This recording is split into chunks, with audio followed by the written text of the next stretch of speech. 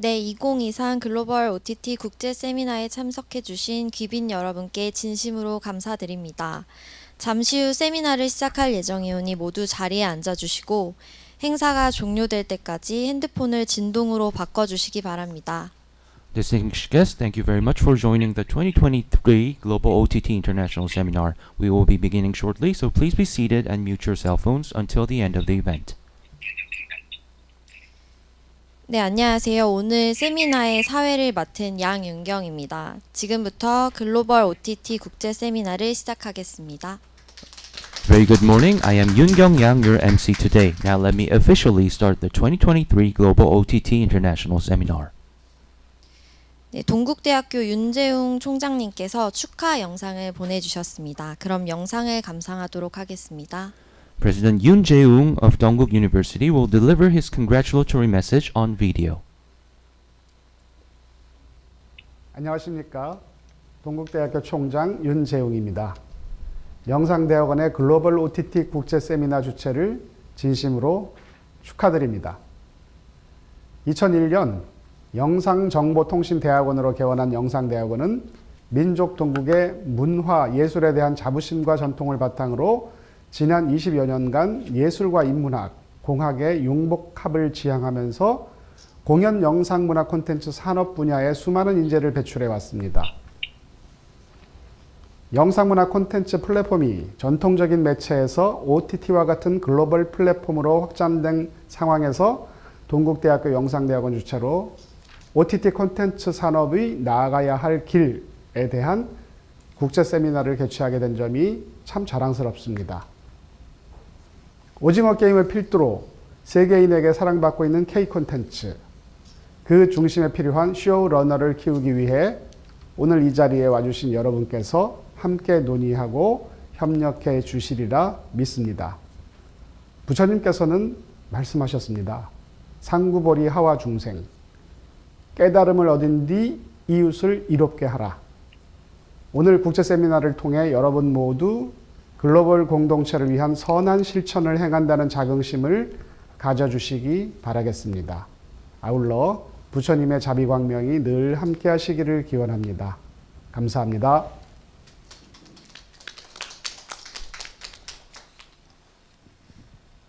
네, 저희 세미나는 온라인 및 오프라인을 기반으로 진행되는 만큼 현지 사정 및 다수의 접속으로 인하여 온라인 연결이 원활하지 않을 수 있다는 점을 사전에 알려드립니다.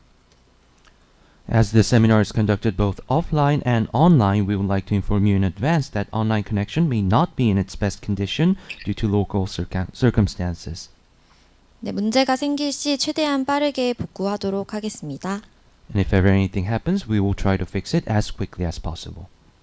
그럼 이제 본격적으로 세미나를 시작해 보도록 하겠습니다. 첫 번째로 발제할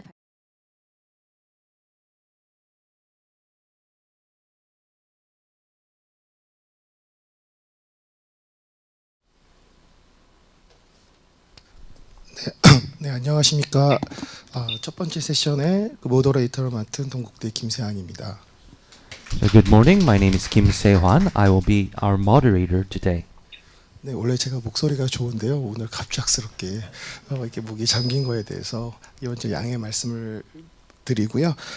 간단하게 미란다 메크스 선생님에 대해서 소개해드리도록 하겠습니다. So my apologies. I do not sound like this, but my apologies again. So first, let me introduce Professor Miranda Banks. 현재 노yor라 매리마운트 대학교에서 영화, 텔레비전 및 미디어 연구과 학과장이자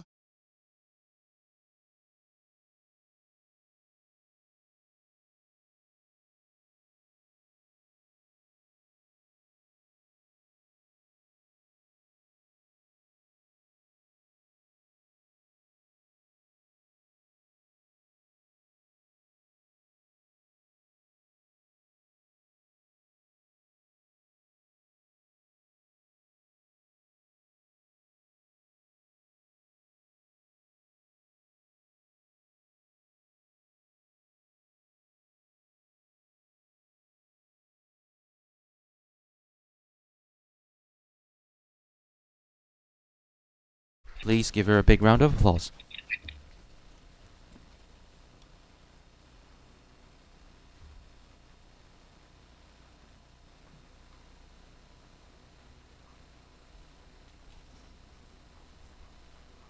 Professor, you Can I may start. begin? Yes, of course.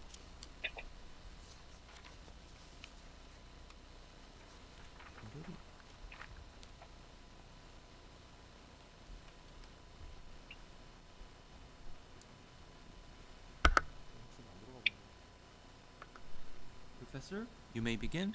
Yes. Are you ready? Yes, we're ready. Great. Thank you so much for inviting me to speak with you today, especially given all of the technical difficulties of speaking to you from across the globe. But I would like to thank the Graduate School of Digital Image and Content, the Ministry of Culture, Sports, and Tourism, and the Korea Creative Contents Agency for inviting me. And in particular, I would like to thank Professor Young-hee Kim for this kind invitation. Next. 네, 먼저 초대해 주셔서 대단히 감사드립니다. 이렇게 기술적인 문제에도 불구하고 제가 이제 세계 반대편에서 이렇게 말할 수 있는 기회를 주셔서 감사합니다. 먼저 이제 동국대 영상 대학원에도 감사의 말씀을 드리고요. 그리고 물론 문화체육관광부 그리고 콘텐츠 진흥원에도 감사를 드립니다. 특별히 이제 김영희 교수님께 다시 한번 감사를 드리고 싶습니다. Next, please.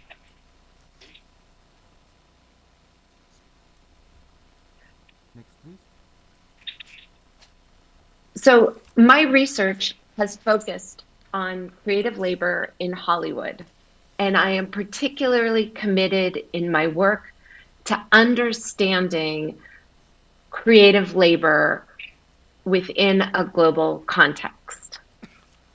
네, 제가 하는 연구는요, 할리우드에서의 창의적 노동에 대해서 제가 연구를 하고 있습니다. 이걸 어떻게 이해하는가, 그리고 다시 한번 말씀드리지만 여러 가지 컨텍스트적 측면에서 할리우드에서 일어나는 창의적 노동에 대해서 제 연구가 진행되고 있습니다.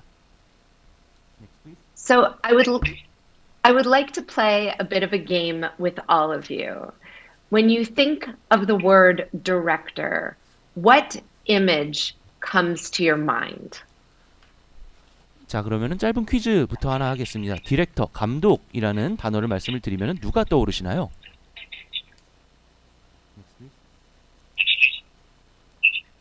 I'm guessing that a few of you might have thought of one of these two men.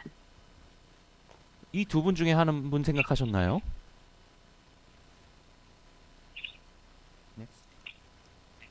What about when you think of a television creator? What image comes to your mind? 네, 그러면 텔레비전 크리에이터라는 단어를 드리겠습니다. 이러면 어떤 이미지가 떠오르시죠?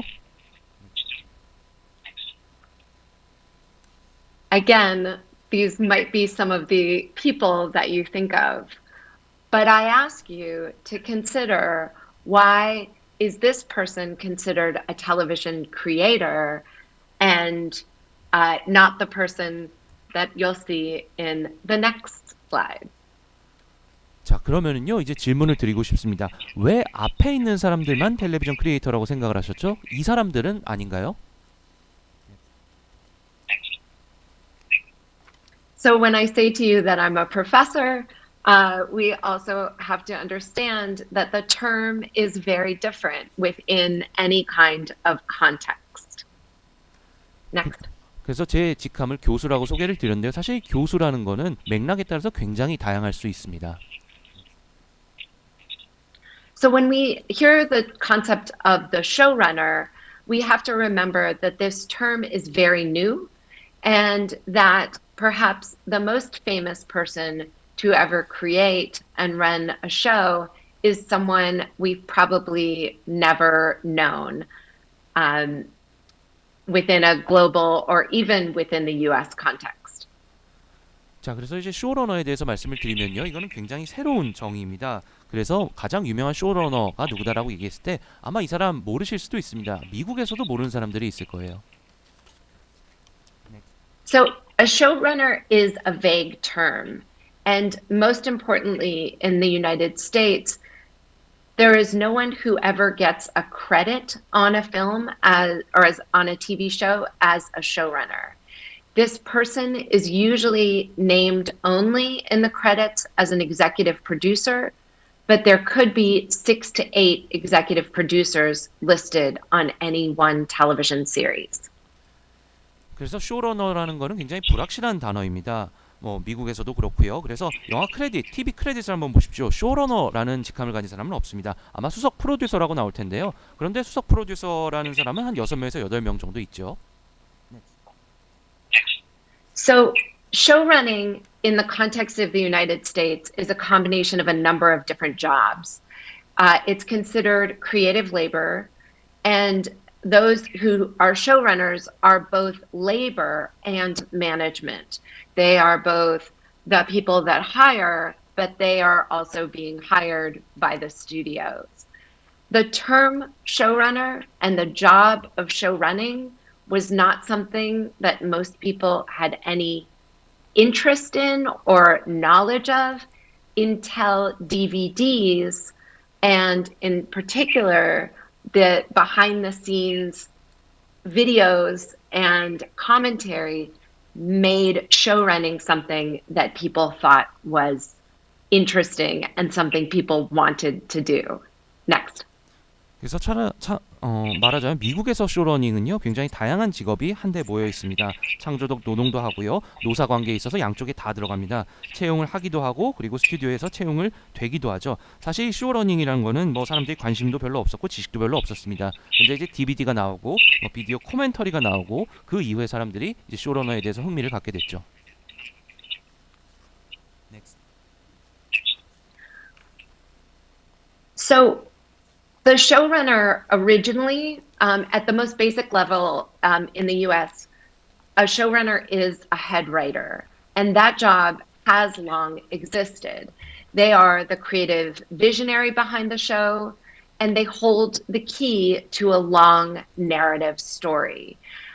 They are the manager on any production. They hire and supervise everyone in the writer's room, on the set. They're in charge of the composition of theme songs, casting. They oversee all phases of production. And that work has been there historically since the beginning of US television. 그래서 이제 미국 말씀을 좀 더 드리면은요, 쇼러너는 이제 수석 작가기도 합니다. 창의성을 가지고 쇼를 만들고 모든 내러티브의 중심이 되죠. 그리고 매니저기도 합니다. 촬영장에서 모든 사람을 고용하고 감독하고요. 그리고 통제를 하는 거는 작가실도 그렇고 세트장, 주제곡도 만들 수 있고요. 캐스팅도 할 수가 있죠. 그래서 모든 프로덕션의 단계를 이렇게 총괄을 하고요. 처음부터 TV의 처음부터 끝까지 이렇게 함께한 사람이라고 할 수 있습니다. And the key to much of this work is that a showrunner is both a writer and a producer. So they are in charge of the production from the very beginning, and they see it through to through the whole process of production. You can pull a little bit to the translator if you want to quote some of this. I don't need to read it, but if you want to pull a little bit of that quote, you can. Okay, I will. 네, 그래서 여기서 가장 중요한 거는요, 쇼러너는 작가이자 프로듀서라는 겁니다. 그리고 프로덕션의 처음부터 끝까지 관리를 하시죠. 지금 교수님께서 이거를 좀 해석을 해달라고 하셨는데요. 제가 읽겠습니다. 이분들은 이제 형사 콜럼보와 제시카의 추리극장을 만드신 리차드 레빈슨과 빌 링크이고요. 이거를 해석을 하자면은 하이픈을 붙이는 행위로 자신의 아메바처럼 둘로 나누면 프로듀서, 작가가 될 수 있다. 그리고 많은 작가들이 이런 높은 급여와 프로듀서라는 직함에 매료가 돼서 시리즈 제작이라는 잔혹한 러닝머신에 몸을 맡기게 됐습니다. 그리고 뭐 단어뿐만이 아니고 뭐 클로셋이라든지 음악 편집, 캐스팅을 통해서 글을 쓸 수 있고요. 텔레비전 작가는 완성된 영화의 작가가 될 기회가 있다라는 내용입니다. Okay. So many people think that they want to be showrunners. That sounds like a desirable job, but those who have this job find it kind of exhausting. Next. 그래서 많은 분들이 쇼러너가 되고 싶다고 생각을 하실 겁니다. 굉장히 좋은 직업처럼 보이죠. 근데 쇼러너들은요, 굉장히 자기 직업에 지치는 게 현실입니다. Okay. So I want to talk a little bit about the different parts of the job, some of which are similar to a broadcast or a cable show, and then I'll talk about a couple of differences in the OTT or over the top and streaming space. So most of these things will be similar for any showrunner. Next. 네, 그래서 쇼러너에 대해서 말씀을 좀 드리겠습니다. 일단 친숙한 거는 방송이라든지 케이블 쇼와 비슷한 부분이 있을 겁니다. 그리고 그 이후에 제가 OTT나 이런 스트리밍에 대해서 다른 점도 말씀을 드리겠습니다. 대부분의 컨셉은 비슷할 겁니다. Next. So they will control the budget. They are the operational manager, which means they set the climate and the culture of the show that they run. Most notably, in the last 20 years, showrunners have become branding shepherds. So they have to oversee not just a show, but all of the branding or merchandise that is sold alongside shows these days. They are in charge of business relationships between the show and the studio or the show and the network.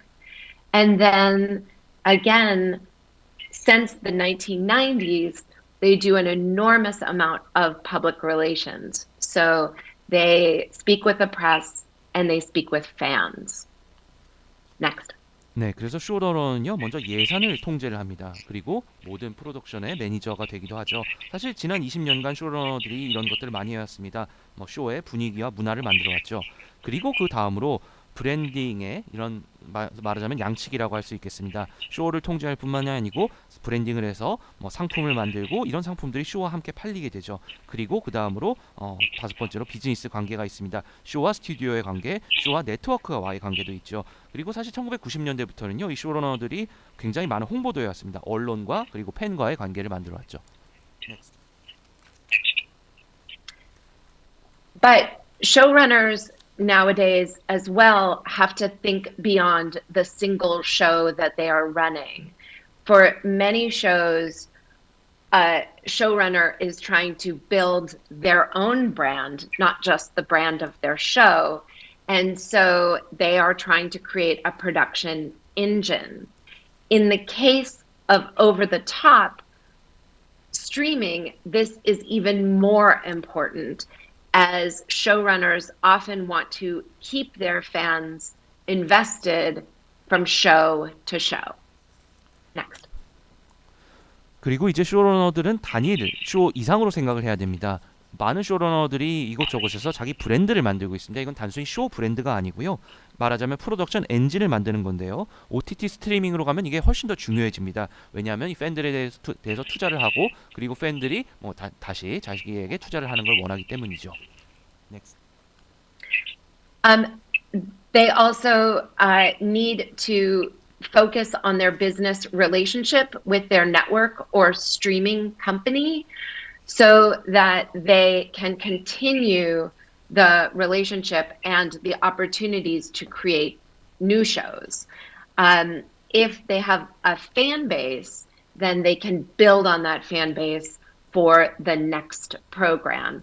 If we think about streaming, you often have a streaming model where they recommend the next show to the audience member, and they then could watch your second show or your third show within a particular franchise. 그리고 그 다음으로 중요한 것이 비즈니스 관계입니다. 네트워크와의 비즈니스 관계, 스트림 회사와의 비즈니스 관계를 구축을 해야죠. 왜냐하면 관계 구축을 하면 새로운 쇼를 만들 가능성이 높아지기 때문이죠. 팬 베이스가 있으면 다음 프로그램을 할 수도 있을 겁니다. 사실 OTT 같은 데서 보신 적이 있을 겁니다. 다음 스트리밍을 뭘 할 거다라고 추천을 하면은 이 팬들이 여러분들의 두 번째 쇼, 세 번째 쇼도 관람을 하게 되죠. Next. There are many opportunities for show running on over-the-top streamers. Especially in the earliest days, there was a lot of creative autonomy. At least, especially when you first start working at a streamer, they were open to the opportunities that you might bring. There are less rules about content. So that can be everything from kind of more sex, more violence in terms of the amount of content or what you show. You also can bend the parameters of style and structure.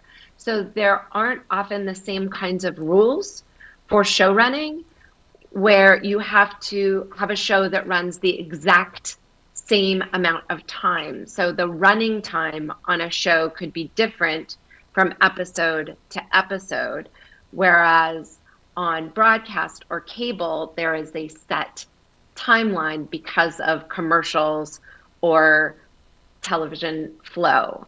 So you have a much more flexible timeline. Next. 네, 그래서 지금 OTT 스트리머들에게는 굉장히 많은 기회가 있습니다. 특히 처음 시작했을 때 기회가 굉장히 많죠. 이거는 말씀드리자면은 창조적인 자율성이 있다는 겁니다. 그리고 콘텐츠에 대한 규칙도 굉장히 적죠. 예를 들면은 뭐 섹스라든지 폭력 이런 것들이 콘텐츠에 더 많이 들어갈 수가 있죠. 그리고 스타일이라든지 구조의 이런 파라미터도 마음대로 고칠 수가 있습니다. 그리고 일정도 그렇죠. 이제 매일 스트리밍을 하더라도 러닝 타임이 에피소드마다 다를 수도 있는데 사실 방송이나 케이블을 보면은 뭐 광고 때문에도 그렇고 The 다른 other thing is 것들 때문에도 that 그렇고 many of these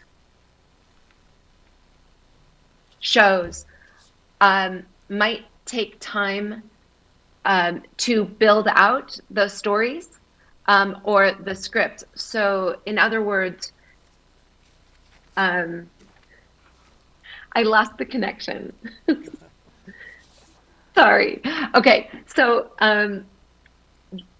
forgive me, I lost the connection. So It's okay. on streaming shows, many times the writer's room will do all of their work before a show starts getting made. In a typical broadcast structure, shows would be written as they were being produced. But oftentimes streamers first write the show and then they make the show. So what's positive about that is that it allows a writer's room to take the time to get a show right before they actually have to make the show. But the negative side is hold on, I'll wait for that. Next. 네, 그래서 스트리밍 쇼에서는 촬영이 시작되기 전에 스토리와 대본을 구축하는 데 시간을 할애할 수가 있습니다. 예를 들면 이제 작가실을 보면은 쇼를 만들기 전에 집필을 끝낼 수가 있죠. 사실 방송 구조에서는요, 집필과 프로듀싱이 같이 됩니다. 그런데 스트리머 사이드에서는 일단 집필을 끝내고 그리고 쇼를 만들 수가 있겠죠. 이러면 뭐가 좋냐 했을 때요, 작가실에서 시간을 들여서 집필하고 그 다음에 쇼를 만들 수가 있는 거죠. So here are some of the challenges for show running on streaming. There is, because those shows have less episodes, they often will have lower compensation rates. So even though a showrunner might make a lot of money on a streamer, the other writers on a show in that writer's room will be making significantly less than they would on broadcast or cable. So, and that's both because they are only paid to write, they are not paid to produce, and also because there are less episodes. A typical broadcast or cable show used to have 20 or 25 episodes. Nowadays, there are less episodes, perhaps 10 or 12. Next. 네, 그래서 이제 어려움에 대해서 좀 말씀을 드리겠습니다. 보상이 적죠. 왜냐하면 에피소드 수가 적기 때문에 더 적습니다. 쇼러너는 돈을 많이 벌 수도 있어요. 그런데 작가실에서 버는 돈은 굉장히 적습니다. 왜냐하면은 이런 에피소드 수가 TV나 케이블에 비해서 훨씬 적기 때문이죠. 그 이유를 더 자세히 말씀드리면은 작가들은 지필에 대해서만 대가를 받고 프로듀싱에 대해서는 받지를 않기 때문입니다. 에피소드가 적어요. TV나 케이블은 보통 한 20회에서 25회 정도 될 텐데요. 요즘에는 한 10회에서 뭐 12회 이 정도밖에 안 되는 것 같습니다. They also often use, instead of a full room of writers, they will use a mini room of writers. So instead of 17 to 10 writers, they will sometimes have just 3 or 4. But what that means is it's cheap for a streamer to put together a room, and they might ask the room to be reorganized again multiple times if they don't like what they see from a production. Next. 그래서 이제 스트리밍 사이트를 보면은요, 작가실 이제 풀로 하지 않고 미니룸으로 하는 경우가 있습니다. 뭐 풀룸 같은 경우에는 뭐 한 10명에서 17명까지도 작가를 쓰면은 미니룸 같은 경우는 3명에서 4명밖에 안 쓸 수도 있습니다. 그리고 이게 스트리머가 부담하는 비용이 굉장히 적고요. 그리고 혹시라도 쇼가 마음에 안 들면 다시 이 미니룸을 조직할 수도 있는 거죠.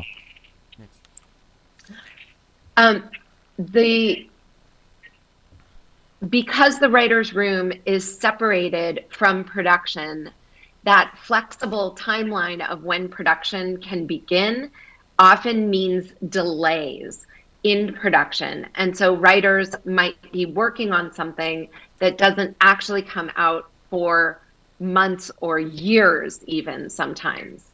As well, a writer's room will end before shooting begins. And that means that writers don't have that flexibility to change the script as they learn the actors what they're good at or what's working, or they can't kind of see how the show is going. They have to write it all beforehand. And then finally, oftentimes, and this is more the case earlier on in streaming, it's getting better, but ratings data is controlled by the streamers. So many times showrunners may not even know exactly how their show is doing because they don't have the same kind of access to the data that they did in broadcast and cable. Next. 그래서 이렇게 작가실과 프로덕션이 분리가 되어 있기 때문에요. 뭐 유연함이 떨어집니다. 만약에 유연성이 필요할 경우에 딜레이가 되죠. 작가가 뭔가 집필을 했을 때 뭐 몇 개월, 몇 년 뒤에 결과가 나올 수도 있기 때문에요. 그리고 이제 말씀드린 것처럼 촬영 전에 작가실이 해산되기 때문에 스크립트를 바꿀 유연성이 떨어집니다. 안 그러면은 기존에는 쇼가 진행됨에 따라서 스크립트를 바꿀 그런 가능성이 있었죠. 마지막으로는 이제 이거는 초기 스트리밍에서 일어났던 겁니다. 요즘은 좀 달라요. 그런데 이런 레이팅, 그러니까 시청률 데이터를 쇼러너가 잘 받지를 못합니다. 스트리머가 그걸 관리를 하죠. 왜냐하면 쇼러너는 이제 쇼가 퍼포먼스가 어떻게 되는지를 모르기 때문에 이게 TV와 뭐 케이블과는 다른 점이기도 합니다. If you can read them this title of the article, that would be great. 오케이. 그래서 여기 이 제목을 보시면은요, 내 쇼가 어떻게 되는지 모른다라는 기사가 나와 있습니다. Okay.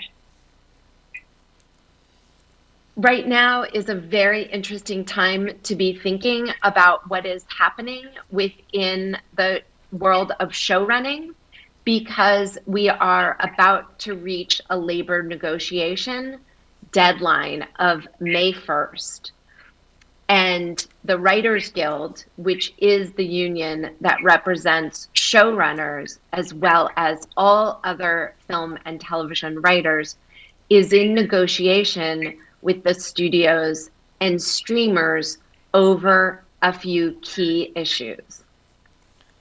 사실 지금이 굉장히 흥미로운 시간입니다. 현재 쇼러닝 업계에서 뭐가 일어나는지를 보면은요, 이제 뭐 미국 작가조합의 계약이 곧 만료가 되는데요. 그렇기 때문에 이 미국 작가조합은 뭐 쇼러너들, 작가들을 대표하는 미국의 단체고요. 그래서 지금 스튜디오와 여러 가지 계약을 생각을 하고 있습니다. 지금 토론 중에 있습니다. More writers are working more than ever. They are making more work for them.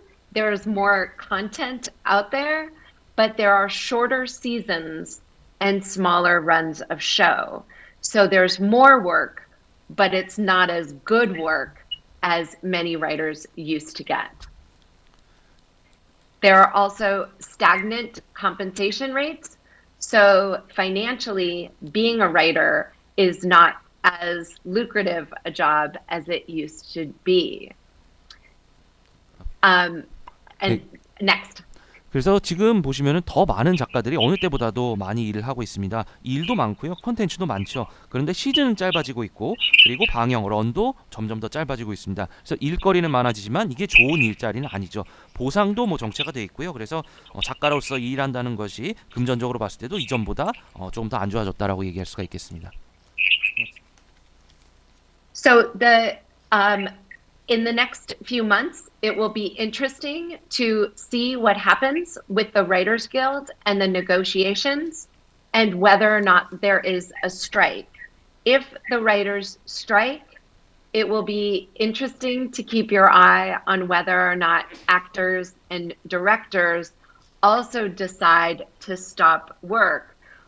And they will be stopping work against the studios, which include the legacy studios of Warner Brothers and Paramount and Sony, but also now all of the streaming services like Netflix, Apple TV, and Amazon. Next. 그래서 앞으로 몇 개월 동안 굉장히 흥미로운 것들이 일어날 겁니다. 이런 작가 조합의 협상이 어떻게 되고 있나도 봐야 될 거고요. 그리고 만약에 파업이 있다고 한다면요, 감독과 배우들이 동참할 것인가도 생각을 흥미롭게 좀 보셔야 될 것 같습니다. 그리고 이런 스튜디오와도 어떻게 일이 되는지를 좀 봐야 될 거고요. 이 만약에 파업이 있다라고 하면은 뭐 기존의 레거시 스튜디오인 워너브라더스, 파라마운트, 소니뿐만이 아니고 이제 스트리밍 서비스 넷플릭스라든지 애플 TV, 아마존을 상대로도 파업이 있을 겁니다. I leave you with a few other things to think about show running. And some of the questions that showrunners are asking themselves in the US about what works nationally versus what works globally. Next. 네, 그래서 이제 몇 가지 쇼러닝에 대한 생각할 거리를 말씀을 드리고자 합니다. 지금 미국에서 많이 쇼러너들이 얘기를 하고 있는 거는요, 이제 전국적 이런 콘텐츠 그리고 전 세계적 콘텐츠 이런 것들을 좀 생각을 하고 있습니다. Next. Showrunners need to think about their content and whether or not they can tell local stories and whether those local stories can have a universal scale or speak to a global audience. There are questions about what kinds of stories to tell and what kinds of stories will sell globally. A second question is the opportunity to bundle particular countries. So if one sells their product to Netflix, that creates opportunity to sell globally to all of the different Netflix iterations. But packaging doesn't necessarily always benefit the showrunner. So any showrunner has to think about the opportunities as well as the disadvantages of working with any particular streamer in terms of global scale. Next. 네, 그래서 이제 쇼러너는 컨텐츠에 대해서 생각을 해야지요. 로컬한 스토리를 만들 것인가, 그리고 그렇게 만들었으면 이게 글로벌적으로 관중들에게 먹힐 것인가, 그리고 어떤 종류의 이야기를 할 것인가, 그리고 이 이야기가 과연 전 세계적으로 팔릴 것인가라는 어려운 질문을 해야 됩니다. 두 번째로는요, 이제 국가적으로 번들링을 할 기회입니다. 만약에 자기 쇼를 넷플릭스에 팔면은 전 세계적으로 넷플릭스를 통해서 팔리겠죠. 그런데 이 패키징이 꼭 쇼러너에게 더 많은 돈을 가져다 주는 건 아닙니다. 그래서 이제 특정 스트리머와 계약을 할 때요, 어떤 가능성이 있고 전 세계적으로 어떤 단점이 있을 수 있는지를 생각을 해보셔야 됩니다. The United States has long commonly had episodes that will continue, in the United States, we often have shows that will last for years and have many seasons, but we have learned from other countries the pleasures of limited, closed stories. And so this is a challenge for, in the United States, to decide about whether or not we want long form television over many seasons or have closed episodes. The reason we have long liked many seasons of many shows is because that allows for syndication. And with syndication comes more money. Next. 그래서 이제 미국의 쇼를 보면은요, 이제 수년 동안, 수시즌 동안 지속되는 쇼들이 있습니다. 그런데 저희가 이제 다른 나라들에서 배운 거는 이런 제한된 스토리, 짧은 스토리에도 굉장히 큰 이점이 있다는 거죠. 그래서 미국에서 이제 쇼를 만들 때 이게 뭐 TV에서 길게 갈 것인가 아니면 짧은 시즌이 될 것인가는 선택을 해야 됩니다. 그리고 사실 긴 시즌으로 가는 이유는요, 이게 신디케이션이 되기 때문입니다. 그리고 신디케이션이 되면 돈도 더 많이 벌 수가 있죠. So these are some of the questions that individual showrunners and the executives they work with need to ask themselves and each other, which is really as much about creativity as it is about compensation. Next. 그래서 이런 질문들은 쇼러너들이 개인적으로도 하고 그리고 뭐 여러 고위 임원진과도 스스로 해보고 토론도 해야 되는 겁니다. 왜냐하면 이게 창의성의 문제뿐만이 아니고 보상의 문제와도 관련이 있기 때문입니다. Thank you so much, and I look forward to hearing your questions.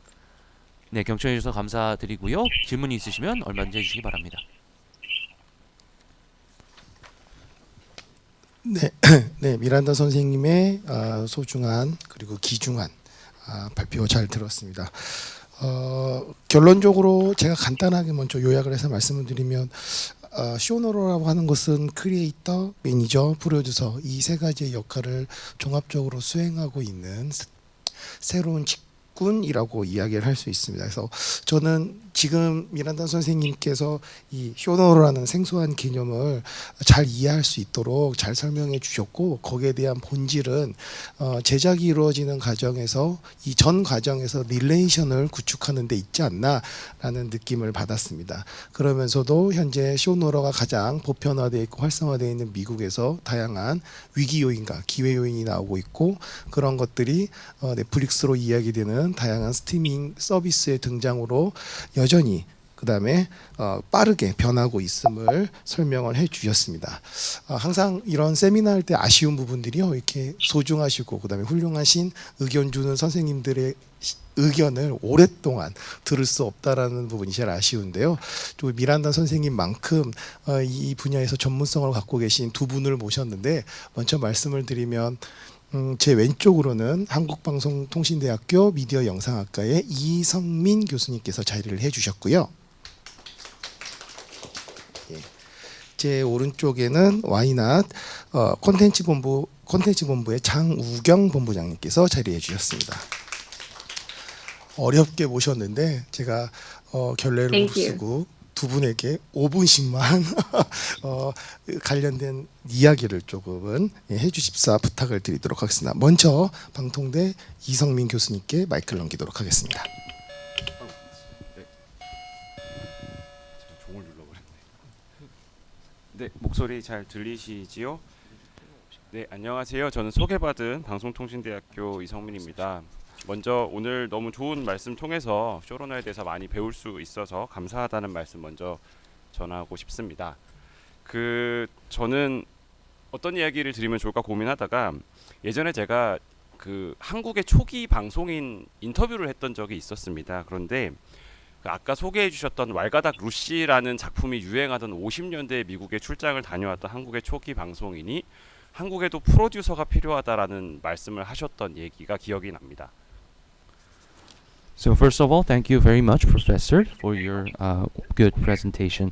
As introduced, I am Lee Sang-min, and what I want to mention here that I had a chance to meet some early broadcast people from Korean broadcast, and back in the 50s, after they went to a trip in the US, they started to say that actually we need producers.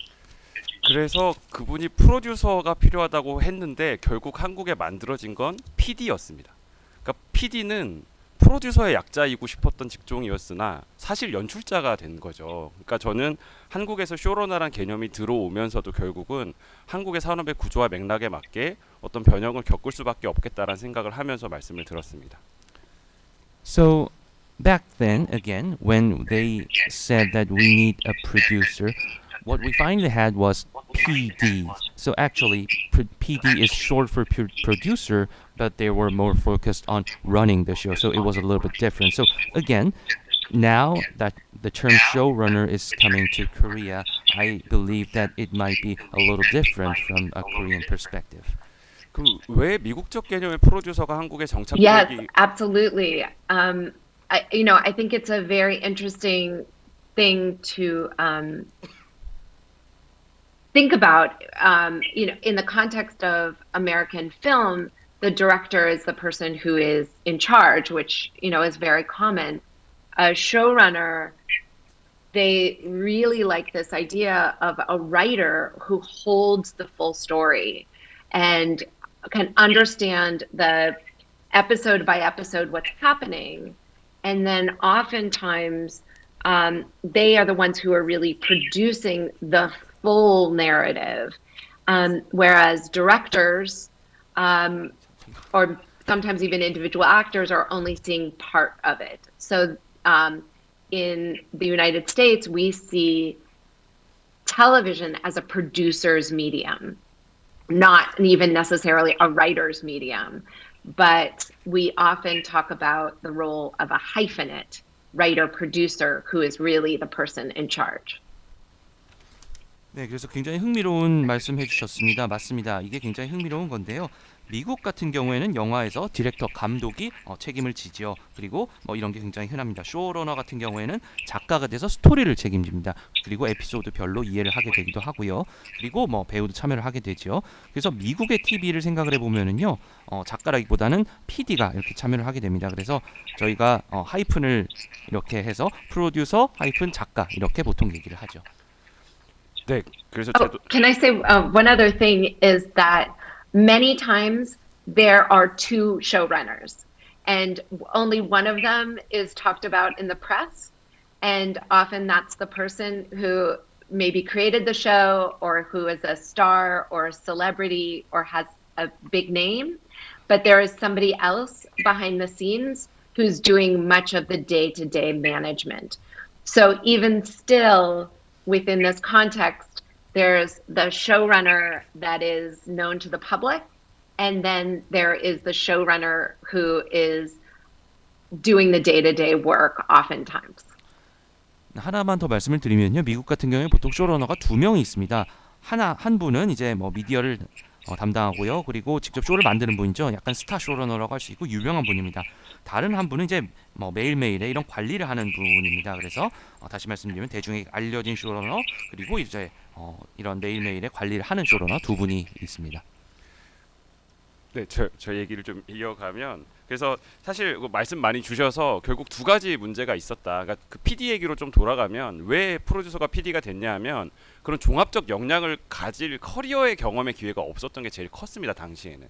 사실 저희가 겪고 있는 문제도 한국은 쇼가 러닝하지 않죠. 저희는 항상 시즌 없이 끝났기 때문에 종합적으로 쇼를 관리할 기회가 없었고, 그래서 그동안은 쇼러너가 없었는데 지금은 스트리밍 서비스 덕분에 장기적인 쇼의 구성들을 책임져야 하는 기회가 늘어났기 때문에 우리가 이런 쇼러너라는 단어로 새로운 역량들을 한국에서 고민하기 시작한 것 같습니다.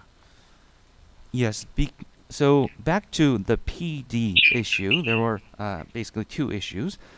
The reason that producers in the US became PDs in Korea was that we didn't have a chance to actually strengthen their career, because in Korea a show does not run, it doesn't have any season, but thanks to streaming right now the show goes for a longer term, and we are now seeking for these new kinds of talents.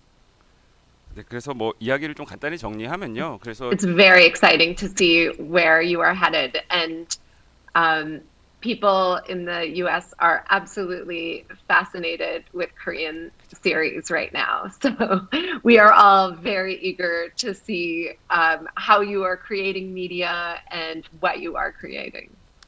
네, 그래서 지금 굉장히 흥미로운 방향으로 향하고 계시는 것 같습니다. 사실 미국에서도 한국 시리즈 굉장히 좋아하거든요. 그래서 저희가 많은 기대를 하고 있습니다. 어떻게 미디어를 만드실지, 그리고 어떤 방향으로 나아갈지 기대가 많이 됩니다. 네, 그래서 저 간략하게 정리하면 두 가지 방향을 고민하는 건데요. 하나는 그럼 소개해 주신 수많은 직무를 하는 It's 사람이 one of the things 한국에 that I think 없냐. U.S. audiences 네네. really had the experience of with the pandemic, which is experiencing global television and all of the brilliant writing and acting that's out there across the globe. So there are definitely things that we can learn from you in this process as well. And as we exchange, stories across the globe. 그래서 사실 미국의 관객들이 팬데믹으로 인해서 전 세계 TV 쇼들을 보게 됐습니다. 그래서 저희가 좋은 배우, 좋은 연기도 있다는 걸 알게 됐고요. 그래서 이렇게 뭐 한국에서 배워 나가는 과정에서도 저희가 배울 게 있을 것 같습니다. 네, 그 얘기를 정리하면요. 그래서 그런 한 명을 기르긴 어려울 거다. 한국에서는. 그렇다면 지금 저희에게 당장 제일 요구되는 역량을 중심으로 여러 명을 길러내되 그들이 장기적으로 그런 총괄적인 쇼러너로 성장할 수밖에 없을 거라고 생각하는데, 결국은 그때 중요한 한국에서 부족한 역량은 이제 이야기의 주인이 돼서 이야기를 끌고 가는 역량이라는 차원이, 그러니까 아까 작가라는 정체성을 말씀해 주신 것처럼 그 부분이 하나가 있을 것이고, 그 다음에 이제 글로벌 스트리밍 서비스들과의 릴레이션을 맺을 수 있는 그런 역량들을 어떻게 보면 아까도 쇼러너가 2명 있다고 말씀하신 것처럼 저희도 좀 그런 여러 직무 단위로 교육을 해서 그들이 장기적으로 쇼의 주인이 될 수 있게 성장하는 구조를 만들었으면 좋겠습니다. 네, 저는 이 정도로 말씀드리겠습니다. So yes, so what we're doing now is not to make one showrunner, but rather we want to focus on which talent is needed and we want to nurture many showrunners. So in the long term, they will become themselves a successful showrunner. So there are two issues here. One is how to become a master of their own story. And second, I'm that so would be- sorry. I can't hear you. 소리가 안 들리신다고. You're coming in and out. Can you say that again? Can you hear me, Professor? Yes. Okay. Now I can. Okay. Yes. So, again, yes, what we want to do is not to make one or two famous showrunners. Right now, we want to know which talent is needed, and we want to nurture many talented people. So, in the long term, they can become successful showrunners. So, there will be two things for that. One is becoming the master of their own stories, and second, to make a stable relation with the streaming services and other services as well. So for that, we want to focus on separate talents right now. Yeah, I think that this is very important, and also to help writers learn about consistency and writers to learn about long form storytelling, but also to have them hold on to that narrative across many different episodes. So having systems of apprenticeship are very important. And people, many writers that I have talked to and I've interviewed for my research talk about the importance of learning how to write in someone else's voice. That this is one of the most important things, that they need to not just start writing from the heart whatever they want, but learn how to work collaboratively, because the collaborative work of television production is so much bigger. It's on such a larger scale than in the case of cinema. So television is really where collaborative work is central. So I think the opportunity of mentorship and skill building through mentorship and collaboration is a vital skill. 네, 맞습니다. 그리고 굉장히 중요한 게요. 작가가 어떻게 지속성 있게 집필할 수 있는지 배워야 됩니다. 그리고 이제 긴 스토리텔링을 어떻게 유지할 수 있는지, 그리고 뭐 여러 에피소드에 걸쳐서 어떻게 내러티브를 유지할 수 있는지, 그리고 이런 측면에서 도제 제도가 굉장히 중요하죠. 제가 뭐 많은 작가님들과 얘기를 해봤습니다만은 어떻게 하면 다른 사람의 목소리를 통해서 집필할 수 있나, 이걸 아는 게 중요하다고 하셨습니다. TV는요 굉장히 큽니다. 영화보다도 크죠. 그래서 공동 집필을 해야 됩니다. 이런 공동 작업이 중요하기 때문에 멘토십을 통해서, 그리고 멘토십을 통해서 스킬 빌딩을 하는 게 무엇보다 중요할 겁니다.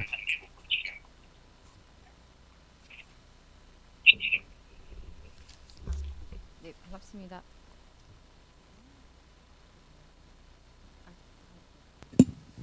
안녕하세요. 컨텐츠 제작사 와이너미디어에서 컨텐츠 총괄 맡고 있는 장우경이라고 하고요.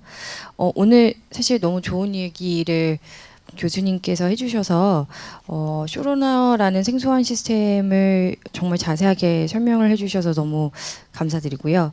저는 제가 하면서 느꼈던 것들보다는 사실 귀한 교수님과의 이 시간을 조금 더 의미 있게 하는 게 더 중요하다고 생각해서 제가 좀 궁금한 질문들을 하고 그거에 대한 좀 인사이트를 드는 게 훨씬 더 좋지 않을까라는 생각이 들어서 한 두 가지만 좀 질문을 하고자 합니다. Thank you again very much, Professor, for clarifying what showrunner is, because in Korea that term is still not that clear. So what I want to do is to ask you some one or two questions and hear your insight on my questions. Thank you. 네, 아까 현재 쇼러너들이 OTT가 생겨나면서 많은 분들이 일을 하고 있지만 그에 비해서 보상이나 이제 돌아오는 그런 어떤 고려가 적어지고 있다라고 말씀하셨는데 이거는 분명 이제 시즌이 짧아지고 또 TV만큼이나 혹은 영화처럼 이제 사이즈가 크지 않아서인 것도 있을 것 같은데요. 저는 사실 이 미디어 환경이 전체적으로 다 변하고 있어서 그러니까 TV나 영화보다는 이제 OTT 스트리밍 사이트에서 더 짧고 강렬한 시즌을 보고 싶어하는 시청자들의 니즈도 분명 이런 현상에 반영이 됐을 거라 생각하는데 이런 부분들에 대해서는 또 어떻게 생각하시는지 궁금합니다. So you mentioned that after OTT has been introduced, showrunners are having a lot more jobs, but still the compensation gets lower. So that might come from, of course, shorter seasons and smaller scales, but actually the media is changing, and maybe that's because the viewers want shorter things, OTT rather than TV. So what is your opinion on this? I think it's a great question. If we think about how many viewers experience television, they binge watch and they may end up watching the same show over and over again. So I think that there's a place for short seasons, but there's also a deep desire for people to live in the spaces of various television series for longer. So I think that both kinds of stories are important. And I don't think that, I think that the shorter seasons are cheaper, and it's an opportunity for the networks to test a potential brand by doing it as a single season. But in terms of profitability, the most profitable series are the series that continue. 네, 좋은 질문 감사드립니다. 근데 먼저 하나 생각하고 넘어갈 거는 얼마나 많은 시청자들이 TV를 볼까요? 그리고 얼마나 많은 시청자들이 전에 봤던 쇼들을 다시 볼까요? 말씀하신 것처럼 짧은 시즌들이 많이 있는 건 사실입니다. 그런데 사실 어떤 사람들은요, 이런 긴 TV 시리즈 속에서 살고 싶어하는 사람들도 있을 겁니다. 그래서 스토리적인 측면에서 둘 다 중요하다고 생각을 합니다. 물론 더 짧은 시즌은 더 저렴하겠죠. 그리고 실제로 네트워크들이 테스트를 하는 이런 장이기도 합니다. 한 시즌만으로 이런 잠재적 브랜드가 얼마나 가치가 있나도 생각해 볼 수가 있겠죠. 그런데 어떤 쇼가 더 수익성이 높은가를 생각해 보면은 더 긴 쇼들이 훨씬 수익성이 높습니다. In the American context, we often want more. And so we will think about the idea of, more episodes. So whether it was Game of Thrones, we want more of it, or any series, people don't want it to end. And so we end up creating sequels. In the world of film, in television, it's much easier because we create seasons. So in the US system, we tend to flood the market with what people want at that moment. 네, 미국 관점에서 보면 사람들은 항상 더 달라고 합니다. 에피소드 더 달라. 그래서 왕좌의 게임도 계속해서 이렇게 더 진행이 됐죠. 사람들이 끝내지 말아달라고 하니까요. 그래서 시즌이 있으면 이런 걸 시퀄이 있으면요 이런 걸 만들기가 더 쉽습니다. 왜냐하면은 TV에서는 시즌을 만들 수가 있으니까요. 그래서 미국 시장을 보면요 저희가 말 그대로 플러드 홍수처럼 사람들이 원하는 거를 이렇게 막 주고 있습니다. So it's more like we would we sell. This is where the issue of the brand comes up many times, because you want to not just sell your show, but think about your show as one of many products that a global corporation might sell. So they might also be making video games or records, music, and books, so that you want to kind of sell a show not just as a show, but as an extended brand. 그래서 여기서 이제 브랜드 이슈가 나오는 겁니다. 사실 쇼만 파는 게 아니거든요. 쇼를 이런 국제적 기업들의 제품 중에 하나라고 생각을 해보세요. 비디오 게임도 만들 수 있고요, 음반도 만들 수 있고요, 책도 만들 수 있겠죠. 그래서 이런 쇼가 이런 단일 제품이 되는 겁니다. 네, 너무 감사합니다. 제 다음 질문인데요. 그 5월 1일에 이제 WGA와 그 AMPTP와의 협상이 있다고 하셨는데, 저도 굉장히 관심 있게 보고 있는 그런 건이거든요. 기억하실지 모르겠지만 2007년에 이제 WGA 작가 파업이 굉장히 크게 일어났었고, 저희가 좋아하는 많은 미드들이 이제 축소가 되고 시즌이 없어지거나 아니면 회차가 많이 줄어들었었는데, 교수님은 이번 협상 때 어떤 것들이 쟁점이 될 것 같고 어떻게 될지 좀 예측을 하시는지 궁금합니다.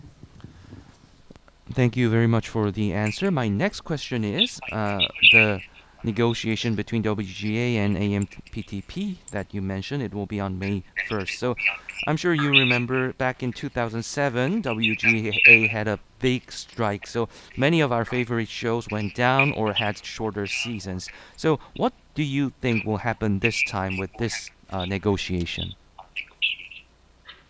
If I knew, I would. I wish I knew. I'll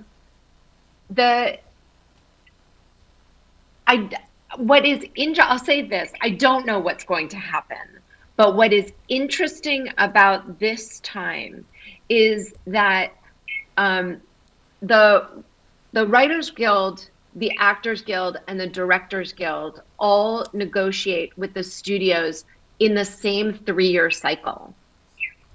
What has often happened over the years is that the Writers Guild will negotiate and the Directors Guild comes in and makes a deal. And they make a deal that's good for directors, but not necessarily good for writers. So the writers don't get everything they want. This year, the Directors Guild is saying they won't negotiate until the Writers Guild is done negotiating. And what that means is that the Writers Guild are on stronger ground if the actors and the directors won't negotiate until the writers have set a standard with the studios. 네, 사실 저도 알았으면 굉장히 좋을 텐데요. 제가 드릴 수 있는 말씀은 아직 모른다라는 겁니다. 네, 흥미로운 거는요. 사실 협상을 할 때 WGA 작가 길드도 있지만은 여기서 배우 길드 그리고 감독 길드도 협상을 합니다. 이 분들이 다 3년 단위로 이렇게 협상을 하는데요. 예전에는 WGA가 협상하고 있을 때 감독 길드 협상을 시작을 했었습니다. 그래서 감독 길드 같은 경우에는 감독들에게 좋은 협상을 하고 사실 작가들에게는 그렇게 많이 신경을 안 썼는데요. 올해는 좀 다릅니다. 감독 길드에서요. WGA 협상이 끝날 때까지 들어오지 않겠다라고 말씀을 하셔서요. 일단 여기서 뭘 하는지가 굉장히 흥미로울 겁니다. 그래서 WGA가 더 중요한 자리에 있다라고 말씀드리고 싶습니다. The more that the Writers Guild comes out strongly now as they work on negotiations, the better chance they will have to not have a strike. So nobody wants a strike, and nobody wants a strike, especially after all of the years of struggling with COVID. So I do hope that everyone will negotiate with a determination to come to a settlement, because now is not a good time for anyone to be, either, on any side of this, for filmmakers, for television makers, for audiences, and for studios. Everyone wants to be working, and everybody wants more entertainment. 네, 그래서 이제 올해 WGA가 더 강력하게 협상하면은요, 파업의 확률은 점점 줄어들 거라고 생각을 합니다. 이제는 아무도 파업을 원치 않습니다. 우리가 뭐 몇 년간 코로나도 겪어왔기 때문에요. 그래서 바라건대 본 협상에서 좋은 결과를 얻었으면 좋겠고요. 뭐 누구도 현재 뭐 제작사든 관객이든 스튜디오든 파업으로 인해서 뭔가 중단되는 거는 원치 않을 겁니다. 네, 저희가 시간이 많지 않은 관계로 플로어에서 질문 있으시면 한 분 정도 저희가 의견을 받도록 하겠습니다. 혹시 질문 있으실까요? 네. So due to the interest of time, we will get one question from the floor. So if you have any question, yes, thank you. 네, 안녕하세요. 전 기획 프로듀싱 박사과정에 있는 홍주연입니다. 사실은 쇼러너에 관해서 이렇게 세미나가 있다 해서 매우 흥미있게 생각하고 왔는데, 이게 좀 1차원적인 질문이긴 합니다. 왜냐하면 한국 드라마 제작이 미국과 워낙 다른 형태로 지금 진행되고 있기 때문에 굉장히 1차원적인 질문일 수 있는데요. 한국은 프로듀서와 디렉터, 그러니까 감독, 작가가 각자의 역할이 나눠서 작품을 이제 만들어내고 있는데, 미국 같은 경우에는 결국에는 라이터 프로듀서, 즉 작가가 프로듀서를 하는 개념이 이제 쇼러너이거든요. 근데 이게 지금 쇼러너 양성이라는 어떤 큰 주제를 가지고 이제 이 세미나들이 열려지고 있는데, 우리나라에서 과연 작가 출신의 이그제큐티브 프로듀서, 즉 총괄 프로듀서가 나올 수 있느냐, 이것이 조금 저는 의문이거든요. 저희가 작가들도 A급 작가가 되면 굉장히 많은 보수를 받고 있기 때문에 굳이 매니지먼트나 경영적인 측면까지 아우르는 쇼러너가 과연 이 현장에 필요할 것인가라는 의문이 있습니다. 왜 미국은 작가 출신의 프로듀서, 즉 작가가 총괄 프로듀서가 되기를 원하고 왜 그렇게 발전되어 왔을까요? 그게 아마 저희와 다른 어떤 맥락이 있을 것 같은데요. 1차원적인 질문이라 굉장히 죄송하지만 궁금합니다. So, hello, Professor. My name is Hong Ju-young. I am doing my PhD course in producing. So, sorry if my question sounds a little bit primitive. It might sound a little bit simple. But the thing is that the producing environment of, say, dramas from Korea and the US are very different. So in Korea, what producers do and what directors do, there are very much different. But in the US, there are writer-producers, who are showrunners. So now we're talking all about how to nurture these kind of showrunners. There's been a lot of seminars, but I doubt in Korea actually a writer can become an executive producer, because if you are successful as a writer, the compensation is already very good. So that kind of writer would not want to do executive producing or managing or everything else. So again, the question is, in the US, writers want to become producers, and why would that be? Maybe there's been some difference in environment? That is an excellent question, and it's very interesting to think about. So one of the writers that I interviewed many years ago had a line, and he said he wrote because he loved to write. He directed because he knew exactly what he wanted it to look like, and he produced because he wanted to make sure that it actually ended up being made. You can start there and then I'll answer the rest. 네, 굉장히 좋은 질문이고요. 흥미로운 질문 감사드립니다. 제가 인터뷰했던 작가 한 분이 계십니다. 이분이 하신 말씀인데요. 왜 집필을 하는가? 집필하는 게 좋아서 작가가 됐다. 그리고 왜 디렉팅을 하는가? 내가 쓴 이것이 어떻게 실현될지 내가 알고 있기 때문에 그렇다. 그리고 왜 프로듀싱을 하는가? 이것을 어떻게 프로듀싱을 하면은 될지 내가 알고 있기 때문이다라고 말씀을 하셨습니다. So I think that one of the things, the writers want to produce within the US context because the idea is consistency over the course of many episodes. And those episodes might be 26 episodes a season. But as we move to shorter form television, it is interesting to think about who that person needs to be on set to ensure consistency episode to episode. We can see a show like Game of Thrones where the writing was very consistent and was the focus in the first few seasons, and the show was very successful. But in the final seasons, some fans saw that it really became a director-oriented show, and it was much more about special effects, and the story started to disappear. So as you go into deeper seasons, the question is always, is the writer still involved? And do we hold on to the pleasures of story over the pleasures of just the visual image? 네, 그래서 뭐 이거는요 미국적인 측면에서 왜 작가가 프로듀싱 하고 싶어 하는지 이걸 말씀을 드리겠습니다. 에피소드들에서 지속성을 유지하기 위해서입니다. 한 시즌에 에피소드가 막 26개 이렇게 되죠. 그래서 이렇게 지속성을 유지하는 게 굉장히 중요하기 때문에 그렇습니다. TV는 더 짧아요. 그런데 그런 경우에서는 누가 세트에서 이런 지속성을, 동일성을 유지해 나갈 것인가가 굉장히 중요합니다. 에피소드별 비슷하게 이렇게 진행이 돼야 되죠. 왕좌의 게임 한번 생각해 보세요. 처음에 굉장히 지필이 균일하게 됐을 때는 굉장히 시즌이 성공적이었죠. 그런데 뭐 파이널 시즌 생각해 보시면은 이제 팬들이 생각하기로 이건 디렉터가 이끌어가는 게 아닌가? 왜냐하면은 뭐 스토리는 별 상관이 없고 막 특수 효과에만 너무 집중하는 것 같았다 이런 의견들이 있었죠. 그래서 이렇게 시즌 내내 작가가 잘 참여하는 게 중요하고요. 이런 스토리의 기쁨을 비주얼 이펙트뿐만이 아니고 스토리의 기쁨을 계속해서 유지해 나가는 게 중요하다고 생각합니다.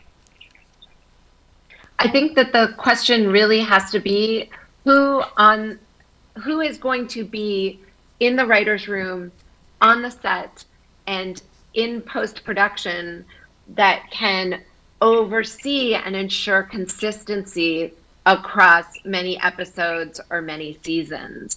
It doesn't have to be a writer, but you need to have someone that sticks with the project. The reason why it's often not a director who does that is because in the structure of television production in the United States, one director is working on one episode and prepping it while another director is shooting their episode, and perhaps a third director is editing their episode. So you have multiple directors working on multiple episodes at the same time, and it's only a writer that's able to move across all of those different groups of directors to make sure that a show stays consistent. Or one writer from the room is in each of those places. It might be a different writer, but the writers together as a group hold that consistency. 그래서 중요한 거는요, 누가 작가실에 있고 누가 세트에 있고 누가 포스트 프로덕션에 참여를 해서 이렇게 지속적으로 에피소드별 그리고 시즌별 지속성이 유지가 되는지를 관리하냐는 겁니다. 꼭 작가일 필요는 없어요. 그런데 뭐 누군가 이렇게 프로젝트 내내 같이 있어야 됩니다. 미국에서 이게 디렉터가 아닌 이유는요, 보통 이제 미국의 TV 프로덕션 구조를 보면은 한 명의 디렉터가 하나의 에피소드를 관리를 합니다. 그래서 뭐 두 번째 디렉터는 뭐 슈팅을 하고 있고 세 번째 디렉터는 에디팅을 하고 있고 이렇죠. 에피소드마다 달라요. 그래서 일반적으로 작가만이 이렇게 할 수가 있는 겁니다. 그래서 이거는 뭐 꼭 한 명의 작가가 아니더라도요, 이렇게 작가실에서 뭐 꾸준하게 이렇게 관리를 하는 것만으로도 충분하다고 생각합니다.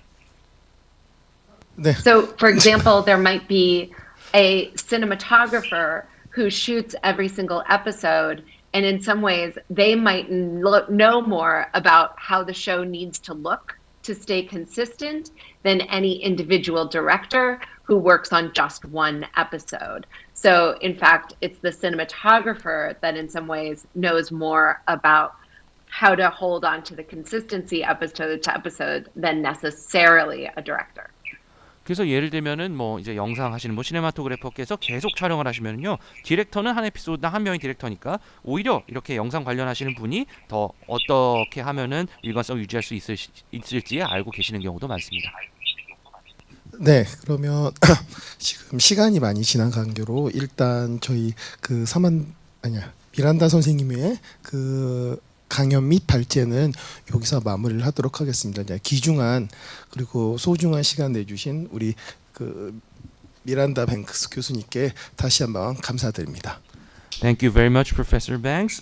Due to the interest of time, we will have to finish your session here. But again, thank you very much for being with us out of your very busy schedule. Thank you. Oh, thank you all so much. It was really a pleasure and excellent questions. It was a delight. It's a delight to be in conversation with you all. 네, 감사합니다. 저도 좋은 경험이었고요. 좋은 질문도 감사드립니다. 함께하게 돼서 즐거웠습니다. 저희가 첫 번째 세션은 끝난 게 아니고요. 두 번째 또 저희가 어렵게 모신 훌륭하신 분이 계십니다. 저희 그 사만다 김 선생님 모시고 두 번째 발표 듣도록 하겠습니다. Yes, but we are not over yet. We have our second presenter. We want to invite Samantha Kim to the stage.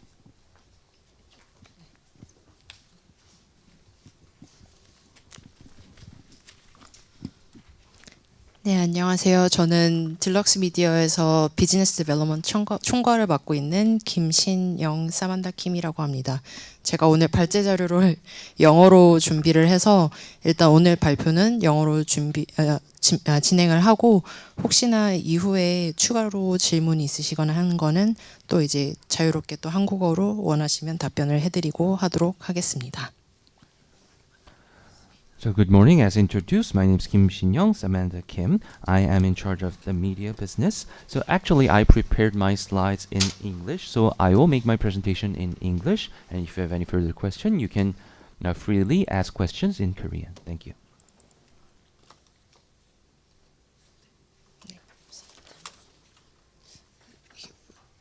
네, 풀 슬라이드.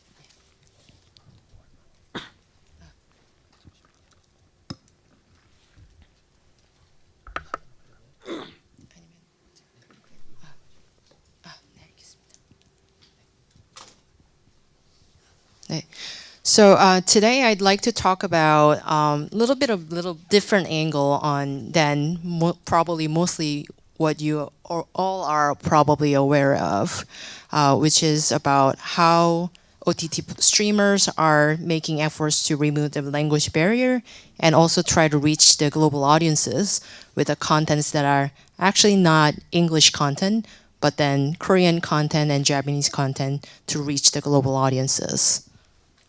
네, 그래서 오늘은 제가 약간 다른 관점에서 발표를 하겠습니다. 아시는 내용일 텐데요. 여러 스트리머들이 어떻게 언어 장벽을 없애려고 노력을 하는가, 그리고 어떻게 영어가 아닌 한국어, 일본어 이런 컨텐츠들을 전 세계의 독자들에게 소개하려고 하는가에 대해서 말씀을 드리겠습니다. Before I start the presentation, just as a brief introduction of the company that I'm currently working with. I formally joined from Netflix in the title operations team, so I worked on global distribution of Korean content to the global audiences previously in Netflix. And right now I'm working in Deluxe Media, which is one of the preferred media localization and mastering company, working with Netflix, Disney+, Amazon, and all the broadcast media production companies in the United States. 네, 그래서 먼저 제가 일한 회사들을 좀 소개를 드리면요. 저는 일단 넷플릭스에서 글로벌 디스트리뷰션 관련 일을 했었고요. 그리고 거기에서는 이제 한국 콘텐츠를 배포하는 일을 했습니다. 지금은 이제 현 회사와 같이 일을 하고 있고요. 여기에서는 현지화하는 회사고 뭐 넷플릭스, 디즈니 그리고 이런 회사들이 선호하는 현지화 작업을 맡고 있습니다. Sorry for a little bit of time lag for the presentation. But In this slide, I wanted to talk about how exciting era that actually we are living. Like in my past over a decade of career in media industry specifically, I never seen Korean show to be globally watched by everyone, every single one in even a like little country town in Chicago in the west suburb. My in-laws, they live in the west suburb of Chicago raising horses, and they even know what the glory is. They watch Squid Game. So it's actually a great example of how international contents are now broadly and more widely consumed than ever in the media industry's history. 지금 굉장히 우리가 흥미로운 시기에 있습니다. 제가 뭐 미디어 업계에 있었지만은 이 전에는요, 한국 이런 뭐 쇼들을 전 세계 모두가 보는 거는 상상도 못했습니다. 이제 뭐 제가 아는 분은 시카고 교회, 서부 교회에서 뭐 말을 키우고 계시는데요. 이런 분들도 더 글로리가 뭔지를 알고 계십니다. 그래서 이렇게 어떻게 한국 콘텐츠들이 국제적으로 소비가 되는가 굉장히 흥미롭다고 볼 수 있겠습니다. And of course, there are very important elements that create a show and makes it interesting and engaging for the audiences. One of them could be, of course, the cinematography of the content, and it could be also the storytelling, and also maybe the cast, who the star talent is and what type of roles they do. But also, it could be the marketing that helps this type of content to be more viralized. But most importantly, on the top of that, especially for non-English original contents, the globalization of the content has been one of the key for success of those type of contents from the global audiences. 네, 물론 뭐 중요한 부분은 쇼를 어떻게 만들고 어떻게 흥미롭게 만들고 어떻게 뭐 시청자들과 소통을 하는가도 있겠죠. 여기에는 뭐 시네마토그래피, 스토리, 캐스팅, 그리고 어떤 스타가 어떤 배역을 맡는가 이런 것도 있을 겁니다. 그런데 마케팅도 중요합니다. 마케팅을 통해서 이런 것들이 더 생명을 얻게 되죠. 특히 비영어권 콘텐츠들을 어떻게 세계화해서 어떻게 글로벌 청중에게 제공할 것인가 하는 그런 게 있습니다. So when it comes to localization, it comes down to mostly the subtitling and perhaps dubbing. 그래서 현지화라고 하면은 뭐 대부분 자막이지만 더빙도 있을 겁니다. So today I want to focus on what are the type of efforts that those global streamers are actually making and what they're still making over the course of time, and how that actually helps the global audiences to watch those international shows. 네, 그래서 이렇게 제가 오늘 하고자 하는 얘기는요, 어떻게 글로벌 스트리머들이 노력을 해왔고 하고 있는가, 어떻게 이런 글로벌한 시청자들에게 이 컨텐츠들을 제공하려고 하는가입니다. So the first one, of course, one of the easiest thing that you can think of is expansion of language offerings. Meaning, if you see the screen there, you probably would see from your streaming service that you subscribe at home. There are endless lists of subtitles and probably dubbing assets that you can scroll down forever. 그리고 물론 처음은 언어 제공의 수를 늘리는 거겠죠. 이거는 뭐 많이 보셨을 겁니다. 여기서 보시면은 굉장히 많은 자막이 있고 그리고 굉장히 많은 더빙도 있죠. 뭐 스크롤 하면은 이게 쭉쭉 내려갈 겁니다. But then that was not always the case. 그런데 뭐 다른 경우도 있었습니다. If you see at the beginning of the OTT streaming service and the way how they launched and the very beginning of the business, they actually launched in new countries outside of United States, but places like Canada or United Kingdom where they still speak English. So they were mostly launching their service in English without any other language offerings. 그래서 이제 OTT 스트리밍 회사들이 초기에 어떻게 런칭을 했는지를 보시면은요, 신규 국가에 런칭은 하지요. 그런데 뭐 미국에는 뭐 캐나다라든지 영국 같이 영어를 모국어로 사용하는 국가였습니다. 그래서 영어 서비스를 그대로 런칭을 할 수가 있었죠.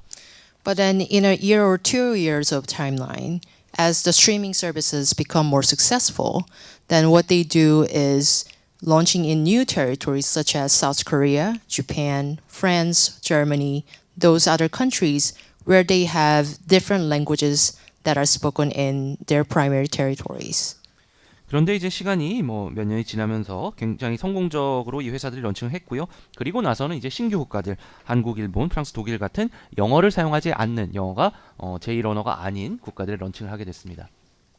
And at this point of their business, especially when it comes down to Netflix and Disney Plus, where they already had the great global launch, they're also looking into the areas of adding more secondary primary languages that are spoken in different territories. So such as India, for example, there are a lot of multiple different languages other than English or Hindi.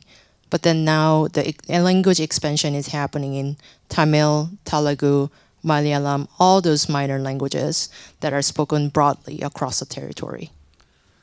네, 그리고 이제 뭐 이 시점에서 보면은요, 넷플릭스와 디즈니 플러스 같은 경우는 이미 글로벌 런칭을 잘 했죠. 그런데 이 다음에 이 국가들이 하는 거는요, 제2 공용어부터 다른 공용어로도 런칭을 하는 겁니다. 예를 들면 인도는 뭐 공용어가 영어, 힌디어 이외에도 뭐 타밀어, 탈라고, 뭐 마니알라모 이렇게 많은 언어들이 있죠. 이런 언어들을 사용해서 런칭을 하게 됐습니다. So that's how we reached to the point where we are at today, which is for most of the original shows that you can see from the streaming platforms, you will see over 30 plus languages in subtitles and perhaps more than 10 different kinds of dubbing languages that are provided by the platforms. 그래서 지금 이제 여기 우리가 있는 시기까지 오면은요, 이제 스트리밍 사이트에서 오리지널 쇼를 런칭했을 때 보시면은 30개가 넘는 자막 그리고 10개가 넘는 더빙이 제공이 되고 있을 겁니다. But to reach that point and also making a decision of what to source and how to source, there were also a lot of discussions and efforts that are hidden behind the scene. 그런데 이제 어떻게 의사결정을 할 것인가, 어떻게 소싱을 할 것인가 이런 거를 따져보면은요, 굉장히 많은 논의와 노력이 있었고 그런 것들은 막 뒤에서 많은 것들이 일어나고 있었습니다.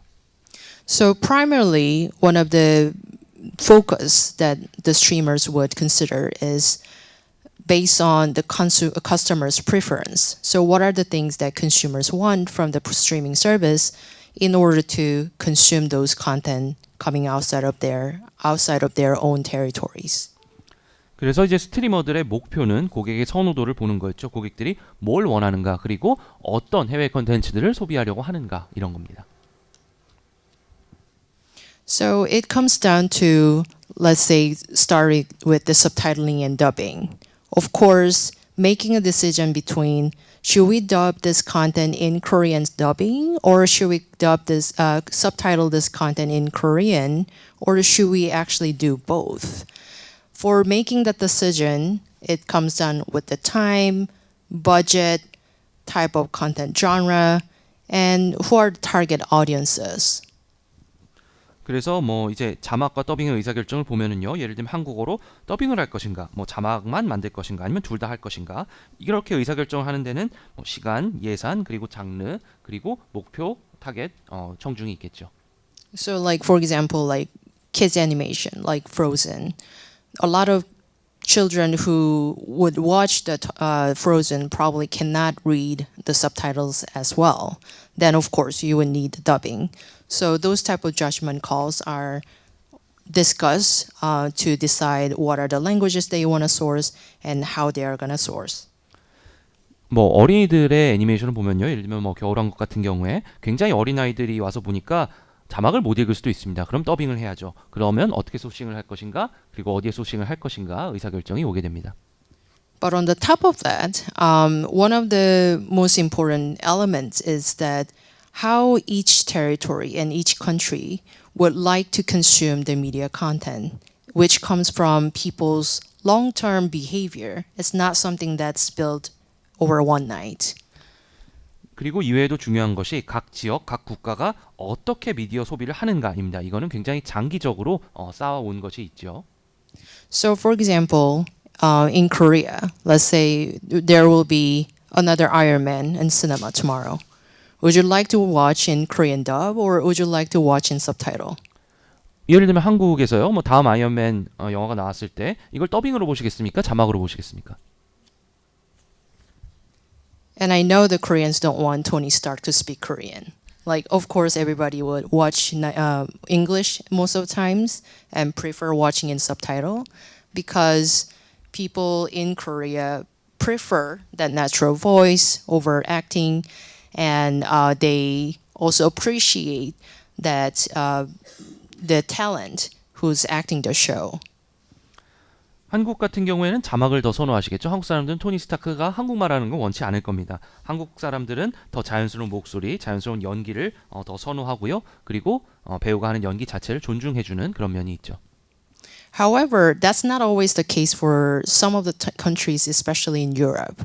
For example, places like France, Germany, or even Latin America, where they have different consumption behaviors. They prefer dubbing over subtitle even for the same type of content. 그런데 뭐 다른 국가들 예를 들면 유럽 국가들은 그렇지 않습니다. 프랑스, 독일뿐만이 아니고 중남미 같은 경우도요. 소비 행태가 다릅니다. 이쪽에 있는 소비자들은 자막보다 더빙을 더 선호를 하죠. 같은 종류의 컨텐츠도 그렇습니다. So one of the biggest complaints that I used to get when I was working in my former company, which was Netflix, was that there were a lot of consumers in Latin America whose native language is Brazilian Portuguese and neutral Spanish. They would complain if we don't provide the dubbing assets. 그래서 제가 이제 넷플릭스 전 직장에서 일할 때 많이 이런 받았던 불평 불만은요.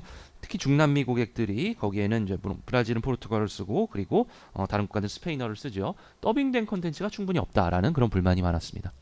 It's because Korean content started to be widely consumed across the Latin America as well.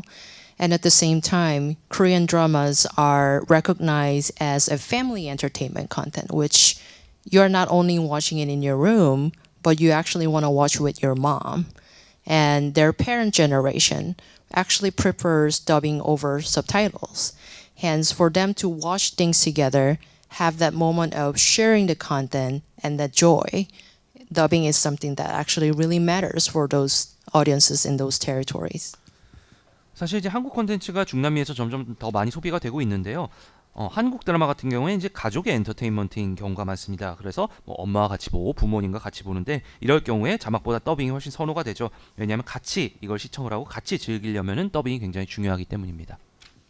Yep. So those type of consideration and elements are overall makes OTT streamers to make a final decision, and based on that, you see maybe these are the languages for the glory that we want to do for the subtitling and dubbing, and maybe this is the new type of languages that we would try with this type of genre. So there are always endless efforts for studying the consumer's need on how to help them to consume the content more on their platform.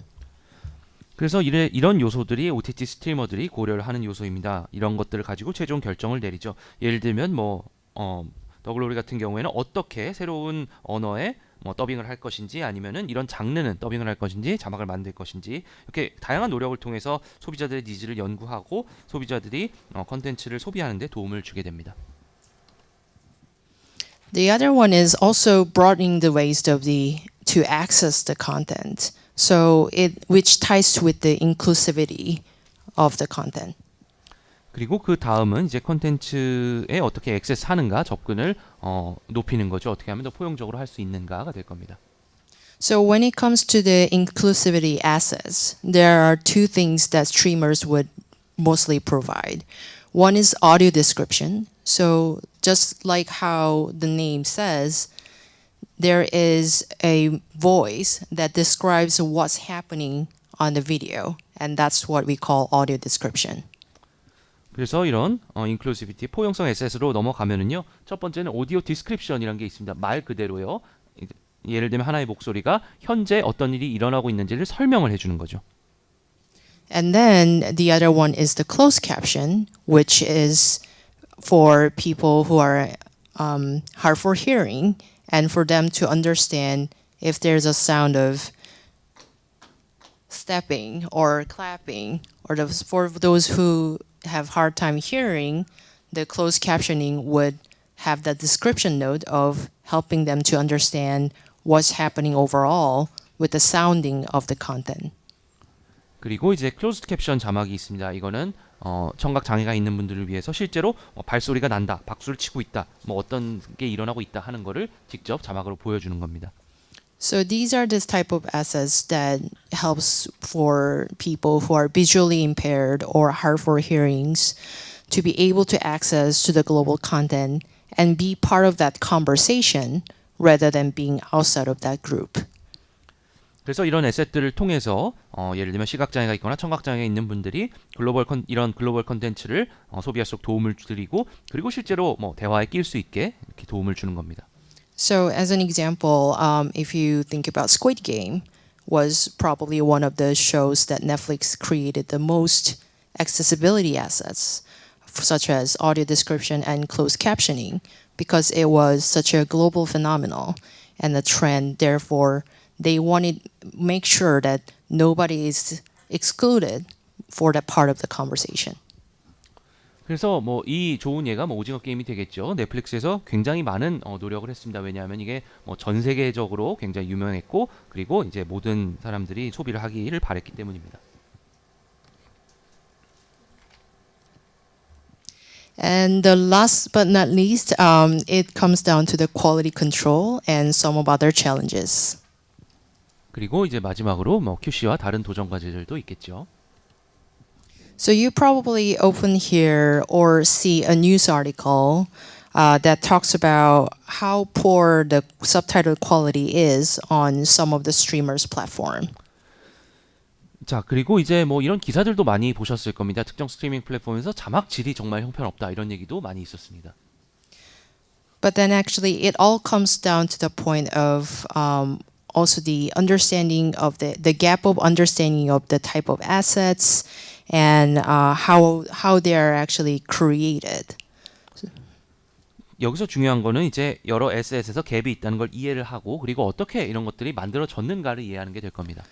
So for example, Squid Game became an issue because there were a lot of differences between English subtitle and English closed captioning.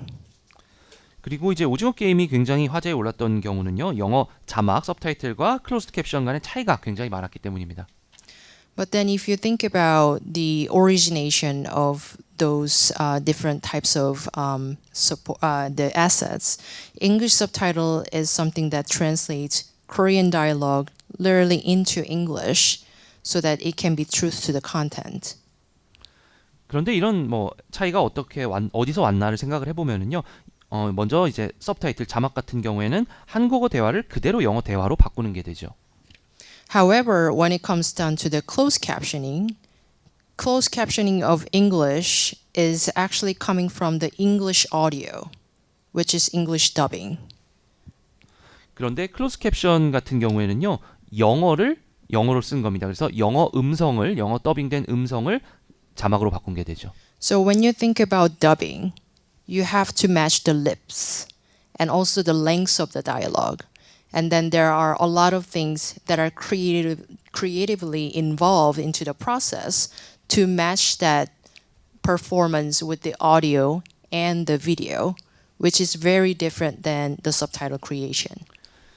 그리고 더빙을 할 때는요. 이제 입술의 모양도 대략적으로 맞춰야 되고 대화의 길이도 생각을 해야 됩니다. 그래서 굉장히 여러 가지 창의적인 접근법이 들어가죠. 그래서 이렇게 오디오, 비디오 간에 이런 걸 바꾸는 데서 차이가 또 있었습니다. But then the problem has been a lot of audiences don't really understand that difference, but then they were disappointed by the difference between the quality of closed captioning and the subtitle. 근데 여기서 문제는 대부분의 청중들께서 이걸 이해를 못 하시고 단순히 클로즈드 캡션과 서브타이틀의 품질의 차이가 있었다라는 것만 말씀을 하신 겁니다. So those type of things could be often circulated as part of the challenges. But then the rest is the type of linguistic nuances that we still also try to find the better ways to put it in different language. 그래서 이게 가장 큰 도전 과제 중에 하나일 겁니다. 여러 가지 언어적 뉘앙스를 특정 언어로 어떻게 바꾸는가가 되겠죠. So for example, in Korean, if you see this for the first time in your life, but then if that person is senior, and then you probably can go and say, 할머니, 선생님, or like those type of terminologies. So it's not like you don't necessarily need to be biologically related to that person, but then that terminologies are actually also used for somebody you've seen for the first time in your life. 그래서 한국어를 예로 들어보면은요, 누군가를 처음 봤는데 이분이 나이가 많다 그러면은 뭐 할머니 선생님이라고 부르겠죠. 근데 할머니라고 불렀을 때 꼭 내가 뭐 혈연이 이어진 가족 관계라서 그렇게 부르는 건 아닐 겁니다. So that becomes one of the challenge on how should I actually translate that in English? How should I translate in French? That becomes the challenge to convey the context and nuance of the show. 그래서 이걸 어떻게 번역하는가가 굉장히 큰 도전 과제입니다. 이걸 어떻게 영어로 말할 것인가? 어떻게 프랑스어로 번역을 해서 이런 뉘앙스가 지켜지게 할 것인가?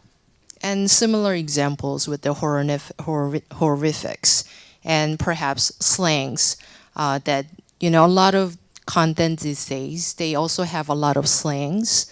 But the problem is if you don't make it catchy enough into different language, then you would lose the nuance of that phrase or that dialogue. But then oftentimes those slangs in Korean probably don't really exist into other languages.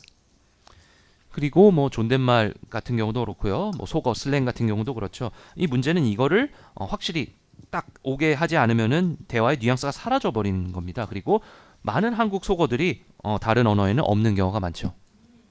And also like local terms such as Kakao is such a popular messenger for everybody in Korea, but probably outside of Korea nobody knows Kakao Talk. So changing those things into something that's relevant to that local language or local culture is also comes with a challenge. 그리고 이제 로컬에서만 쓰이는 단어들도 있을 겁니다. 카카오가 한국에서만 유명하잖아요. 이걸 어떻게 다른 국가의 언어로 바꾸면서 뉘앙스를 지킬 것인가, 이것도 중요합니다. Yeah. So this is also the famous phrase from director Bong. So he said, once you overcome the 1-inch tall barrier of subtitles, you will be introduced to so many more amazing films. And he mentioned this after he got awarded by from the Parasite. 그리고 이거는 뭐 봉준호 감독께서 하신 굉장히 유명한 말이죠. 1인치 자막 장벽만 넘으면은 뭐 굉장히 흥미로운 영화들을 볼 수 있을 것이다. 이거는 기생충으로 수상을 하신 바로 다음에 하신 말씀이었습니다.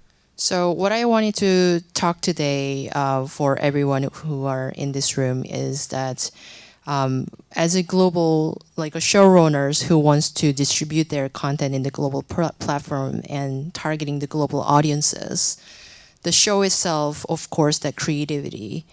There are a lot of important elements to that, but also for that to be consumed in different culture and languages, there are a lot of efforts that showrunners would make together with the global streaming services. So these are the types of elements that I wanted to remind you as from the different angle that there are these type of challenges and how you want to perceive this on your show is up to you. 그래서 제가 오늘 드리고자 했던 말씀은 이렇게 글로벌 쇼러너로서 글로벌 플랫폼에서 여러분들의 쇼를 배포하거나 여러분들의 쇼들이 관객들이 소비하고자 하면 이게 다양한 문화로 언어로 소비가 될 것을 생각을 하셔야 되는 겁니다. 쇼 자체도 창의성이 필요하지만 이렇게 또 다른 노력이 쇼러너와 스트리머가 함께 해야 되는 겁니다. 그래서 다양한 관점에서 이런 도전 과제를 생각해 보시고 여러분들의 쇼를 어떻게 프레젠트 할지 이거를 말씀드리고 싶었습니다. Thank you very much. 네, 발표 감사합니다. 영상 콘텐츠를 어떻게 잘 만드느냐만큼 잘 파느냐도 중요하죠. 그런 부분에서 접근성을 높이는 방법이 굉장히 중요한데 우리 선생님께서는 지금 이러한 측면에서 글로벌 OTT 시대의 현지화의 중요성을 다시 한번 짚어준 아주 소중한 발표가 아니었나 이렇게 생각이 되었습니다. 저희가 Q&A는 한국어로 진행하도록 하겠습니다. 그럼 우리 이성민 선생님부터 의견을 말씀해 주시면 될 것 같습니다. 네, 오늘 말씀 너무 잘 들었고요. 현지화 과정의 다양한 과정과 또 여러 가지 중요한 내용들을 소개해 주셔서 굉장히 흥미롭게 잘 들었습니다. 저는 세 가지 질문을 드리려고 하는데요. 간단한 질문 입니다. 좀 단순한 질문인데 첫 번째는 아까 더빙과 자막의 어떤 국가별 취향을 말씀하셨는데 사실 그 취향이 오랜 기간 안 바뀌긴 하지만 또 그 취향이 만들어진 구조에 영향이 있기 때문에 혹시 이런 글로벌 OTT가 확장되는 과정에서 그런 취향의 변화가 나타나는 사례들을 좀 발견하신 것은 없었는지 이런 게 궁금합니다. 한국에서는 사실 뭐 슬램덩크 같은 일본 영화, 그러니까 애니메이션을 더빙으로 본 사람이 굉장히 많아졌다 이런 얘기들이 있었거든요. 그래서 이런 변화들이 혹시 나타나는 사례들이 있었는지 소개해 주시면 좋을 것 같고요. 두 번째는 그 현지화가 결국은 비용이 많이 드는데 최근에 이제 기술 발전이 굉장히 빨라지고 있으니까 혹시 그런 현지화 과정에서의 기술의 활용의 사례는 혹시 없는지 그런 내용 좀 말씀해 주시면 좋을 것 같고요. 마지막으로는 아까 말씀해 주신 것처럼 결국 글로벌 지향의 어떤 콘텐츠를 준비해야 되는 사람들에게 이런 현지화 전문 기업들과 사전에 혹시 협력하는 사례들은 없는지, 초기부터 작품의 기획 단계부터 이런 현지화와 관련된 협력을 할 수 있는 기회나 이런 것들은 없는지에 대해서 좀 말씀해 주시면 좋을 것 같습니다. 네. 네, 그 첫 번째 질문해 주신 것처럼 이렇게 좀 어떻게 보면 소비 패턴이나 습관이 좀 바뀌는 사례가 없냐고 물어보셨는데, 제가 봤을 때는 되게 좋은 예례는 실은 일본인 것 같아요. 그래서 일본 같은 경우에는 실은 뭐 물론 애니메이션이라는 굉장히 특성화된 컨텐츠 사업 때문에 이제 성우라든지 그쪽 업계가 많이 발전이 되어 있는 상태이긴 했지만, 실제로 이제 다른 컨텐츠들을 많이 더빙을 해서 보는 시점은 전체 전반적인 사회가 좀 고령화가 되면서 더 소비가 많아진 측면이 있거든요. 그래서 약간 그런 트렌드 같은 것들을 보실 수가 있겠고요. 또 한 가지로는 그런 것들을 좀 발전시키려면 어떻게 보면 그 나라의 더빙의 테크닉 같은 것들이 더 많이 발전이 되어야 합니다. 실은 굉장히 많은 나라들이 더빙 같은 경우에는 이제 국영 채널에서만 주로 이제 제공을 하는 서비스고, 이제 한국도 실은 한국 드라마를 더빙을 하는 것 자체가 굉장히 익숙하지 않아서 최근에서야 많이 더빙을 하기 시작했는데요. 그러다 보니까 이제 다른 언어들을 한국어로 더빙하는 것도 성우의 풀이 굉장히 작고, 아니면 뭐 금액이 나라에 따라서 뭐 협회가 있고 거기에 책정되어 있는 금액이 굉장히 비싸거나, 근데 이제 어떻게 보면은 그거로 인해서 나오는 이제 아웃풋은 뭐 이제 더빙의 뭐 퀄리티라든지 이런 것들은 생각처럼 이제 크지가 않고, 그러다 보니 이런 그 시청 패턴이 좀 고착화돼서 이제 아무래도 쉽게 바뀌지가 못하는 것 같거든요. 그래서 약간 이런 부분들을 좀 깨고 조금 더 발전을 시키려고 굉장히 많은 글로벌 OTT 플랫폼들이 많은 투자를 하고 있고, 이런 것들을 현지 스튜디오들을 본인들이 원하는 일정 수준으로 끌어올리기 위한 엄청난 교육과 엄청난 어떻게 보면은 그들만의 이제 그 세션도 있어요. 한국 콘텐츠는 어떻고 이런 콘텐츠들은 이렇게 더빙을 해야 되고, 이런 것들을 굉장히 많이 하면서 전반적인 산업의 이제 전반의 수준을 이제 끌어올리는 작업을 많이 하고 있거든요. 근데 이제 그럼에도 불구하고 이게 고착화된 소비 패턴은 제가 봤을 때는 쉽게 이제 뭐 몇 달 안에 몇 년 안에 바뀌는 건 아닌 것 같고, 이런 것들을 지속적으로 이제 어떻게 보면은 관리하면서 지켜봐야 하는 약간 그런 부분인 것 같습니다. 두 번째로는 이제 기술에 대해서 말씀을 해주셨는데요. 네, 감사합니다. 그 어떻게 보면 말씀하셨듯이 요새는 AI라든지 이제 그 번역 서비스 같은 것들이 예전보다는 많이 발전을 해서 우리나라도 뭐 파파고도 있고 뭐 이런 식으로 번역기 같은 것들을 많이 사용을 하고, 실제로 번역을 하는 업계에서도 번역을 하는 어떻게 보면 서포트 서비스가 있습니다. 그래서 이제 그 자막을 하시는 그 자막 작가분들이 무언가가 이제 생각이 나지 않을 때 어떻게 보면 그런 것들을 참조해서 쓰실 수 있는 정도의 이제 그런 번역 서포트가 있는데, 실은 이런 것들의 기술의 발전도 해가 지나면서 많이 달라지고는 있지만 아직까지는 그거에만 의존을 할 수는 전혀 없는 단계이고, 특히 그게 언어별로 좀 다른 것 같습니다. 그래서 이제 어떻게 보면은 그 로마어 계열에 있는 그런 언어들 같은 경우에는 조금 더 그런 그 번역기의 정확도가 조금 더 높은 반면에 이제 캐릭터 문자로 되어 있는 뭐 중국어, 한국어, 일본어 이런 문자들은 실은 그 우리나라 말도 이제 앞뒤 맥락과 이런 것들에 따라서 같은 단어도 다르게 쓰이고 그 속뜻이 있고 이제 여러 가지가 있다 보니 이제 번역기에는 이제 전혀 의존을 할 수 없는 그런 약간 언어별로의 큰 격차가 있다고 생각을 하시면 될 것 같고요. 그리고 어떻게 보면은 이런 것들이 또 어떻게 보면은 자막 작업도 일종의 크리에이션 작업이기 때문에 이런 것들을 작가님들이 전적으로 번역기만 의존해서 쓰는 게 아니라 항상 지금은 어쩌면 뭐 레퍼런스, 내가 생각했던 것보다 좋은 단어가 있을까? 아니면 내가 표현하고자 하는 거에 있어서 조금 더 좋은 서제스션이 있을까? 정도의 용도로 많이 참조해서 가는 상황이라고 보시면 될 것 같습니다. 그리고 마지막 질문을 제가 여기 적어놨는데 잠시만요.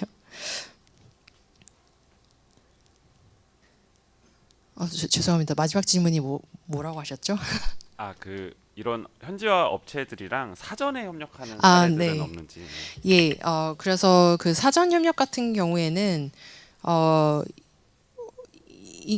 있는 경우들이 종종 있습니다. 특히나 이제 스크립트가 요새 많이 보이는 트렌드가 어떻게 보면 이제 쇼러너 분들이 글로벌에 디스트리뷰션 하는 거를 많이 염두에 두고 이제 하시다 보니 외국에서 로케이션이 이루어지는 경우가 굉장히 많아요. 그래서 외국어가 섞여 있는 대본들, 예를 들어서 좋은 예는 승리호를 생각을 해보시면 거기에 뭐 외계어도 있지만 뭐 다른 나라 언어들도 있고 뭐 3분의 1은 무슨 언어고 약간 이런 식으로 언어들이 섞여 있는 컨텐츠들이 굉장히 많거든요.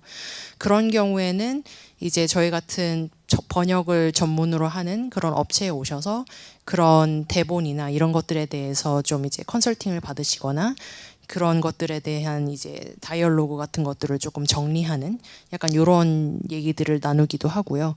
이후에 쇼가 어느 정도 완성이 되고 난 이후에는 이제 실은 쇼러너 분들에 따라 다르지만 이거는 이런 식으로 영어나 뭐 이런 언어는 써줬으면 좋겠다. 라든지 아니면 이제 원하시는 그런 약간 본인의 그 로컬라이제이션 이제 현지화 그 방향성이 있으신 분들이 계십니다. 모두는 아니고요.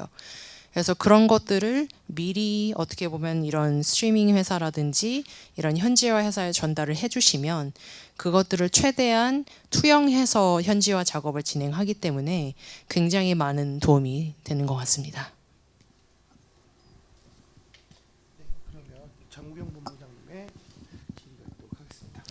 네, 너무 잘 들었고요.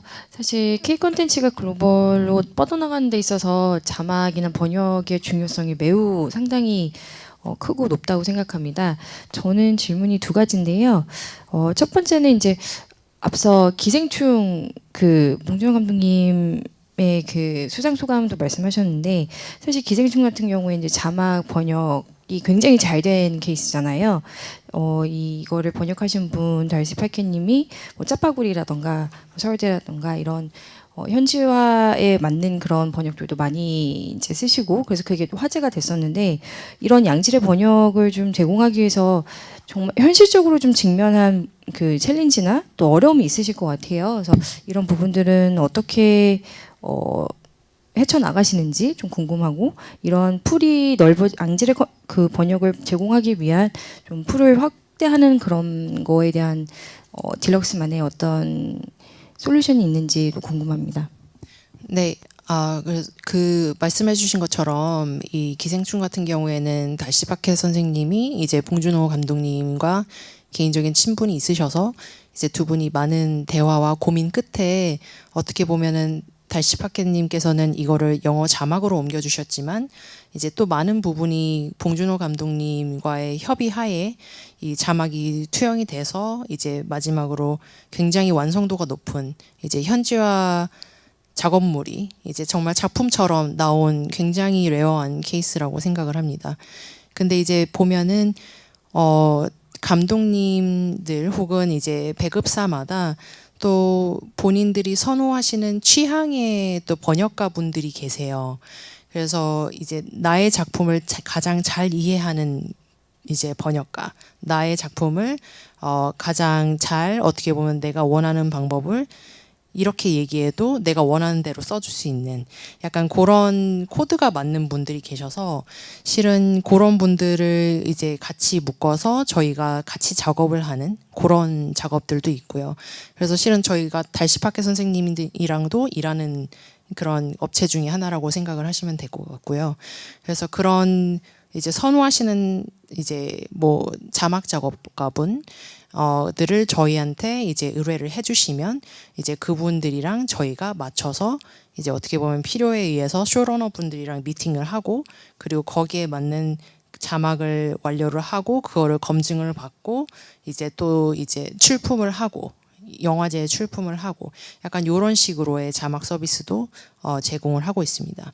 하지만 이제 생각을 해보면 모든 작품이 그렇게 나가는 건 굉장히 힘들고요. 왜냐하면 또 스트리밍 그 플랫폼들 같은 경우에는 하루에도 나오는 공개 예정 콘텐츠만 보셔도 굉장히 많은 작품들이 있잖아요. 그래서 이런 것들을 모두 다 그렇게 특별 취급하기는 굉장히 힘든 사실이고 대부분은 영화제에 출품을 하는 작품들에 한해서 약간 그런 정도의 굉장히 디테일한 공정이 들어가는 상황이라고 생각을 하시면 될 것 같고요. 대부분은 어떻게 보면은 아까 말씀드렸던 기존에 이제 그 쇼러너 측에서 주신 그런 전반적인 가이던스 이런 것들을 참조해서 현지화하는 회사들에서 그들이 가지고 있는 그 타이틀에 맞는 그 장르를 잘하는 그 작가분들을 이제 다국어로 섭외를 해서 진행을 하는 게 일반적인 사례고요. 그리고 그런 것들을 이제 쇼러너들이 주시는 피드백을 충분히 반영해서 진행을 하고 그리고 OTT 스트리밍 서비스에서 한번 마지막으로 검증을 하고 서비스를 하는 약간 그런 식의 형태로 많은 것들이 이루어집니다. 그래서 저희도 그 컨텐츠의 티어 아니면 그 컨텐츠의 중요성에 따라서 이제 고객사에서 다른 방향으로 저희한테 오더를 주시고요. 그거를 저희는 어떻게 보면 그 맞는 풀에 매칭을 해서 자막 작업을 진행을 하고 있습니다. 네, 감사합니다. 저의 마지막 질문은 요즘 제가 그 OTT 스트리밍 업체를 보는 일반 시청자들을 보면서 좀 특이하게 봤던 현상 중에 하나가 한국어 클로즈드 캡션을 같이 보시더라고요. 그러니까 어떤 사운드 시스템의 문제라던가 이해도를 높이기 위해서 클로즈 캡션을 같이 보는데 이제 아시겠지만 모든 OTT 서비스들이 다 이 클로즈 캡션을 제공하지는 않고 이제 넷플릭스가 좀 빠르게 그걸 좀 제공하는 편이어서 같은 작품을 보더라도 넷플릭스를 더 선호한다라는 그런 의견을 제가 좀 들었었어요. 그래서 굉장히 특이하고 저 또한 같은 한국 드라마임에도 불구하고 클로즈 캡션을 항상 틀어놓고 보는 편인데 이런 어떤 현상들이 좀 이제 일반화되고 더 넓어지면서 이 자막과 이런 시스템을 제공하는 딜럭스 쪽에서는 이런 현상에 대해서 어떻게 보시고 있고 또 이런 게 비용이나 시스템에 있어서 어려움은 없는지도 궁금하긴 합니다. 네, 굉장히 좋은 질문 주셔서 감사합니다. 실은 이제 한국에는 그 클로즈 캡셔닝이라는 게 굉장히 생소한 그런 자막이거든요. 그래서 뭐 한국 컨텐츠인데 한국어 자막이 있어? 라는 게 어떻게 보면 처음에는 굉장히 생소했는데 이게 한국의 클로즈 캡셔닝에 대한 소비가 굉장히 활발해진 지난 몇 년간 가장 활발해진 가장 큰 요인 중에 하나는 제 개인적으로 봤을 때는 한국은 대중교통을 많이 이용하는 문화고 그러다 보니 이제 많은 사람들이 이어폰을 끼고 이제 시청을 하는 경우들이 많은데 그런 상황에서 실은 자막이 없이 그냥 이어폰에만 의존을 하기에는 모든 소리를 클리어하게 들을 수 없는 경우들이 많더라고요. 그래서 보통 대중교통을 이용하실 때 이제 자막을 많이 켜고 보시는 것 같고요. 그러면서 그쪽 산업이 이전보다 굉장히 가파른 속도로 많이 성장을 한 것도 사실입니다. 그래서 그런 것들을 하시는 이제 또 한국어 작가님들이 계시고요. 근데 문제는 이제 그런 것들이 조금 소비 패턴이 이제는 정착이 되면서 이제 더 많은 사람들이 그런 것들을 원하는데 문제는 어떻게 보면은 거기에 그 산업이 성장하는 속도보다 이제 그 풀이 만들어지는 속도가 훨씬 늦은 상황이어서 그런 작업을 잘 하실 수 있는 작가분들을 찾는 것도 굉장히 큰 챌린지이기는 합니다. 지금은. 그래서 그런 분들을 어떻게 보면 저희 같은 경우에는 번역이나 작가 같은 데 관심 있는 분들을 이제 모셔와서 트레이닝을 하고 좀 그런 분들을 이제 작가 코스로 이제 안착을 시켜드리거나 조금 더 저희랑 이제 익스클루시브하게 일을 하실 수 있도록 약간 이제 이런 프로그램들을 마련해서 조금 더 인재 양성을 하는 방법으로 지금 많은 고민을 하고 있습니다.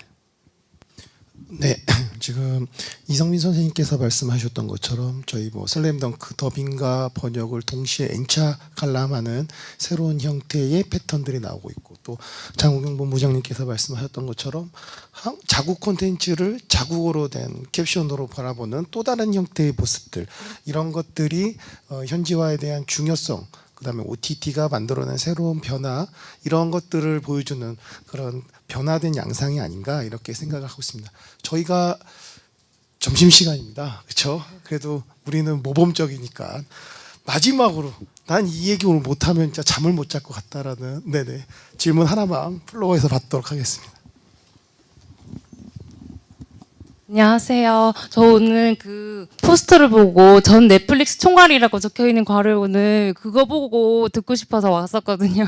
그래가지고 너무 이렇게 오늘 좋은 말씀 많이 듣고 많이 배우게 됐는데, 좀 전에 말씀하셨던 한국 드라마에서 한글 자막이 달아서 나오는 현상을 제가 최근에 저는 OTT 어플을 안 들어갔고 TV를 그냥 틀어서 채널을 돌리다가 무슨 드라마가 한글 자막이 나오고 있어서 제가 깜짝 놀랐어요. 그래가지고 왜 저러지 이런 생각이 좀 들었는데, 방금 말씀을 들으니까 이해가 많이 되었고, 또 제가 또 한 가지 궁금한 것은 이렇게 다양하게 전 세계의 언어로 현지화 번역을 하시느라고 많은 노고와 수고를 해주시는데, 요즘에 제가 제일 궁금한 것이 OTT 이런 콘텐츠 산업이 한류를 타고 저희 한국에서도 엄청나게 큰 산업과 그런 시장 경제 효과를 많이 내고 있는 분야라고 생각하다 보니까 매우 진짜 미래의 핵심적인 일이라고 생각을 해서, 근데 OTT 콘텐츠 플랫폼 저거를 다 합해서 종합해서 제가 생각했을 때 쿠팡 플레이든 넷플릭스든 티빙 그다음 엄청 많잖아요, 웨이브랑. 근데 저 같은 경우에 유튜브만 들어가면은 수많은 유튜버들이 유명 작품들을 핵심만 간단하게 요약해서 방금 말씀하신 한글 자막까지 달아가면서 너무 잘 정리해서 보여주다 보니까 바쁘게 사는 일상 속에서 유명한 작품들을 다 보고 싶지만 보지 못할 때 그냥 유튜브만 들어가면은 핵심 글로리나 다 요약해가지고 자막까지 잘 달아서 나오니까 핵심만 간단히 요약본 딱딱딱 보고 끝내버리고 각각의 OTT 플랫폼 어플을 아예 들어가지 않을 때조차가 많아가지고, 이런 부분들을 어떻게 이쪽 전문가분들은 바라보고 계시고 미래에서 어떻게 생각하시는지. 네, 저도 실은 약간 그런 편이어가지고 제가 드릴 말씀은 많이 없지만 제가 봤을 때는 그거는 전반적인 트렌드인 거는 맞지만 또 나라마다 살짝 다른 것 같긴 합니다. 이제 보시면 한국 같은 나라는 되게 타임 푸어 컨트리여서 어떻게 보면은 많은 사람들이 직장에서 굉장히 많은 시간을 보내고, 그리고 집에 갈 때 한 30분 정도 지하철 안에서 봐야 되다 보니까 큰 이제 긴 시리즈에 커밋을 못하는 그런 경우들이 많거든요. 그러다 보니까 어떻게 보면 영화를 더 보게 되거나 주말에 영화를 한 편을 보게 되거나, 근데 시리즈는 감히 시작을 못 하겠는, 그래서 유튜브로 이제 빠지는 약간 그런 경향들이 확실히 있는 것 같고요. 근데 그거는 어떻게 보면은 나라마다의 좀 다른 특성이 있는 것 같고, 이제 한국이 유달리 좀 그런 경향이 짙은 게 있어서 약간 그런 것들을 어떤 식으로 이제 새로이 이제 볼 수 있게끔 유도를 할 수 있을지도 많은 스트리밍 업체들에서 고민을 하는 것이 사실입니다. 그래서 어떻게 보면 이런 것들이 다른 형태로 논의가 많이 있기는 하죠. 그래서 이런 것들을 그러면 컨텐츠의 소비 시간을 줄여야 되냐, 아니면 지금보다 에피소드 수를 좀 더 간결하게 해야 되냐, 약간 이런 여러 가지 다양한 이제 그 대화들이 있지만, 이제 앞서서 그 미란다 선생님께서도 말씀을 해주신 것처럼 이제 그런 사람들이 있고, 또 어떻게 보면은 또 긴 시리즈를 하루에 한 편만 끊어서 보더라도 그걸 보는 걸 또 선호하는 집단들도 분명히 있기 때문에 어떻게 보면은 그 둘을 적절히 맞추는 게 가장 중요할 것 같고요. 이제 어떻게 보면은 그게 또 스토리의 흡입력에 따라 달라지잖아요. 이제 생각해 보시면 그 요새 되게 유행하는 게 이런 뭐 피지컬이라든지 뭐 솔로지옥이라든지 약간 요런 예능 시리즈들을 생각해 보시면 이제 스트리밍 서비스에서도 위클리로 런칭을 해서 일주일에 한두 편씩 이렇게 런칭을 하다 보니까 그때만큼은 이제 사람들이 꼭 들어가서 이제 보는 약간 그런 소비 경향들이 또 있거든요. 그래서 이런 것들을 어떻게 보면 런칭을 어떤 식으로 릴리즈를 하는 게 조금 더 이런 타입의 컨텐츠를 보는 사람들한테 어필이 될지 아니면 이런 게 길이로는 어떻게 풀어야 될지 약간 여러 가지 다각도에서 많은 고민을 하고 있는 것 같습니다. 네. 네, 감사합니다. 그럼 우리 다시 한번 좋은 발표해 주신 사만다 김 선생님께 박수 한번 부탁드리겠습니다. 감사합니다. 네, 저 마지막으로 저희 그 본 사업을 현재 주관하시고 총괄하시는 그 저 영상대학원장 차승재 영상대학원장님 말씀이 잠깐 있도록 하시겠습니다. 아, 그러시군요.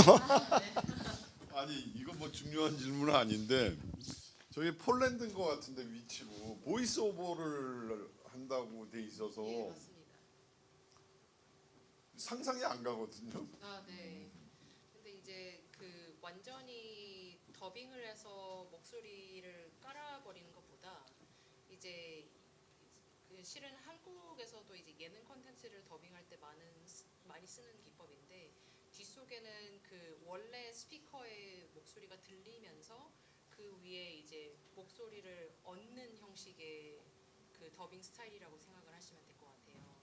그래서 그 위에 이제 얹어줌으로써 조금 어떻게 보면은 조금 더 이게 좀 리얼 타임으로 컨텐츠가 가는 것 같은 그런 느낌을 주고 전 세계에서 유일하게 폴란드만. 근데 이게 지금 전반적으로 봤을 때 이제 통계적으로는 폴란드가 이거를 선호하는 경향이 굉장히 크지만 이제 컨텐츠의 장르에 따라서는 이런 남미 쪽에나 아니면은 뭐 예를 들어서 예능 컨텐츠를 말씀드리면 영어로도 그냥 보이스 오버를 하는 경우들이 있거든요. 그래서 어떻게 보면은 그 컨텐츠의 장르마다 소비하는 어떻게 보면 그 더빙 혹은 보이스 오버 두 가지 종류 중에서 조금 더 잘 되는 약간 이런 케이스 스터디들을 바탕으로 해서 이제 글로벌 스트리밍 서비스들에서 이제 그런 이제 부가적인 에셋을 만든다고 생각하시면 될 것 같습니다. 네. 안 물어보고 궁금해서. 네.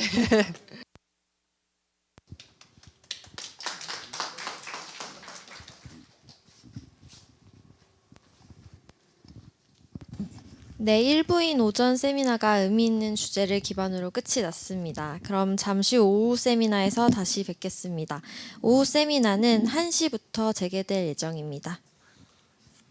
그리고 주차권이 필요하신 분들은 진행요원에게 요청해서 받아가시면 되고요. 스태프분들은 옆에 PBL 공간에서 식사하시고 다시 이쪽으로 오시면 될 것 같습니다.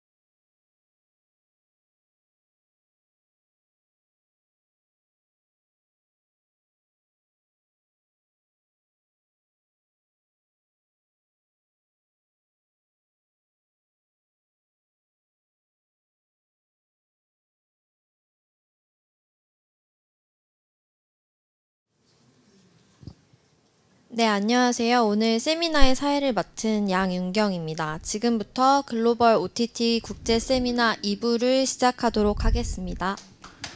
I am again Yang Yoon-kyung, your MC today. Let me officially announce the start of the second part of the 2023 Global OTT International Seminar. 네, 먼저 차승재 원장님의 축하 인사가 있겠습니다. 큰 박수로 맞이하여 주시기 바랍니다. We will hear now from Professor Cha Seung-jae, Dean of the Graduate School of Digital Image and Contents. Please give him a big round of applause. 안녕하세요. 예, 차승재입니다. 그 원래 헤이스팅스가 이제 그 넷플릭스를 할 때 노룰, 그러니까 법칙이 없다. 굉장히 자유스럽게 뭔가를 만들면 된다. 그렇게 이제 시작을 했는데 학교에서 이제 아무래도 학생들을 가르치다 보면 뭔가를 그래도 법칙을 가르쳐야 되는데 사실은 이제 뭐 그 아마존에서 책도 좀 찾아보고 뭐 많이 했는데 OTT 관련해서는 책들이 그렇게 뭐 미국에서도 많이 나와 있질 않아요. 바이블에 관한 것들은 좀 나와 있는데 이거 도대체 어디 가서 이 지식을 좀 습득해서 다시 학교에서 팔 수 있을까 이런 고민을 많이 하고 있는데 그런 고민에 대한 해결점으로는 오늘 세미나가 굉장히 좋은 것 같습니다. 네. 아까 바이블 얘기도 했지만 바이블이 초창기에는 굉장히 그 추앙을 받다가 요즘은 이제 바이블이 별로 소용이 없다. 이제 뭐 이제 그런 또 트렌드로 이제 흐르고 있는 것 같더라고요. 그래서 아까 사만다 킴이나 뭐 미란다 선생님, 미란다 뱅크스, 그분 얘기가 굉장히 도움이 많이 됐고, 각 나라마다 그 콘텐츠가 발달한 역사가 다르기 때문에 배경이 그 특성들이 있는데 오늘 그런 거에 대한 궁금증이 많이 좀 해소가 되는 것 같습니다. 다시 한번 이 세미나에 참석해 주신 발제자분들에게 감사의 말씀을 드립니다. So very good afternoon. As introduced, I am Cha Seung-jae. So when Hastings were on Netflix, we talked about no rules, create everything as you want. But here we are at school, so when we teach, we have to teach rules. So yes, I looked up on Amazon, but I looked for some books. But when it comes to OTT, there's not enough books. Of course, there's a Bible. But so the question comes to where to learn things and where to take things and sell them at school. So I believe this has been a very good chance to actually learn about OTT. So I just mentioned the Bible, but in the past times when Bibles were looked upon, we learned a lot, but these days we say that Bibles are no use. So in the morning we listened to Samantha, we listened to Professor Banks, and what they have said were very useful and meaningful. So each country has a different history when it comes to content, so actually there is a way for us to find that. So again, this venue has been very meaningful. They they answer some of our questions. So again, thank you very much for all the presenters for being here with us today. Thank you.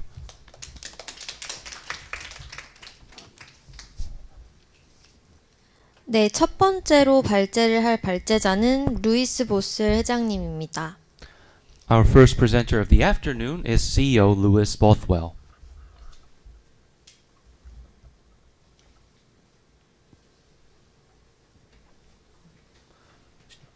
Mr. Boswell, the floor is yours. 안녕하세요. Good afternoon, everybody. And thank you very much to everyone at the Digital Image and Contents faculty of Dongguk University.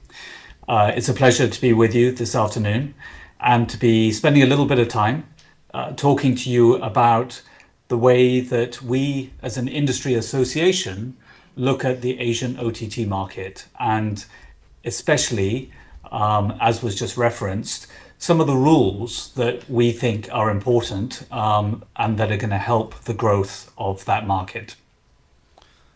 네, 여러분 안녕하십니까? 정말 이렇게 좋은 자리에 초대해 주셔서 감사합니다. 동국대학교 영상대학원에 다시 한번 감사를 드리겠습니다.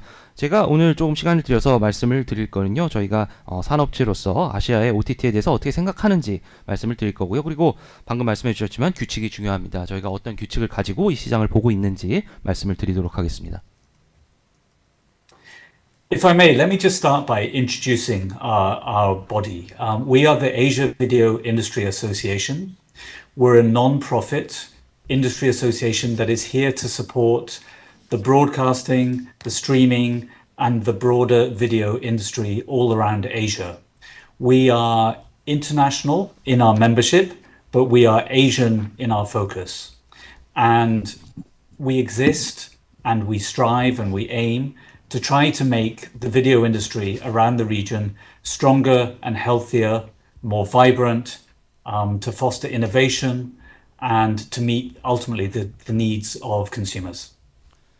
네, 그래서 이제 아비아에 대해서 먼저 말씀을 좀 드리겠습니다. 저희가 이렇게 아시아에서 운영을 하고 있고요.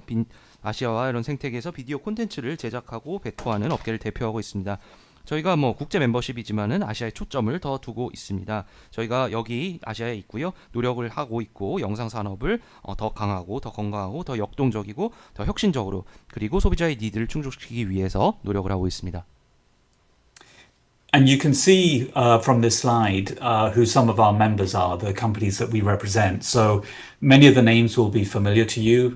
You see companies like Disney, like Netflix, like Amazon up there. But there are also many local Asian companies up there as well. Astro are a big pay TV operator in Malaysia. Signal are an operator in the Philippines. And over the last sort of year or two, we've been becoming more involved in the Korean industry because it's such a dynamic and exciting industry. And we hope that at some point in the future, some of the names up here will also include some of the big Korean names. 네, 여기 저희 멤버들이 있습니다. 저희가 대표하는 멤버들인데요. 잘 아시는 이름들 많죠. 디즈니, 넷플릭스, 아마존도 있고요. 그런데 여기 보시면 아시아의 로컬 회사들도 있습니다. 예를 들면 말레이시아의 아스트로라든지 필리핀의 시그널도 있고요. 저희가 지난 1, 2년간 점점 더 한국 업계들과도 일을 많이 해오고 있는데요. 한국이 굉장히 역동적이고 흥미로운 시장이죠. 미래에는 바라건대 여기에 한국의 이런 큰 이름들도 함께 했으면 좋겠습니다. So I want to start, given that this is a sort of an OTT conference, by asking what may seem like a very basic question, which is, what is OTT? 네, 자 이제 저희가 OTT 컨퍼런스를 하고 있는데요. 그럼에도 불구하고 기본적인 질문을 좀 드려보겠습니다. OTT란 무엇일까요? So actually, when you break it down, OTT, which means over the top, I believe is just any means of delivering content or services over the internet to consumers. And when we look at the different sectors, we can break them down fairly distinctly. So the telcos have been disrupted by the likes of Skype and WhatsApp and Line, all of which are now more popular than SMS services. There is social media with the likes of Facebook and YouTube. You've got the gig economy, the sharing economy with Airbnb and ride-hailing services. You've then got a very big problem in as much as a huge amount of the OTT content that is delivered around the region and indeed the world is essentially illegal. It's pirated content, and that takes up a huge amount. And then finally, you have what we call the online curated content. And that is really what we're here to talk about today. And I think when we talk about OTT, we're really talking about what we describe as OCC. So services like Netflix, like Disney's, like Dooney's, Wave, TVing, etc. All good examples of online curated content. And I'm going to get into a little bit about why this distinction matters. 네, 그래서 OTT가 이제 오버 더 톱 불법인데요. 사실 뭐든지 될 수가 있습니다. 콘텐츠 딜리버리를 인터넷을 통해서 고객에게로 가져가는 거죠. 그래서 이거를 좀 나눠 보겠습니다. 사실 이제 뭐 통신사에 어떤 혁신적인 일들이 있었는지를 보면은요, 뭐 스카이프라든지 뭐 왓츠앱, 뭐 라인 이런 것들이 굉장히 혁신적이었습니다. 그리고 뭐 SMS, 소셜 미디어가 있겠죠. 페이스북, 뭐 유튜브 등도 있고요. 공유 경제도 있을 겁니다. 에어비앤비 같은 거죠. 그리고 사실 이 OTT의 많은 부분이 이런 불법 시장, 해적 시장이라고도 하는 불법 복제 시장을 통해서 많이 전달이 되고 있습니다. 그리고 이제 사실 이게 오늘 제가 하고 싶은 얘기인데요. OCC가 있습니다. 온라인 선별 콘텐츠라고 하죠. 여기에 대해서 좀 더 자세하게 말씀을 드릴 텐데요. 사실 이제 OTT는 결국 OCC를 얘기하는 거라고 할 수 있습니다. 넷플릭스라든지 디즈니, 뭐 웨이브, 티빙 이런 것들이 좋은 얘기겠죠. 여기에 대해서 좀 더 자세하게 말씀을 드리겠습니다. So again, just by way of illustration, these are examples of some of the bigger OCC services that we see in Asia, and there will be many names that are familiar to you there, that are big service providers in Korea.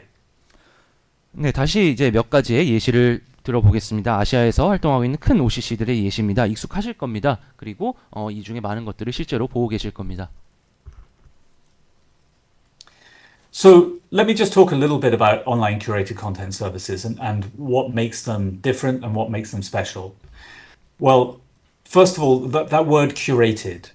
All of these services decide what content they want to have on their platforms. Either they produce it or they buy it, but they curate it. So unlike a social media service where users can generate their own content and upload that, in what we're talking about for the OCC market, everything is decided ultimately by the OCC platform. 그래서 이제 OCC인데요. 온라인 선별 콘텐츠죠. 이게 왜 차별되고 특별화되는지 말씀을 드리겠습니다. 엄선, 큐레이션이라고 했는데요. 모든 것이 다 플랫폼에 의해서 디자인됩니다. 이거를 뭐 만들 수도 있고요. 뭐 사올 수도 있죠. 그런데 이 큐레이션이란 단어처럼 모든 것이 플랫폼에 의해서 됩니다. SNS는 유저가 콘텐츠를 만들죠. 그런데 OCC 같은 경우에는 뭐 필요에 의해서 플랫폼이 모든 것들을 큐레이션하게 됩니다. And because this content is, either it is acquired, it is copyright protected. And that is obviously a crucial point because it means that the content get fully paid for their work. 그리고 말씀드린 것처럼 생산이 되던 구매가 되던 간에 여기서 가장 중요한 거는 카피라이트 저작권이 있다는 겁니다. 그래서 제작자가 충분한 보상을 받을 수가 있게 되죠. The services are personalized and consumer centric, so they understand your behavior and your habits, and they know what types of content that you like, so that they're able to serve through their search through the discovery algorithms more of the content that you as a consumer value. 그리고 이게 컨텐츠가 개인화되고 소비자 중심이 되기 때문에요. 이제 플랫폼에서는 여러분들을 이해합니다. 여러분이 뭘 좋아하고 그리고 뭐 디스커버리 이런 걸 통해서 여러분들이 원하는 거를 제공을 해드리죠. And in terms of how they make money, subscription is important. So a lot of these services are SVOD, subscription VOD services. But increasingly we're seeing different models come in, and advertising is, I believe, becoming increasingly important as an alternative means of revenue income. And then obviously you have what we tend to call freemium, which is a combination of some form of subscription and some form of advertising. 그래서 이제 어떻게 이 플랫폼들이 돈을 버는가, 어떻게 수익 구조가 되는가, 구독이 굉장히 중요하죠. 소위 말하는 구독 VOD 시스템이 있습니다. 그런데 점점 새로운 모델이 생기고 있고요. 광고도 생기고 있습니다. 그래서 이제 F로 시작하는 프리미엄이 굉장히 중요해졌죠. 이거는 구독과 광고가 한 군데 합쳐진 겁니다. And then finally, what matters to the consumer out of all of this? This is what the industry provides, but what does the consumer value? Well, I think there are four things that we can sort of look at very clearly. They value choice. They value the convenience of the services, because obviously these OCC services can come now on any device, and you watch at a time of your choosing. So that's a huge revolution from linear broadcast television. Family controls. So putting the consumer in control of the content that they are able to access, and making sure that the members of your family only access content that is suitable for them is crucial. and a choice of price points and business models that hopefully can attract every type of consumer. 네, 그래서 업계 측면에서 말씀을 드렸고요. 이제 소비자에게는 뭐가 중요한가를 보겠습니다. 제가 한 4가지 정도 있다고 생각을 하는데요. 일단 선택권이 있어야 되죠. 그리고 뭐 편리해야 됩니다. 편의성이 있어야 되죠. 언제든지 어떤 기기를 가지고든 액세스 가능해야 되고요. 그 다음에는 이제 가족 관리가 돼야 됩니다. 여기서 이제 가족 멤버들 중에 자기한테 맞는 컨텐츠에만 노출이 되도록 해야겠죠. 그리고 마지막으로 다양한 가격대가 있어야 됩니다. So let me just quickly set the scene and go through some statistics in terms of how the different parts of the market is growing. 네, 그러면은요, 이제 아시아 씬에 대해서 말씀을 드리겠습니다. 통계 자료를 좀 보여드리면서요, 시장 상황이 어떤지를 말씀을 드리겠습니다. So what we can see here is the different segments of video. We've got free to air, which is the purple at the bottom. We've got the pay TV market, which is the orange bar in the middle. And then we have online video, which is the blue bar at the top. And what you can see is that over the last few years, that blue bar is getting bigger and bigger. And when we look at the projections, and this is provided by Media Partners Asia, when we look at the projections for 2027, that blue bar online video is now bigger than any other single segment of the video market. 네, 그래서 아태 지역의 자료입니다. 왼쪽 아래 보시면은 범주가 있죠. FTA가 보라색이고, 그리고 페이TV가 주황색, 온라인 미디어가 파란색입니다. 지난 몇 해 동안 파란색이 계속 성장하는 것을 보고 계시죠. 그리고 이제 이건 미디어 파트너스 아시아의 예측 수치인데요. 2027년에 보시면은 온라인 비디오가 제일 커지게 됩니다. And when we break this down by country, you can see pretty much the same trend happening in every market. So wherever online video is in 2022, it is bigger by a significant margin in 2027. And at the same time, pay TV and free to air are generally getting smaller. 이거는 국가별로 분류를 한 건데요. 어디를 보시던지 트렌드는 비슷합니다. 모든 시장에서요. 2022년이 어땠던 간에 2027년이 되면은 온라인 비디오가 제일 커집니다. 그리고 뭐 FTA나 페이TV 같은 경우에는 점점 다 줄어들고 있죠. And again, another way to look at the sort of similar sort of trends is comparing SVOD penetration, so subscription VOD, versus pay TV penetration. And you can see that in India, Malaysia, and the Philippines, in India and the Philippines, so in India and Malaysia, pay TV penetration is clearly coming down. In the Philippines, pay TV penetration is flattening out. And in Korea, which is an unusual market from the pay TV perspective, because pretty much everybody has access to pay TV, that will continue to be the case. But what is interesting is that in all markets, SVOD penetration is growing really quite aggressively. And the Korean slide and the Malaysian slide show you just how rapidly that is growing. 네, 그래서 이제 보시면은 페이TV와 그 SVOD, 구독 VOD죠. 이게 나와 있습니다. 인도와 말레이시아를 보시면은 페이TV는 계속 줄어들고 있고요. 필리핀은 둔화가 되는 걸 볼 수 있습니다. 한국은 조금 신기한 시장인데요. 페이TV 같은 경우에는 모두가 접근이 돼 있기 때문에 이거는 100%에서 유지가 됩니다. 그럼에도 불구하고 필리핀과 한국에서도 이제 구독 VOD 같은 경우에 성장이 굉장히 빠르다라는 것을 보실 수가 있습니다. So when you look at incremental revenue, so between now and 2027, where new revenue is going to be coming from, it is absolutely very clear that it is primarily coming from SVOD services. And anything in the purple box that is below zero shows that pay TV is declining. It's not declining in all markets. It is still growing. India and Korea are two examples of where it is still growing, but it's still dwarfed by the growth of new revenue coming in SVOD. 자, 이제 수익 증가가 어떻게 되고 있는지를 보겠습니다. 지금과 2027년을 비교해 보면은요, 신규 수익이 어디서 나오는가? 주로 SVOD, 구독 VOD에서 나옵니다. 그리고 뭐 페이TV 같은 경우에는 0 이하면은 줄어드는 거고요. 뭐 인도, 한국 같은 경우는 약간의 성장이 있긴 하지만 뭐 SVOD에 비하면 굉장히 밀립니다. And interestingly, it's always fun to look at what type of content are the different markets watching. So when you look at the video market of Indonesia, for example, you can see that roughly sort of 24% of all of the content is local content. And then you see American content. But then look at that big blue bar in every country that we're surveying, which is Korean content. That is just enormous. So the most popular content in Indonesia today is Korean.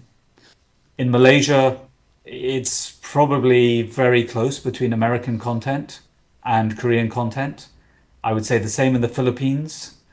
Singapore, I find this surprising actually, because I would have thought Korean content, from everything that I know, because I'm based in Singapore, would be more popular, but American still seems to be just ahead. Thailand is interesting because Chinese content clearly does very well in Thailand. And then same story in Vietnam between the Korean and the American content. 자, 그러면 이제 각각의 국가들에서 어떤 타입의 컨텐츠를 보나를 좀 보겠습니다. 인도네시아 영상을 보면은요, 23에서 24%가 로컬이고 그 다음에 미국이죠. 근데 일단 파란색을 한번 찾아보시죠. 한국입니다. 어디를 가든 엄청납니다. 그래서 인도네시아 같은 경우에 오늘날 보면 한국 컨텐츠가 굉장히 인기가 많다라고 할 수 있을 겁니다. 말레이시아는 한국과 미국이 비슷하고요. 필리핀도 비슷하고, 싱가포르는 사실 좀 놀랍습니다. 저는 제가 싱가포르에 살기도 하는데 한국이 제일 인기가 많은 줄 알았는데 그래도 미국이 좀 더 인기가 많네요. 그리고 태국 같은 경우는 좀 다르고요. 베트남은 비슷합니다. So what is the benefit of all of this? Well, clearly the fact that VOD services are growing and are investing in content, and looking at that last slide with the diversity of the origins of content, Korean, American, Chinese, local, European in there as well, is that the OTT, or OCC as we're calling it, economy is providing opportunities all around the world for content creators. 그래서 그럼 어떤 장점, 어떤 혜택이 있을까요? VOD가 성장을 하고 있습니다. 컨텐츠가 성장을 하고 있는 거죠. 그리고 이제 방금 보여드린 표에서와 같이 국가별 다양성이 엄청납니다. 한국, 중국, 미국, EU 다양하죠. 그래서 OTT 또는 OCC 이런 경제들은 다양한 전 세계의 콘텐츠 크리에이터들에게 좋은 기회를 제공하고 있습니다. Global content spend on streaming services, and this is a 2021 figure, was estimated to be $220 billion US dollars.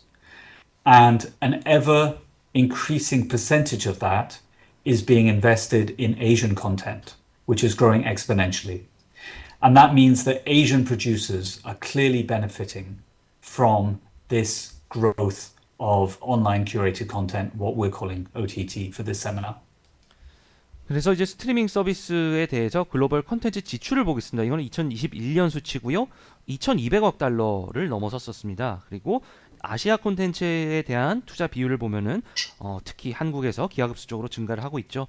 그래서 아시아의 이런 콘텐츠 프로듀서들이 이런 추세의 혜택을 OCC 또는 OTT 시장에서 받고 있습니다. And I think one of the key points that I want to try and make today is this next one, which is the future growth of this industry for our Asian markets is going to depend in a large part on the regulatory environment.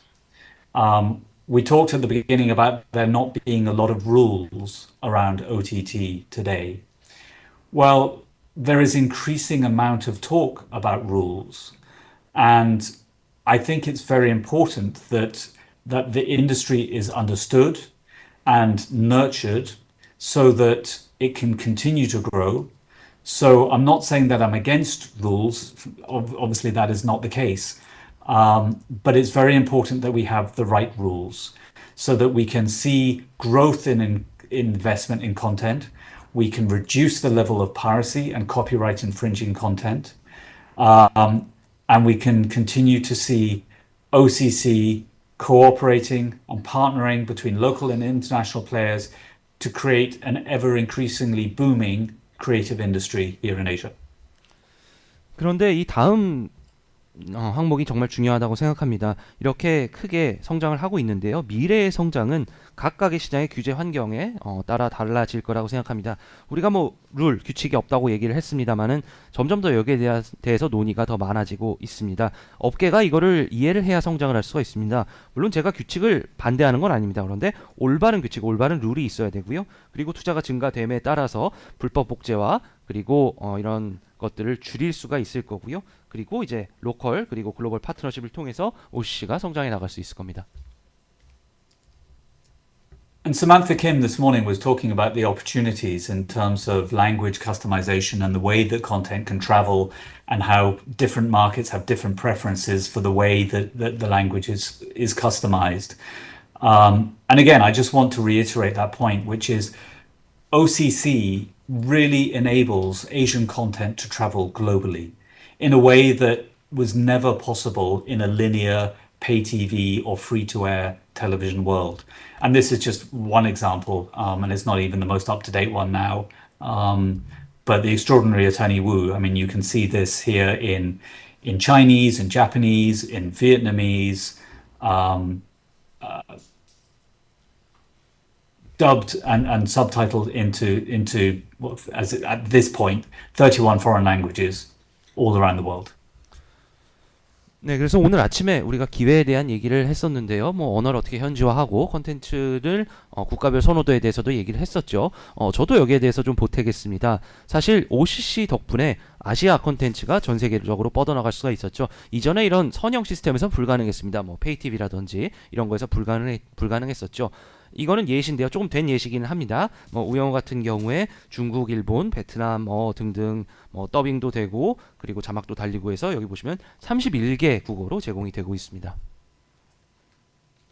So I think what we can agree is that the potential and the opportunity for OCC/OTT all around the region is enormous. But we have to highlight that we are operating in an online environment that to a large degree is a cesspool.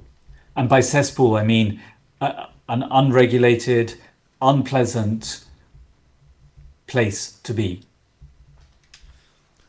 그래서 뭐 가능성이 굉장히 많은 거를 우리가 잘 알고 있습니다. 뭐 잠재성도 굉장히 많고요. 그리고 이제 지역별 로컬 OCC, OTT도 성장 가능성이 많죠. 그런데 이 온라인 환경이 어떤가를 생각을 해보면은요, 저는 이거를 세스풀, 약간 구정물이라고 부르고 있는데요. 왜냐하면은 뭐 온라인 환경은 규제도 되지 않고 굉장히 불쾌한 그런 환경이기 때문입니다. There are a lot of bad actors operating on the internet, and as already referenced, I think one of the strongest competitors that the online curated content industry faces is illegal piracy syndicates. And this is not small business. These syndicates are siphoning off millions and literally billions of dollars from legitimate industry. So that is causing a huge impact on content creators, is providing a huge impact in terms of competition to legitimate and legal service operators. And clearly, there is a very strong interest in having consumers making sure that they're going to curated, legitimate services so that they are not dragged into a world of pornography, a world of gambling, a world of fraud and spyware and malware. And we have to remember that these piracy syndicates, they follow no rules, they pay no taxes, they have no ethics. And I think one thing that we need to realize is that in this increasingly digital world, it has become increasingly easy for these pirates to operate.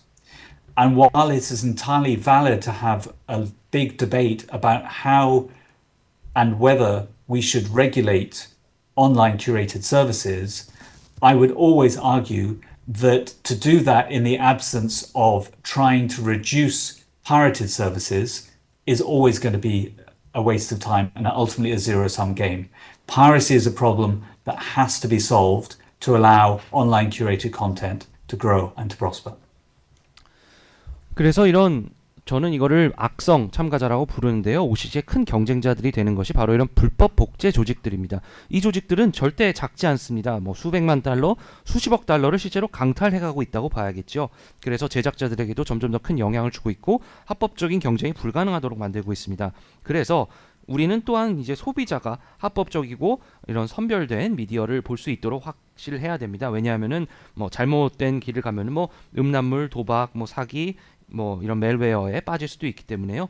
이거를 확실히 해야 되고, 그리고 또 한 번 생각해야 되는 것이 이런 불법 복제 조직들은 규칙이 없죠. 세금도 내지도 않고, 그리고 비윤리적입니다. 그렇기 때문에 이런 조직들이 디지털 세계에서 더 활동하는 것이 쉬워지기 때문에 우리가 어떻게 OTT, OCT를 규제할 것인가에 대해서 얘기를 할 때 저는 항상 이런 얘기를 합니다.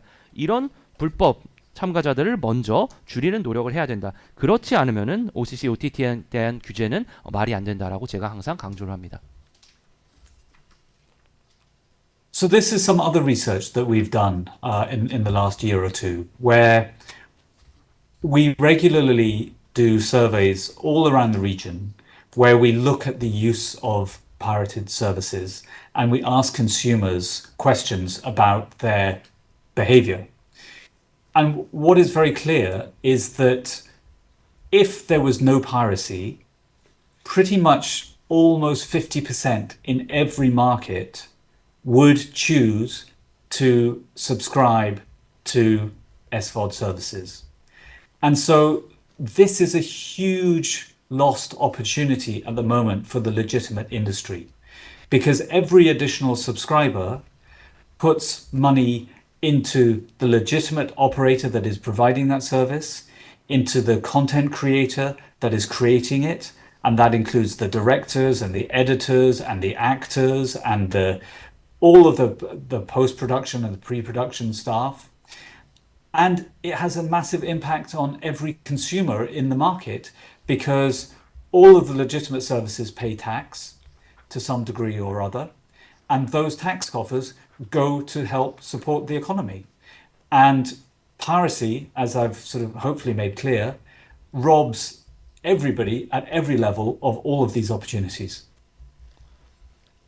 이거는 저희가 지난 한 1, 2년 동안 계속 연구를 해온 겁니다. 저희가 전 지역에서 이런 서베이를 하는데요. 고객들의 행동에 대해서 질문을 하는 겁니다. 불법 서비스가 없을 경우에 구독을 하겠느냐라는 질문인데요. 거의 모든 시장에서 50%의 이런 응답자가 구독을 선택하겠다라고 했습니다. 그래서 다시 말씀드리지만 이거는 합법적 업계의 기회를 상실시키는 거죠. 왜냐하면은 이 소비자들이 구독을 했다면 여기에서 발생된 수익이 추가적으로 뭐 크리에이터들에게도 가고 감독, 편집자, 배우 모든 뭐 포스트 프로덕션 단계로 가기 때문에요. 이거는 소비자에게 큰 영향을 줄 겁니다. 그런데 불법 복제 때문에 이런 기회들이 강탈되는 거와 마찬가지죠. And there is no doubt that consumers in every market clearly believe that piracy has very negative consequences. So it's not as though this is something that everyone is happy to accept, and governments don't need to do anything about piracy because it would be unpopular with consumers. It is quite the opposite. Almost everybody in almost every market understands the dangers and the negative consequences of piracy. 그래서 당연한 얘기지만은요, 거의 모든 시장에서 고객들이 이렇게 믿고 있습니다. 저작권 침해, 불법 복제는 부정적인 결과를 초래한다.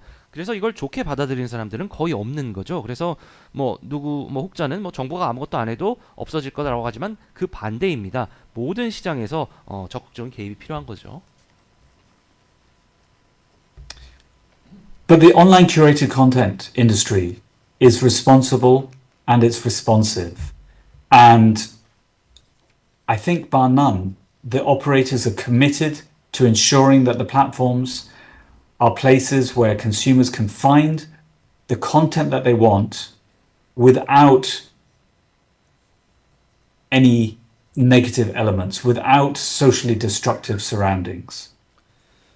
그래서 이제 OCC 산업은요, 책임 있고 응답이 잘 되는 시민이다라고 말씀을 드리고 싶습니다. OCC 서비스 운영자는 소비자가 원하는 콘텐츠를 찾을 수 있는 장소를 유지하기 위해 최선을 다하고 있죠. 그리고 이 플랫폼이 절대 사회적으로 파괴적인 환경을 만들지 않습니다. And today, those online curated content service providers primarily self-regulate. And they do that to ensure that the consumers are enjoying their services and are able to safely explore their content options.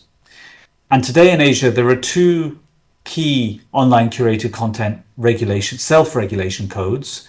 One is distinct to India, which is very unique to that market. And the other one is in ASEAN, in Southeast Asia, which is essentially Southeast Asia. And that's what I want to talk a little bit about now, because that is our own governance of framework for online curated content services. 그래서 이제 오늘날의 온라인 OCC 제공자들은 자주 규제를 합니다. 그래서 자주 규제를 통해서 소비자들이 서비스를 즐기고 콘텐츠 옵션을 편안하게 탐색할 수 있도록 해주죠. 아시아를 보면은 두 가지 주요 OCC 자율 규제 코드가 있습니다. 하나는 인도에 있고요. 인도는 그 자체로 굉장히 독특하고 큰 시장이죠. 다른 하나는 이제 아세안, 말하자면 동남아에 있습니다. 그래서 여기에 대해서 더 말씀을 드리겠지만 우리가 가진 이런 거버넌스 프레임워크이기도 합니다. So just very quickly to go through some of the key principles of this governance framework. First is content control. So services on online curated content platforms are designed with safety in mind. They have parental controls so that the parents of a household can control access to content for their family, for their children. There are ratings of programs on those services. So even before you watch it, you know whether the content is going to be suitable for a certain age category. And there is labeling of those content categories. So you know what to expect before you consume that content. And that is crucial, that the consumer is informed and advised and is making intelligent decisions. And this, again, is a key difference from the world of television.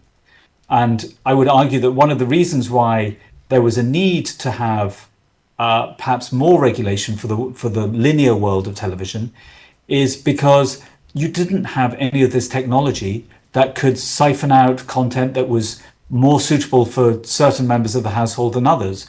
All you could do was to say that, okay, certain types of content may be suitable later in the evening because you're assuming that children will go to bed earlier.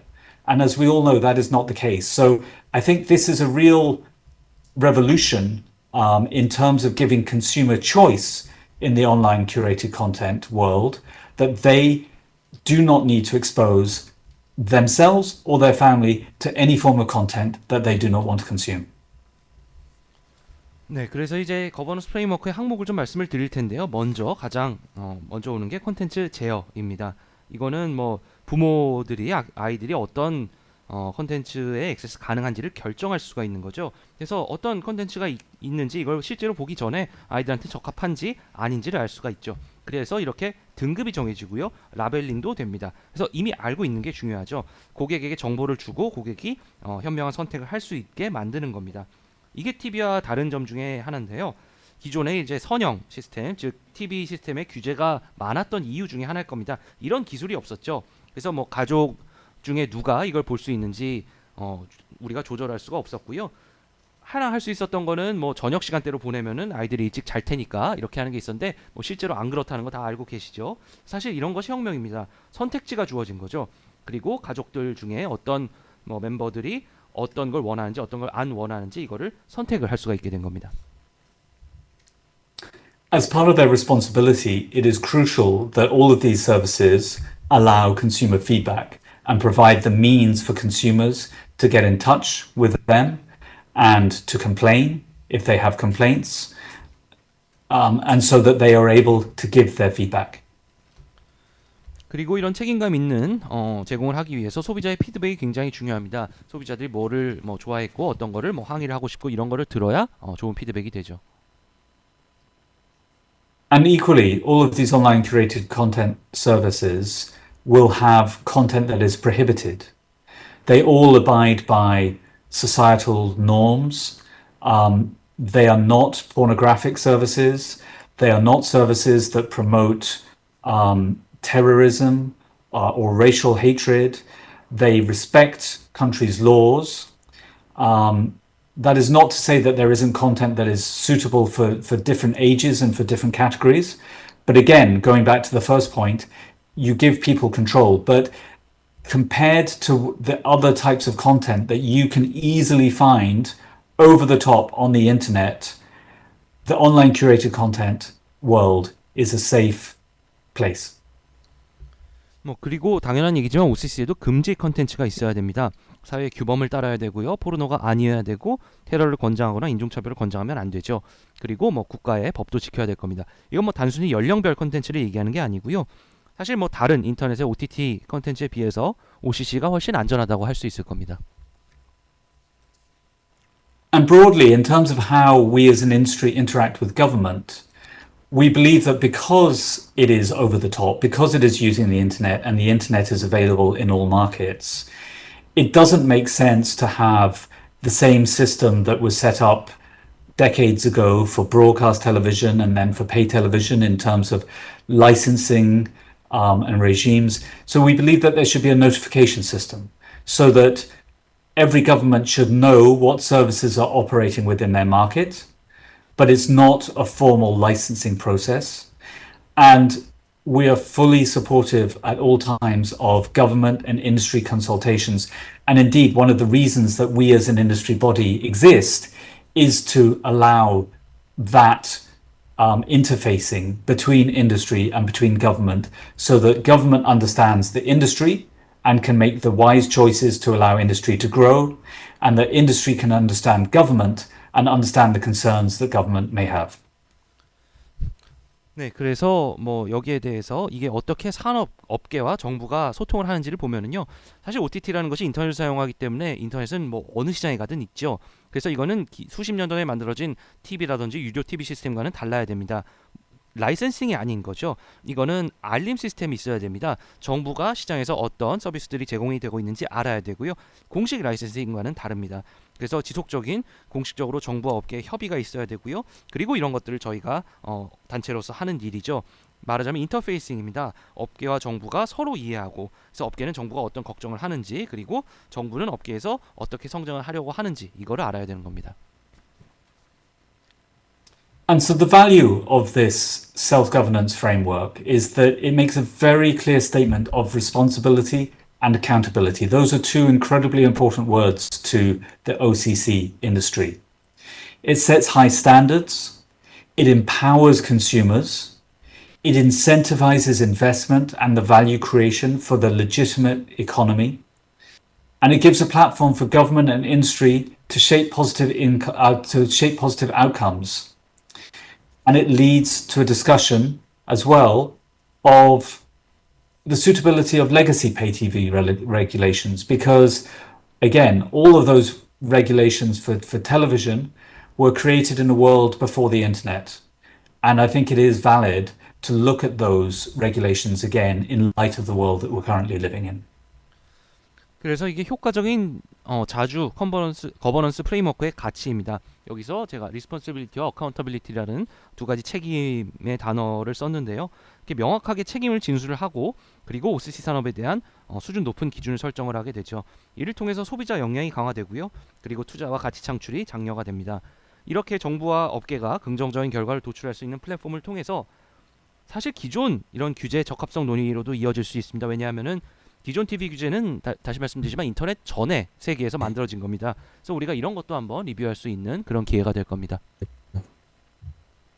So I believe, I mean, everybody in the room should have this in front of them as well. But anybody who wants to see the details of the governance framework that we put together are able to scan this QR code. 그래서 지금 뭐 방에 계신 분들 이거 보이실 텐데요. 제가 방금 말씀드린 거버넌스 프레임워크에 대해서 더 자세하게 알고 싶으시면은 요거 스캔하시면 됩니다. And again, just to finish, a little bit more research, which is looking into consumer sentiment. And this is, again, some survey that we did a couple of years ago now. And we did it in a few markets around the region. We did it in Indonesia, Malaysia, Philippines, Taiwan, and Thailand. And yeah, let me take you through the results in just a second. 네, 그래서 마지막으로 이제 몇 가지 저희가 했던 리서치를 보여드리겠습니다. 저희가 몇 년 동안 계속 저희 시장에서 해온 거고요. 예를 들면 뭐 인도, 필리핀, 태국, 대만 등등에서 이런 리서치를 진행을 했습니다. So we ask consumers in these markets what features in OCC, or as we're calling it, OTT services, matter to them. And what you can see is that number one is the parental controls or content filters. Number two is content ratings and advisories. And number three is customer care. So all key principles that we outlined in the self-governance framework are absolutely reflective of what consumers want. 그래서 이거는 OCC 또는 이제 OTT에서 어떤 피처 기능이 중요한가라는 질문인데요. 여기 보시면은 1위가 자녀 보호 또는 컨텐츠 필터링이었고요. 2위가 컨텐츠 등급 또는 권고 사항, 그리고 3위가 고객 지원이었습니다. 그래서 우리가 지금 방금 얘기했던 모든 이런 자주적인 거버넌스의 주요 기준들이 실제로 고객들이 원하는 것이다라는 걸 볼 수가 있습니다. There are conversations in some markets about censorship and about content guidelines and about content quotas for online curated content.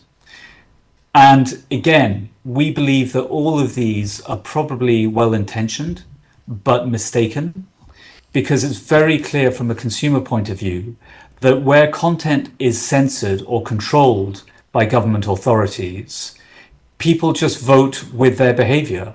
So they will either cancel or stop using services, or they reduce their usage of services. The purple bar is terrifying because so many people would either look for content elsewhere or consider pirating content in the face of censorship. And then you look at the black bar of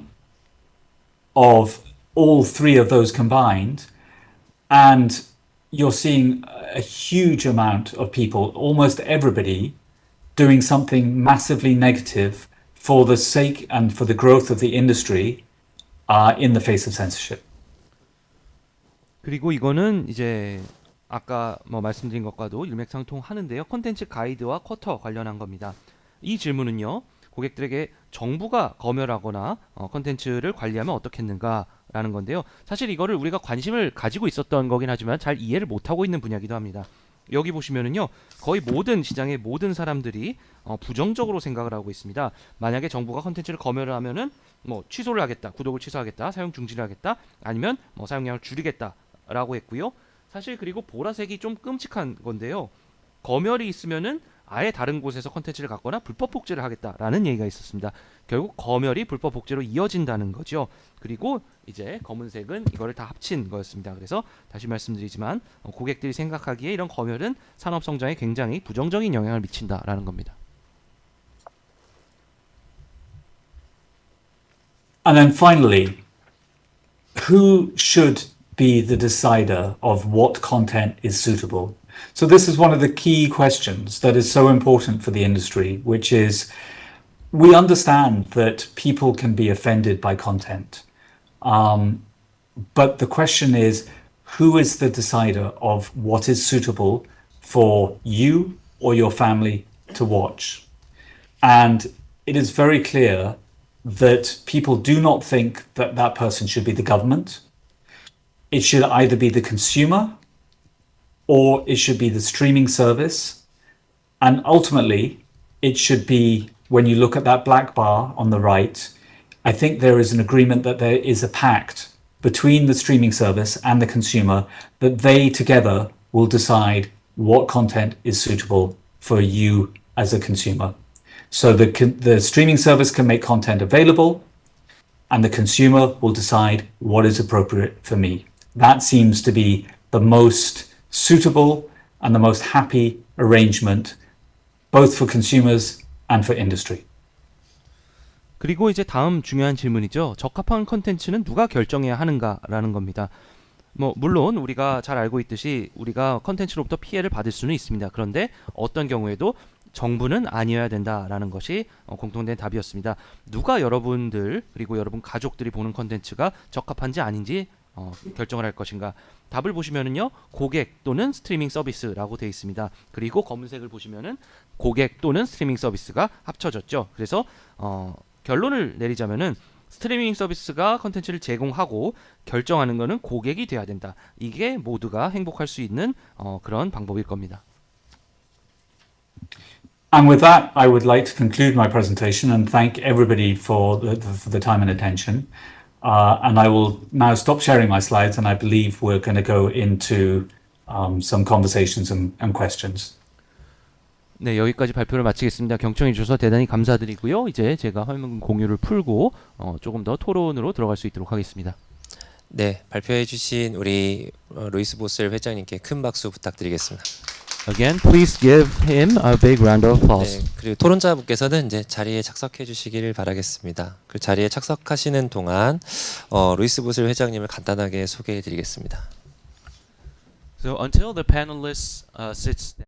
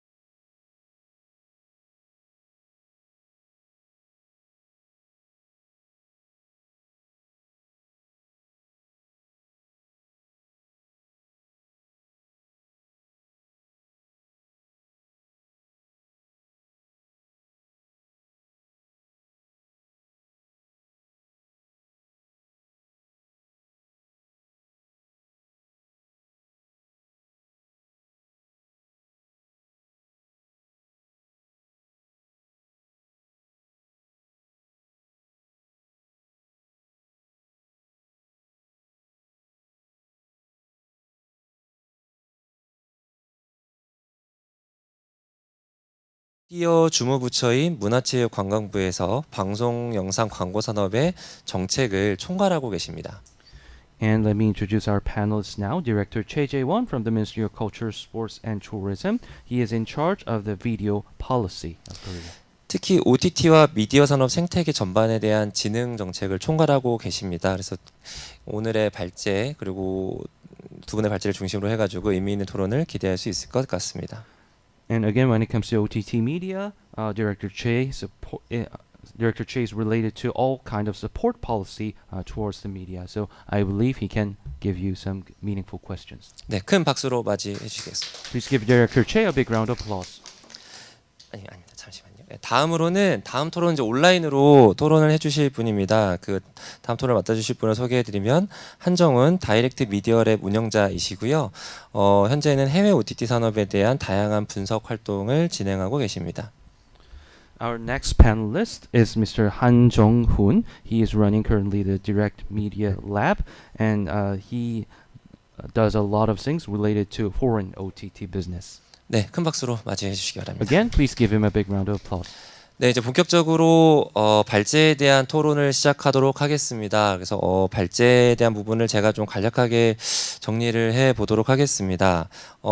일단 OTT에 대한 정의에 대해서 여러 접근이 있었고요. 그리고 그 여러 접근에 대한 이유를 잘 설명해 주셨습니다. 그리고 OCC라는 개념에 대해서 소개를 해 주시고 설명해 주신 점은 우리에게 많은 고민을 가져다 주시는 것으로 판단이 됩니다. So to sum up the presentation a little bit, so you defined what OTT is from a lot of perspective, and you also explained what OCC is, which poses us a lot of questions. 그리고 아시아의 다양한 시장 현황과 그로 인한 시사점에 대해서도 말씀해 주셨고요. 더불어 이제 아시아 시장에서 이제 불법적인 서비스가 시장 성과에 어떤 영향을 미치는지에 대해서 분석하신 점은 매우 인상적이었습니다. And you also briefly reviewed the Asian market status and its meaning, and also you mentioned that the piracy service of Asian market is quite disrupting the market, and that was a very meaningful point for us. 그리고 더불어 이제 초국적인 관점에서 이제 OCC 거버넌스 프레임워크를 산업, 정부, 이용자 관점에서 이제 제시를 해주셨고 이를 통한 통찰력을 제시해 주신 부분도 있었습니다. 예, 감사합니다. And from a global standpoint, you explained the role of the industry, government, and the users, and I thank for that, for clarifying that. 네, 관련해서 최재원 과장님의 어떤 토론과 그다음에 질문에 대해서 들어보도록 하겠습니다. Now let us hear from our panelist. First, Director Choi Jae-won. 예, 안녕하십니까. 예, 문화체육관광부 예, 방송영상 광고과장 예, 최재원입니다. So good afternoon. As introduced, I'm Director Choi Jae-won from the Ministry of Culture, Sports and Tourism. 예, 일단 뭐 제가 간단하게 뭐 저희 쪽 사업을 얘기하기 전에 혹시 뭐 먼저 좀 궁금하신 게 있으시면 예, 그 부분부터 먼저 좀 저희가 답변을 좀 드리도록 하겠습니다. So before I talk about our policy, if you have any questions, let me get these questions first.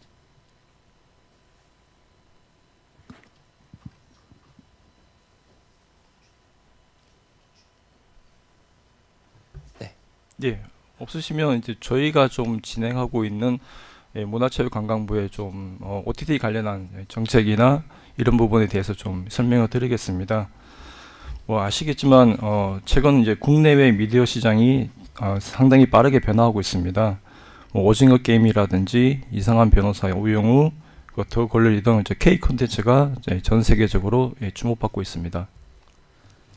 So now then, let me briefly introduce our ministry and policy. So the global media market is changing very fast, and a good example of that would be Squid Game, The Glory, 우영우, and other Korean contents. 물론 그렇지만 이제 OTT 산업에서 이제 국제적 경쟁이 가열되고 좀 산업 성장세가 좀 둔화되고 있는데 회장님께서 말씀하신 것처럼 이제 저작권 문제가 좀 예, 심각한 상황입니다. So as the industry is facing fiercer global competition and its growth has been a little bit stagnant, the piracy and copyright issue, like you mentioned, would be the biggest issue of all. 뭐 다들 알고 계시겠지만 이제 누누TV와 같이 불법 온라인 동영상 사이트가 좀 심각한 상황이고요. 이에 따라 정부에서는 K 콘텐츠 불법 유통 근절을 위한 협의체를 발족해서 지금 대책을 마련 중에 있습니다. So just like Nunu TV, there are a lot of illegal online video platforms. So the government is forming a commission to actually protect the K contents. 네, 그리고 아까 회장님께서 말씀하셨듯이 저희 쪽에서는 영비법을 개정해서 OTT 사업자들이 자체적으로 등급을 분류할 수 있는 제도를 지금 준비 중에 있습니다. And like Mr. Boswell has mentioned, we are also preparing a self-regulation scheme for the OTT providers for grading. 그리고 저희가 사실 가장 큰 고객이 이제 독립 드라마나 이제 독립 드라마를 만드는 이제 제작사들인데 이 제작사분들이 민간의 투자를 가지고 좀 많은 제작을 할 수 있도록 저희가 세액 공제하는 부분도 저희가 지원을 하고 있습니다. And our biggest clients would be standalone drama and movie makers and as they are small scale and private, we are planning to have tax deductions for them. 저희가 제작사에 대한 이제 뭐 제작비 지원을 하고 있지만 사실 세제 지원은 더 폭넓은 제작사 업체들이 혜택을 받을 수 있는 부분이기 때문에 이런 부분에 대해서 OTT 제작사분들이 많은 요구를 하고 있고 그 부분에 대해서 저희도 이제 기재부 등 관계부처와 협의를 하고 있다는 점을 말씀드립니다. So of course we already have financial support for these kind of producers, but again, tax deduction is something much larger that everyone can be benefited. So we are currently doing a lot of things to support them. 뭐 저희가 하는 일을 간단하게 설명을 드리면 저희는 이제 뭐 방송 영상 콘텐츠 이제 기획부터 해가지고 제작 지원을 하고 있고요. 그리고 이분들이 또 뭐 스튜디오나 이런 곳에서 촬영할 수 있는 또 인프라를 구축해서 지원을 하고 있고요. 그리고 국내 드라마 제작사나 배급사들이 좀 해외에서 이 작품들을 수출할 수 있도록 이런 부분에 대한 유통 이런 부분까지 저희가 지원을 하고 있습니다. So what we do is we provide support for video content productions. We support studios, we support drama productions, and more than that, we help them that they can do exports. 조금 구체적으로 설명을 드리면 사실 오징어 게임 때문에 이제 유래된 문제이긴 한데 사실 제작사가 IP를 가지고 이 IP를 가지고 더 추가적으로 이렇게 상품화할 수 있는 그런 부분이 없었던 부분이 좀 문제가 되었습니다. So actually, Squid Game started this, but the biggest issue was that the productions couldn't use their IP to make new products. 그래서 저희가 이제 OTT 특화 콘텐츠 제작 지원이라고 해서 국내 제작사들이 좀 IP를 가지고 좀 활용할 수 있도록 좀 이런 부분에 대한 예산을 저희 강화해서 지원 확대를 하고 있습니다. So we call this OTT Specialized Production Support. So we help the productions so that they can utilize their IP. 그리고 아마 아시는 분은 아시겠지만 대전에 저희가 스튜디오 큐브라고 대규모 이제 드라마나 영상을 만들 수 있는 공간이 있는데 그 부분에 저희가 좀 새로운 방송 기술을 접목한 이제 버추얼 스튜디오를 저희가 만들 계획도 가지고 있습니다. And some of you might be aware we have a large studio in Daejeon. It's called Studio Tube. It's some kind of infrastructure for drama and other kind of video shooting. We are planning to use new tech for that and make a virtual studio there. 그리고 저희가 이제 OTT 업계랑 또 제작사 협회 또 저희 쪽에 어떻게 보면 큰 고객인데 이 두 대상과도 저희가 좀 긴밀히 소통하고 지금 협의체를 구성을 하고 있습니다. And again, when it comes to OTT industry, we are again forming a type of talking body with our major two clients. 간단하게 저희 쪽에서 진행하는 사업을 좀 설명드렸는데 좀 많은 이해가 됐는지는 잘 모르겠습니다만은 또 추가적인 부분은 질문을 주시면 답변 드리도록 하겠습니다. So I briefly introduced what we are currently doing. So if you have further question, please don't hesitate to ask me. 네, 토론을 맡아준 지정 과장님 감사드립니다. 혹시 보스 회장님 질문이나 의견 같은 거 있으실까요? So thank you very much, Director. So Mr. Boswell, do you have any questions or comments on this?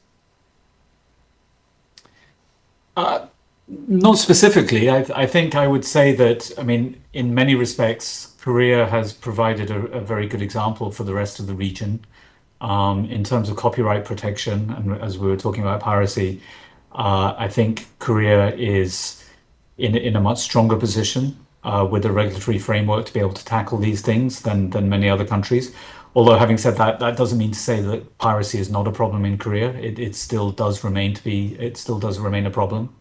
But no, I think we're very supportive of making sure that from international industry's point of view, we have a clear and open dialogue with government in Korea so that the entire industry can grow in a responsible fashion. 네, 제가 특별히 질문 드릴 거는 없고요. 방금 말씀해 주셨고 저도 잘 알고 있지만 여러모로 한국이 이런 영내에서 모범을 잘 보이고 있는 것 같습니다. 한국의 저작권 문제도 그렇고요. 굉장히 강력한 규제 프레임워크를 가지고 계시고 그리고 사실 불법 복제가 문제다라는 걸 잘 알고 계시다고 생각을 합니다. 그리고 저희가 국제적으로 봤을 때도 한국 정부와 굉장히 이렇게 열린 대화를 잘 하고 있고요. 그래서 이렇게 지원을 해주신다는 것을 잘 알고 있습니다. 네, 감사합니다. 다음으로는 우리 한정훈 대표님 의견 또는 토론 듣겠습니다. Thank you very much. Now may we listen to Mr. Han Jong-hun. 네, 저도 보스 회장님과 최 과장님 말씀을 잘 들었고요. 특히 보스 회장님 같은 경우는 OTT의 시각에 대한 다양한 이슈들을 전달해 주셔서 저 감사하게 생각하고 있습니다. 그리고 저도 지금 OTT 관련해서 국내외를 오가면서 좀 시장도 보고 분석하고 있는데요. 사실 한국 콘텐츠에 대한 인기가 예전보다 훨씬 더 높아졌어요. 그래서 문화부의 역할도 좀 더 확대되고 문화부를 또 바라보는 시각들도 또 더 좀 높아졌을 것 같은데요.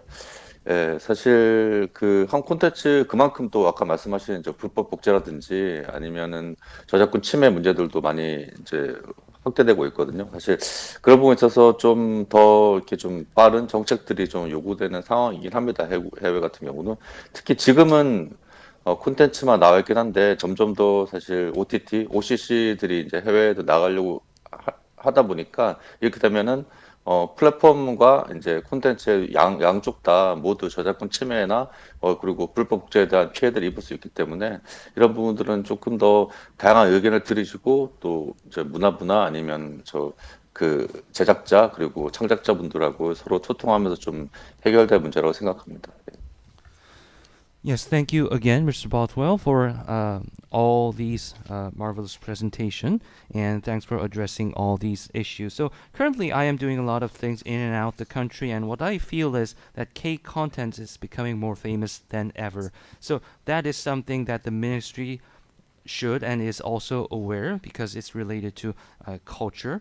And again, as K content is gathering more and more attention, it is more exposed to piracy and copyright infringement, so we would need a faster policy. And now that more and more OTT and OCC creators want to export their contents, platform-wise and content-wise, again, they are more exposed to these copyright infringement and piracy. So that is something that the government and the production has to be both aware and do things together. 네, 혹시 더 추가적인 발제 없으신가요? 토론 없으신가요? 예. So, Mr. Boswell, if you have nothing more to say.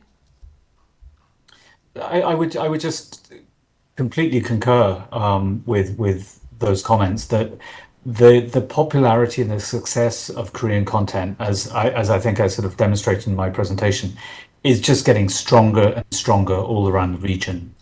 And I think protecting that content is absolutely crucial. And I would just simply say that, look, as the Asian Video Industry Association, we are here to try and help support that. And we will work with content creators in Korea in any which way we can to be able to do that. We absolutely see the importance of that. And for us, it's not about protecting Singaporean content or Indonesian content or Korean content or American content. It's about protecting content. And the more content that we can protect through the actions that we take and the dialogues that we have with governments all around the region, the more successful it is for the entire industry. And the only fact is that because Korean content is becoming so incredibly popular, if we are not successful, then Korea will be disproportionately affected. 네, 맞습니다. 좋은 말씀 해주셨는데 저도 전적으로 동의합니다. 한 K 콘텐츠가 점점 더 성공을 하고 있고 점점 더 인기를 얻고 있죠. 저도 여러 번 말씀을 드렸지만은요. 그런데 전 세계적으로 공통적으로 이렇게 보호하는 것이 중요합니다. 저희가 아비아에서 하는 것도 그렇고요. 저희가 이제 한국의 크리에이터들과 함께 이렇게 중요성을 인지하고 더 잘 보호해 나갈 수 있을 겁니다. 저희가 싱가포르 컨텐츠를 보호한다, 인도네시아 컨텐츠를 보호한다 이렇게 저희가 일을 하는 게 아니고 저는 전체 모든 컨텐츠를 보호하고자 합니다. 더 많은 정부와의 대화 그리고 더 많은 업계와의 대화를 통해서 이렇게 해 나가겠죠. 제가 딱 하나 말씀드릴 수 있는 팩트는 한국 컨텐츠가 정말 인기가 많다는 거죠. 그래서 저희가 성공적으로 일을 하면은 한국이 또 좋은 영향을 받을 것이고 저희가 실패하면 한국이 엄청나게 피해를 볼 거라는 거는 확실합니다. 네, 그럼 저도 한 가지 좀 질문을 드리려고 하는데요. 그러니까 지금 소개해주신 글로벌 OTT나 아니면 글로벌 OCC 같은 경우에는 초국적으로 이제 활동을 하고 있기 때문에 이제 로컬 국가에서의 대응이 어려울 것 같습니다. 그래서 혹시 아비아에서는 이런 것들을 어떻게 대응할지에 대한 계획이 있는지 궁금하고요. 또 하나는 로컬 기업과 글로벌 기업 간의 협력 모델을 어떻게 해야 되는지에 대해서 좀 제안을 주시면 감사하겠습니다. So then I have a few questions for you. So global OTTs and OCCs just go across the border. So locally, there needs to be some specific ways to handle some issues. So my question is Avia doing anything related to that? My second question is, when it comes to a local company, global company cooperation model, do you have anything to suggest? Okay, thank you for the questions. To the first point, in terms of issues that arise from operators being able to operate in all markets, I think there are issues that arise, but I think broadly those are all issues that we are trying to address through self-regulation. And so what is important is that I think that we have a level playing field for everybody to operate on. And as I think we've discussed, I think that the biggest impediment to having that level playing field is the bad actors that we see stealing all of our content and operating pirated services. And that affects the content that is most popular in every market. So in markets where Korean content is most popular, and as we can see around the region, that is many, many markets, it is Korean producers and Korean creators that are being disproportionately affected. In terms of local and global cooperation, that is really sort of the reason why a body such as ours exists. We represent members from countries all around the world. The only common denominator is that they are operating businesses in Asia. And we see it as our goal to sort of bring both local and international players together to talk about how we can improve the industry. And those are conversations that revolve around piracy, as we've discussed. Those are conversations that revolve around the regulatory framework that we believe is going to incentivize the growth for the benefit of local economies. But there are many, many other topics that I think we all have common interests. And I'll give you one more example, which is that of advertising. So in a world where there are so many digital options available to people, from social media to user-generated content, a lot of the advertising in the digital world is moving away from premium content that we see on OCC services to cheaper user-generated or social media content. And I think we as an industry need to work together to see how we can get that advertising back into the professionally curated, produced arena, because the cost of producing content, we know, continues to go up and up and up, and Korea is now getting expensive to make content. And it's only right that we are able to recoup some of that from advertising. And from a consumer and then from an advertiser point of view, more importantly, I think it's a very distinct opportunity for them and very different opportunity to a social media opportunity. 네, 일단 좋은 질문 감사드립니다. 사실 뭐 이런 이슈는 있습니다. 예를 들어서 글로벌 콘텐츠가 영내에서 어떻게 운영이 되는지 이슈는 있습니다. 근데 넓게 보면은요, 우리가 지금 얘기하던 자주 규제를 통해서 이렇게 해결이 된다고 생각합니다. 가장 중요한 거는 우리가 공정한 경쟁이 가능한 그런 시스템을 만들어야 되는 겁니다. 공정한 경쟁이 가능하게 만드는데 가장 큰 문제는 아까 얘기한 불법 참가자들이겠죠. 도둑질을 하는 이런 불법 복제입니다. 사실 지역 내에서 가장 인기가 많은 콘텐츠들이 가장 큰 피해를 봅니다. 한국이 K-콘텐츠가 가장 인기가 많은 지역들이 많은데요. 그런 경우에 이렇게 불법이 일어나면은 한국 프로듀서, 한국 창작자들이 일방적으로 나쁜 영향을 받게 되겠죠.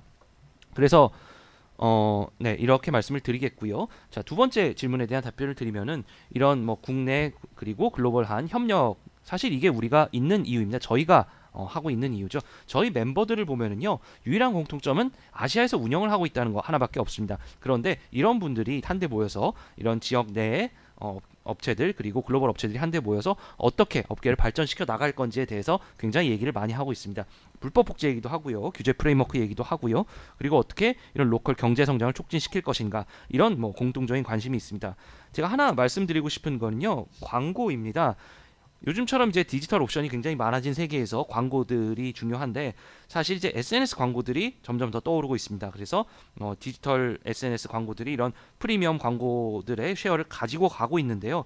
사실 우리가 업계 측면에서 보면 이걸 좀 다시 가져와야 됩니다. 광고를 더 전문적으로 하는 거를 가져와야 됩니다. 왜냐하면 컨텐츠 제작 비용이 비싸거든요.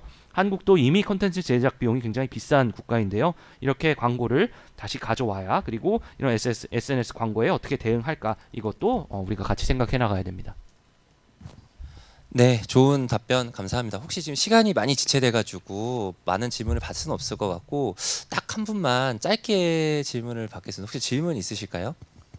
Thank you very much. Because we have a small time left, we will get only one question here from the floor. 저는 여기 문체부에서 오신 우리 최재원 디렉터님께 호칭을 어떻게 될지 몰라가지고 여쭤보고 싶은데요. 사실은 지금 뭐 저희 OTT 시장에서 한국 OTT 시장에서 가장 강력한 힘을 발휘하고 있는 것은 역시 넷플릭스입니다. 근데 지금 오징어 게임도 아까 말씀하셨지만 결국에는 저희 이제 한국 토종 OTT 플랫폼이 어떻게 살아남느냐가 이제 관건이 되어 있는데요.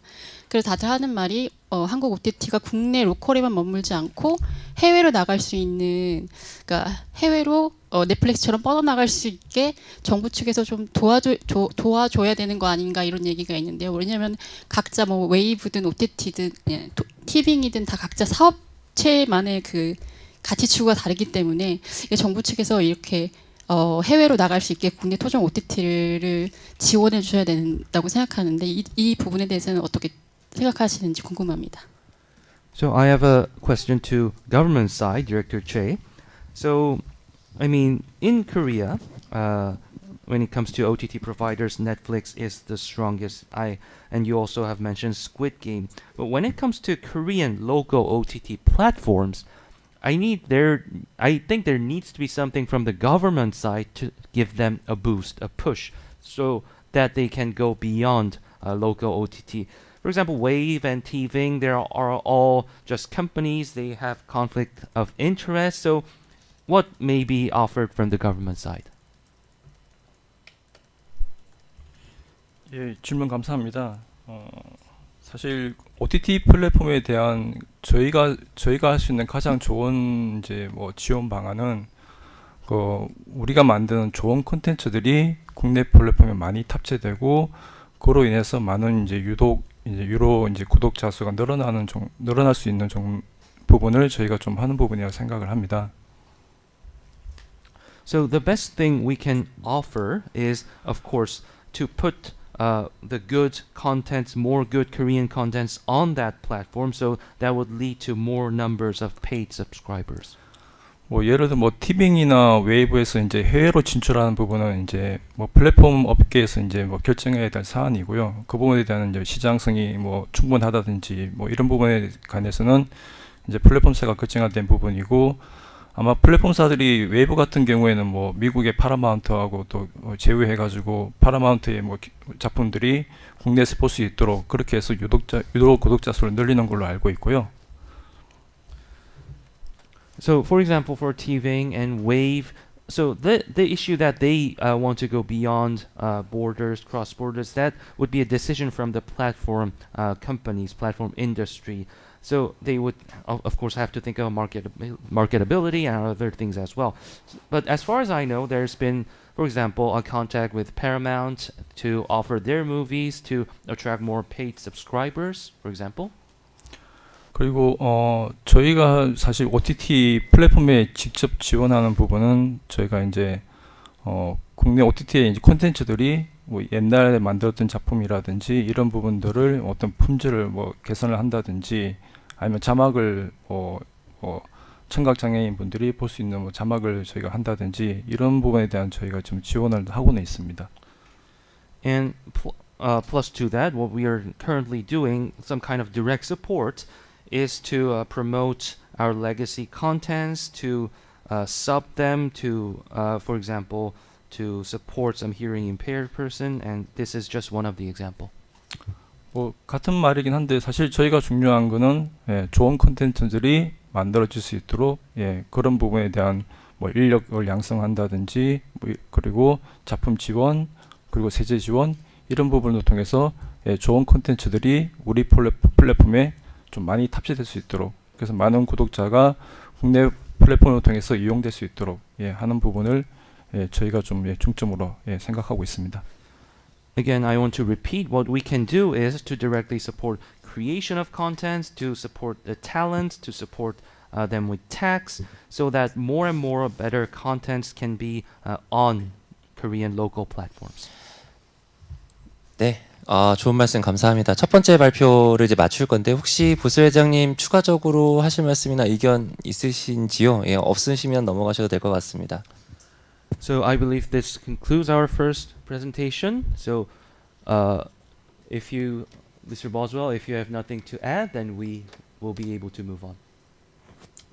감사합니다. Thank you very much, everybody. 네, 수고 많으셨습니다. 큰 박수로 첫 번째 발표 마치도록 하겠습니다. Thank you very much. Please give him again 네, a big round of applause. 다음 발표 진행하겠습니다. 다음 발표는 우리 환경일 담당님께서 진행을 해주시겠습니다. 네. 모시도록 하고요. 저희 환경일 담당님께서는 간단하게 제가 소개를 드리면 우리나라 최고의 TV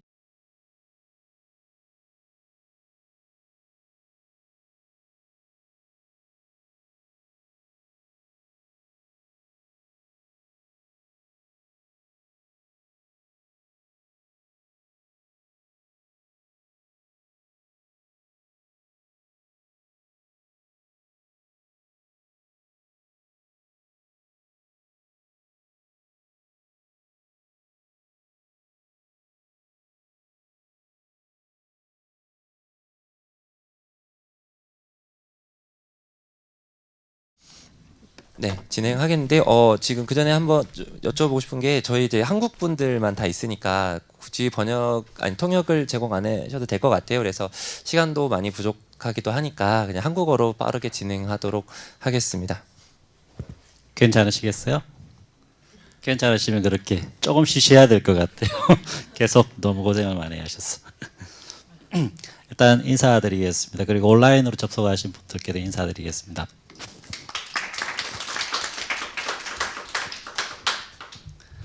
일단 우선 사실 이 좋은 계절에 이렇게 동국대까지 불러주셔서 너무 감사하다는 말씀을 영상대학원 원장인 자승재 원장님 그리고 김동희 교수님 그리고 후원해주신 문체부와 콘진원에 감사의 말씀을 드리고요. 추가로 말씀을 드린다 그러면 좀 전에 문체부에서도 말씀하셨지만 그 자율등급제 아마 3월 28일부터 신청을 받으시는 것 같아요. 너무 감사하다는 말씀드리고 최근 OTT 사업을 위협하고 있는 누누TV에 대해서도 범정부 차원에서 협의체를 구성해서 국민의 재산권을 보호해 주시겠다는 그 의지를 밝혀주셔서 너무 감사하다는 말씀을 드립니다. 고맙습니다.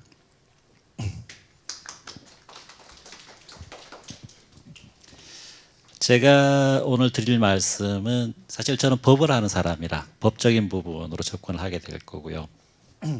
그래서 아마 좀 생소하신 용어들이 있을 것 같습니다. 그래서 제가 여러분들이 어느 정도 이렇게 관심이 있으신지를 먼저 여쭤보고 그 다음에 그 수준에 맞게끔 이렇게 풀어갈까 생각을 하는데요. 혹시 저작권에 대한 수업을 한 번이라도 받아보신 적이 있으실까요?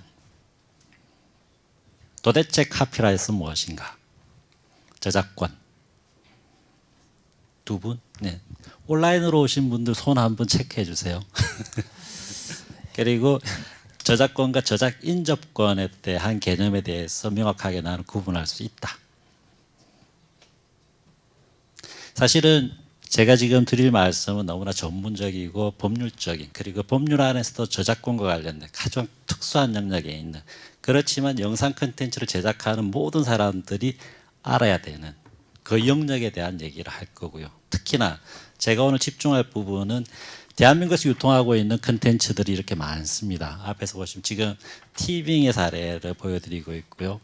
기생충, 헤어질 결심부터 해서 다양한 많은 영화와 그리고 슈룹, 나가시들 같은 TVN에서 방영됐던 드라마 그리고 애니메이션, 예능 그리고 OTT에서 자생적으로 자기의 경쟁력을 높이기 위해서 만들어내는 오리지널 OTT에서 서비스하고 있는 컨텐츠는 새롭지 않습니다. 우리가 평소에 극장에서 보고 TV에서 봤던 컨텐츠들이 고스란히 우리의 플랫폼을 통해서 나오고 있습니다. 그럼 얘들은 왜 글로벌로 못 갈까? 사실 한국의 영화는 벌써 글로벌라이제이션이 되어 있다고 생각을 합니다. 한국의 영화계에는 진통을 겪은 적이 있죠. 2012년도에 극장 CGV가 소송을 당하고 그리고 영화계가 똘똘 뭉쳐서 영화음악 저작권 대책위원회라는 협의체를 만들고 거기서 아마 그때 차성재 원장님께서 영대위 대표를 하셨던 걸로 제가 기억을 하고 있습니다. 그래서 좀 전에 인사도 드렸던 것 같고요. 그와 같이 한국의 영화는 글로벌에 최적화되어 있고 제작 단계에서 거기에 맞춰서 제작이 되고 있습니다. 예를 들면 300만 원 플러스 13,500원의 개봉 첫날 스크린 수라는 산식이 있습니다. 지금 영화 PD를 기획하고 계신 분이 계신데 PD가 제일 먼저 해야 될 거는 영화에서 어떤 음악이 있고 이 음악에 소요되는 저작권료가 얼마인지를 계산을 해내야 돼요. 그게 이제 조금 전에 말씀드렸던 그 산식으로 적용하는 거거든요. 그 금액을 적용을 해서 표제비에 반영을 하고 그래서 피칭을 하고 투자를 유치해서 제작에 들어가는 형태입니다. 그 합의가 2014년도에 영화계에서 이루어집니다. 이와 같이 TV에서 서비스하고 있는 컨텐츠, 한국에 서비스하고 있는 컨텐츠, 한국의 OTT 서비스하는 컨텐츠는 산업군별로 특화되어 있는 특성을 가지고 있습니다. 영화는 제작 단계에서 글로벌이 다. 그렇지만 드라마의 경우에는 어떻지? 방송 컨텐츠는 어떤가? 그리고 오리지널은 어떻지? 그 얘기를 제가 지금 이제 풀어볼까 합니다. 사실 국내 OTT는 기사에 많이 나오고 있지만 여전히 적자입니다. 그래서 혹시나 누가 OTT에 취업을 하시려고 하면 당분간은 조금 말려주시고 왜냐하면 적자라 인건비가 안 나올 수 있어요. 그 부분 그렇지만 저희가 열심히 이제 타기에 나가기 위해서 노력을 하고 있고요. 그리고 이전에는 멀게만 느껴졌던 다른 나라의 전쟁이 우리나라의 경제 상황에 엄청나게 큰 영향을 미치고 있습니다. 그래서 물가도 올라가고 사실은 내수 경기가 너무 안 좋습니다. 이자율도 높아지고 다들 대출 받으시는 분들은 너무 힘드실 거예요. 네. 그 상황은 국내 OTT 시장으로도 그대로 전이가 됩니다. 그래서 OTT가 도대체 이 난국을 어떻게 극복을 해야 될까? 우리가 총을 들고 전쟁터에 갈 수도 없고 그럼 우리가 할 수 있는 건 뭐냐? 국내 OTT가 할 수 있는 최선의 방법은 글로벌입니다. 티빙이나 웨이브 왓챠를 들고 글로벌로 나가지 않는 이상은 지금 현재 이 상황들을 탈출할 수 없다라는 거죠. 넷플릭스가 국가를 하나 넘을 때마다 1조의 매출액을 올려가는 것 같습니다. 한국의 OTT가 글로벌로 나갈 때 국가 하나가 뚫릴 때마다 2천억, 3천억의 시장이 새로 열리게 될 건데 그럼 그 시장을 왜 우리는 못 가는 건가에 대한 법리적인 부분을 제가 이제 말씀을 드리려고 하고요. 그래서 여러분께 저작권에 대한 개념이나 이것들을 여쭤봤는데 제가 지금 얘기할 거는 순전히 법에 대한 얘기입니다. 혹시나 제가 말씀드릴 때 궁금하시면 언제든지 손을 들어서 도대체 그게 뭔가요? 외쳐주시면 좋을 것 같고요. 온라인에서도 신청 받으니까 언제든지 말씀 주세요. 네.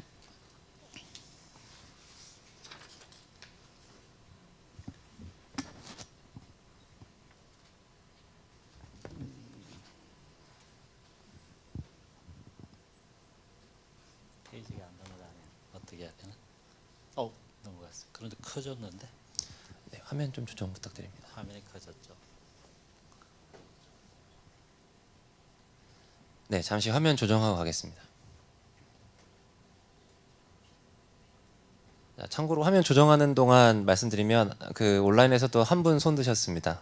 아, 그래요? 네. 질문 받아주시면 좋을 것 같고요.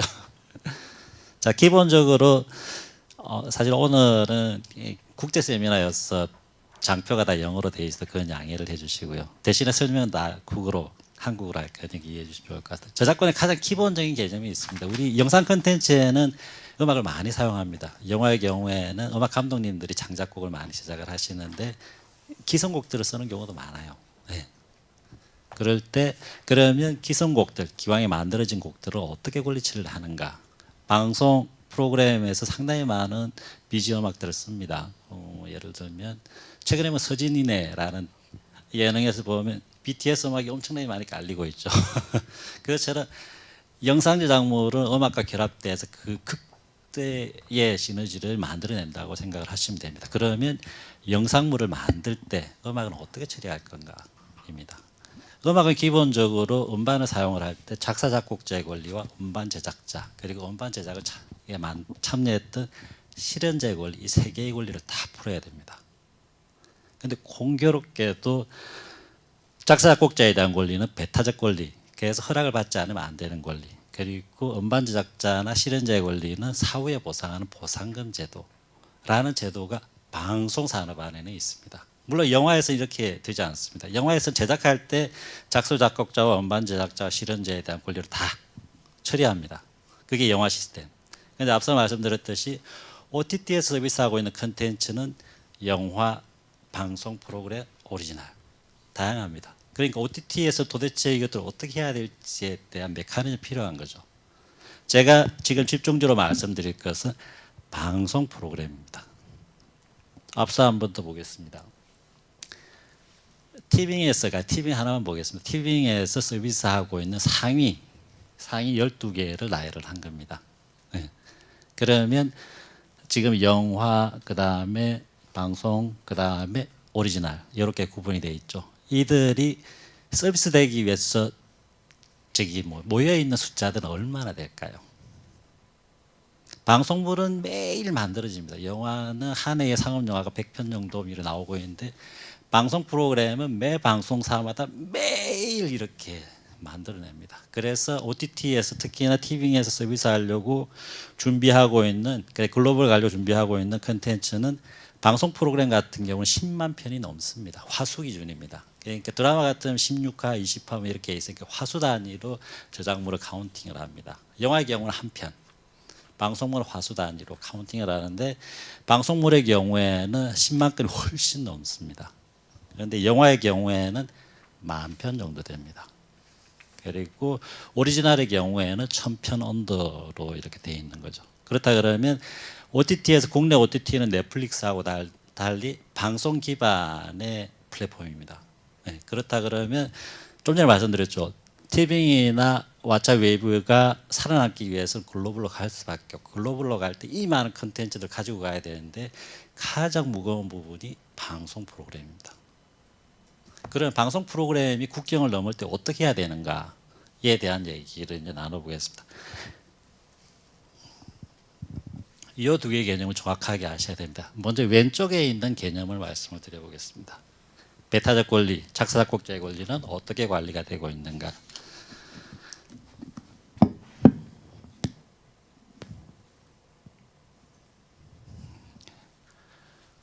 벌집처럼 되어 있습니다. 그리고 이 벌집은 로컬입니다.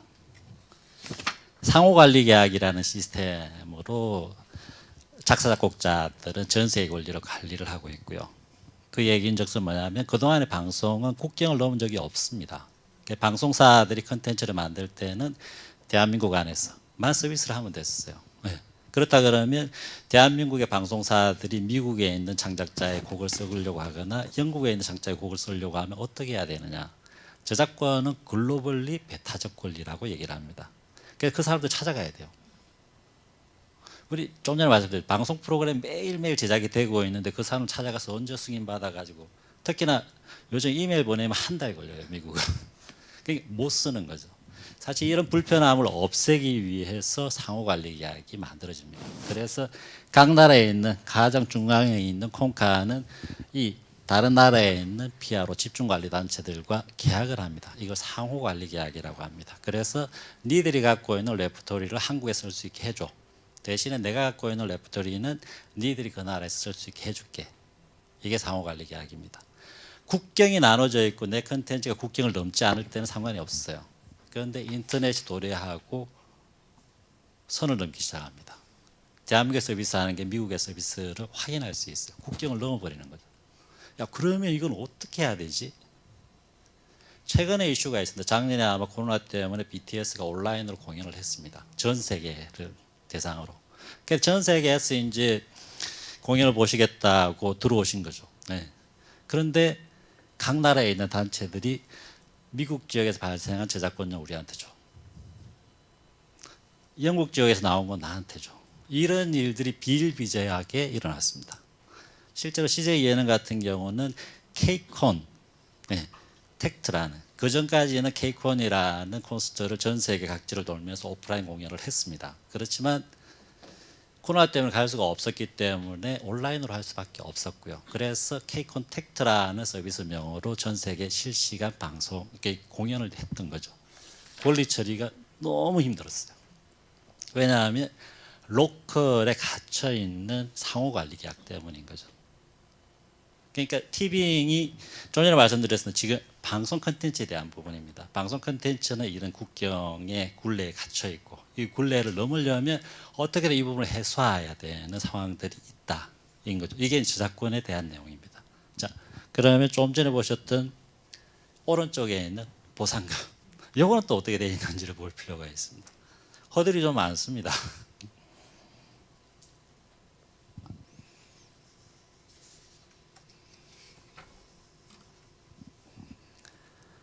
보상금이라는 제도는 권리자가 내 권리를 사전에 헌납하는 게 아니라 먼저 쓰세요. 그리고 나중에 금전적으로 배상을 해주는 그런 형태입니다. 그걸 보상금이라고 합니다. 법적으로 어떻게 표현되어 있냐면 방송사업자가 상업용 음반을 사용하여 방송하는 경우 이 네 가지 요건을 갖추면 보상금으로 처리가 됩니다. 예능을 보시면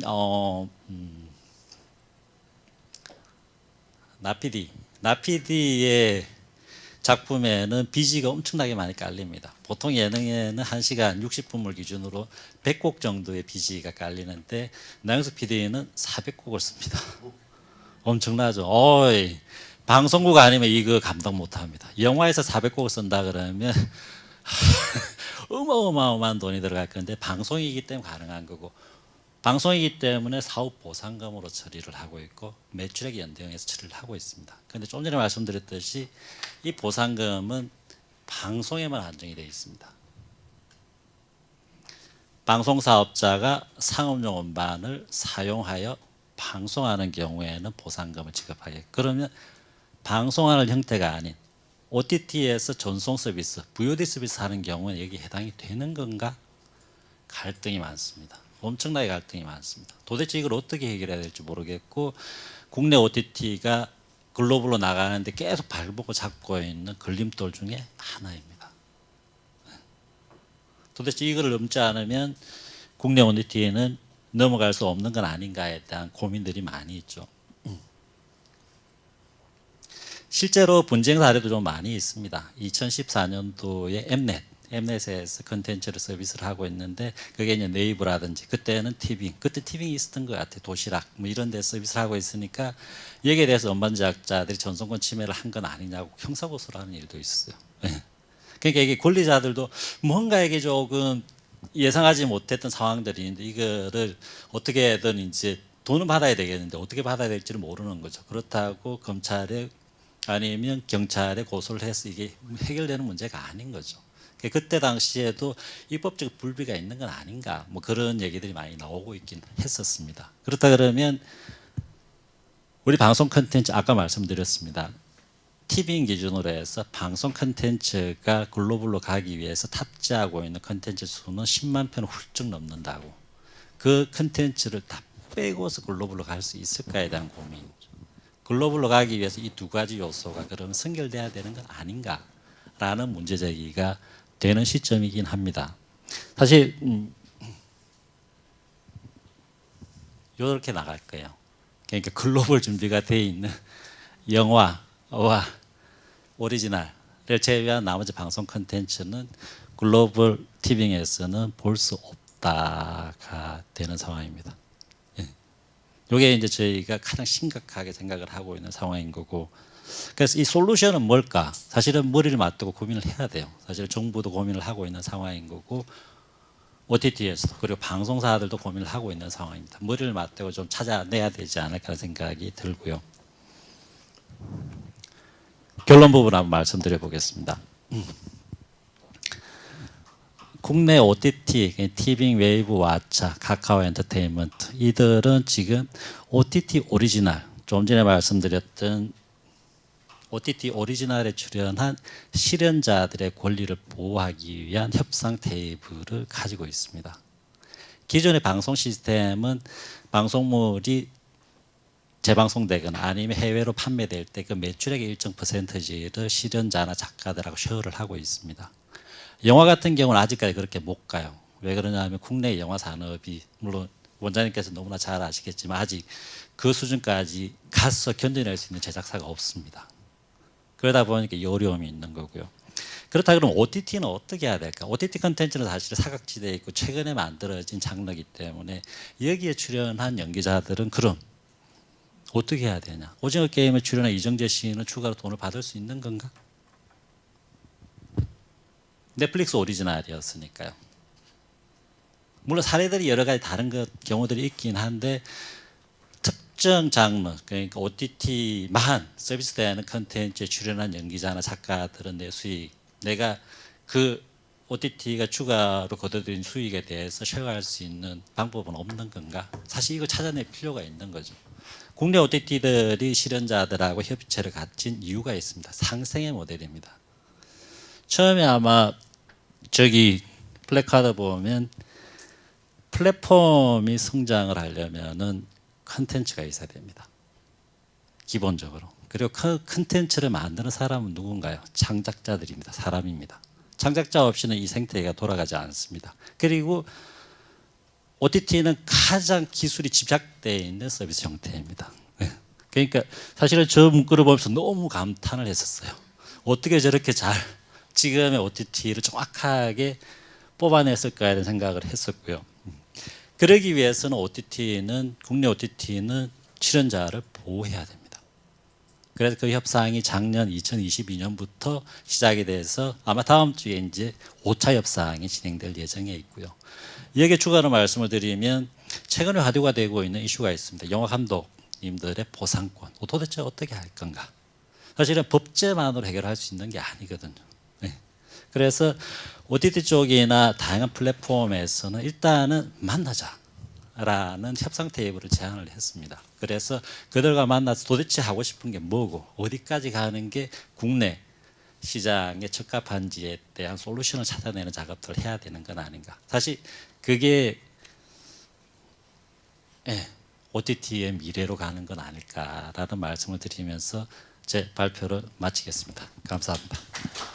네, 짧은 시간, 지금 일정 때문에 짧은 시간 이렇게 핵심적으로 귀에 쏙쏙 들어오게 발제를 해주신 우리 환경일 담당님께 다시 한번 큰 박수 부탁드리겠습니다. 예, 이것도 지금 토론을 진행을 하도록 하겠습니다. 그래서 과장님 먼저 뭐 토론과 아니면 의견 또 질문 있으시면은 말씀 주시면 감사하겠습니다. 특별한 건 없습니다. 네. 네, 네, 그럼 한 대표님 혹시 의견 질문 있으신지요? 네, 실제 해외에서 보면 CJ가 가장 콘텐츠 많이 수출하고 있고요. 그리고 패스트 채널로도 나와 있는 걸로 제가 요즘에 스마트 TV를 통해서 많이 보고 있는데, 그 방송 콘텐츠에 저도 JTBC에 근무했었기 때문에 너무 잘 알고 있습니다. 근데 지금 사실 지금 미국도 그 작가협회랑 그리고 제작자협회 WGA라고 그러죠. 거기 지금 협상 중이거든요. 거기는 이제 두 개 협상을 해서 이제 3년간의 계약을 체결하는데 그 중에서 지금 가장 사실 핫한 이슈가 영어로 이제 레지듀얼이라고 하는 그런 추가 보상권에 대한 부분이에요. 근데 이 이슈가 왜 계속 불거지게 되냐면 당연히 시청 패턴이 지금 TV에서 스트리밍 쪽으로 OTT 쪽으로 넘어가고 있는 상황이잖아요. 당연히 그러다 보니까 계속 그 스트리밍에 이제 그 보상에 대한 요구들이 높아지고 있고, 그리고 이게 참고로 말씀드리면 이게 좀 TV 때보단 OTT로 넘어가면서 이 편당 에피소드 제작이 줄고 있어요. 한국도 마찬가지일 거로 생각이 돼요. 그러니까 그래서 기존에 사실 에피소드당 계약을 했던 작가들이나 배우들이 이제는 에피소드가 줄어드니까 당연히 스트리밍에서 이제 누적 시간 베이스로 이제 해외 같은 경우는 이제 보상을 많이 요구하는 상황이긴 한데요.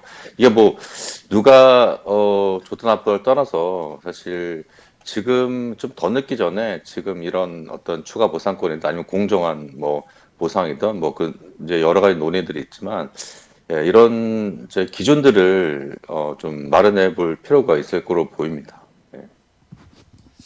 네, 뭐 좋은 의견 감사드리고요. 뭐 지금 환경의 담당님께서 발표해주신 내용들은 지금 콘텐츠 산업, 특히 영화와 방송 산업에서는 굉장히 큰 화두가 되고 논의가 진행 중인 이슈들은 분명합니다. 근데 다만 이게 어느 사이드에서의 그 의견이 옳다 그르다 또는 맞다 틀리다의 문제는 아니고, 이 미디어 산업, 특히 콘텐츠 산업은 여러 연관 산업과의 유관이 되고 또 싱크가 물려 있기 때문에 그것들을 해결하기 위해서는 아까 담당님도 말씀하신 것처럼 다양한 이제 사람들이 만나서 의견을 조합하는 과정들이 필요하지 않은가라는 생각이 들고요. 그런 관점에서 아마 얘기를 해주셨던 것 같습니다. 그래서 지금 이거는 좀 여담인데 제가 이제 이런 유사한 수업을 하고 있는데 이렇게까지 수업 태도가 좋은 학생들인지는 꿈에도 몰랐습니다. 그래서 항상 제가 수업하면 굉장히 지루해하고 있었기 때문에 네, 그런 것 같습니다. 그래서 굉장히 지금 괘씸한 것 같고요. 아무튼 뭐 다음부터는 저희가 또 조금 더 이렇게 담당님을 포함해서 많은 전문가들을 모시고 이런 것들을 좀 논의할 수 있는 자리를 만들어 보도록 하겠습니다. 혹시 아까와는 다르게 좀 질문이나 또 의견을 좀 플로어에서 있으시면은 자유롭게 좀 편안하게 질문 주시면 감사하겠습니다. 혹시 질문 있으신 분? 예. 원장님 들으시죠.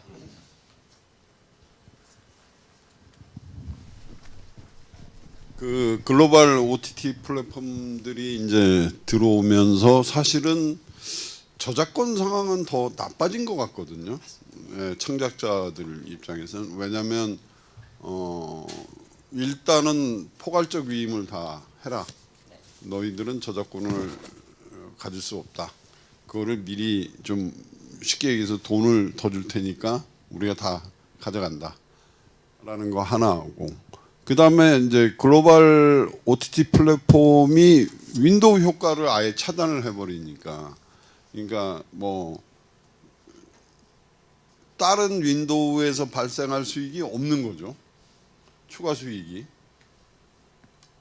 그렇게 해서 이제 더 나빠지고, 그 다음에 세 번째는 니네 돈 벌었잖아. 그런데 돈을 얼마나 벌었는지 확인할 길이 없잖아요. 이게 뭐 이제 그 시청률을 알려주는 것도 아니고 뭐 이게 그래서 이제 점점 더 나빠지고 있다라고 생각이 돼서 아마 요구들을 다시 하는데, 그 요구를 하는 거는 제 첫 번째 조항을 부정하는 건가요? 그러니까 포괄적 위임을? 사실 이 부분은 제도적인 차이에서 오는 문화 충격이라는 생각이 듭니다. 넷플릭스는 미국에서 성장한 회사입니다. 미국의 제도가 어떤지 볼 필요가 있고요. 미국은 Work Made for Hire라는 제도를 갖고 있습니다. 그래서 창작에 참여한, 그러니까 일정 영역에 물론 영상, 영화 다 포함됩니다. 거기에 참여한 창작자들은 모든 권리가 법적으로 다 넘어가 버립니다. 그런데 대한민국은 그렇지 않거든요. 기존의 대한민국의 영화 시장이라든지 방송 시장의 경우에는 그렇지 않습니다. 공동 저작물로 인정을 하고 있고요. 그래서 필요할 때 리메이크를 해야 되는데 할 때 이제 그때 이제 양도계약서를 쓰고 하게 되는 거죠. 그러니까 생태계가 다르다라고 보시면 될 것 같고요. 특히나 한국이 가장 어려울 때, 창작 시장이 어려울 때 넷플릭스가 들어왔어요. 그리고 거대 자본으로 한국 시장을 말살시켰습니다. 그러니까 한국의 생태계 자체를 없애버린 거죠. 원장님께서 말씀 주셨듯이 홀드백이라는 게 있습니다. 극장에서 상영을 하고 그 다음에 IPTV 갔다가 그 다음에 페이 이렇게 해서 이제 OCN까지 오는 시간들이 있거든요.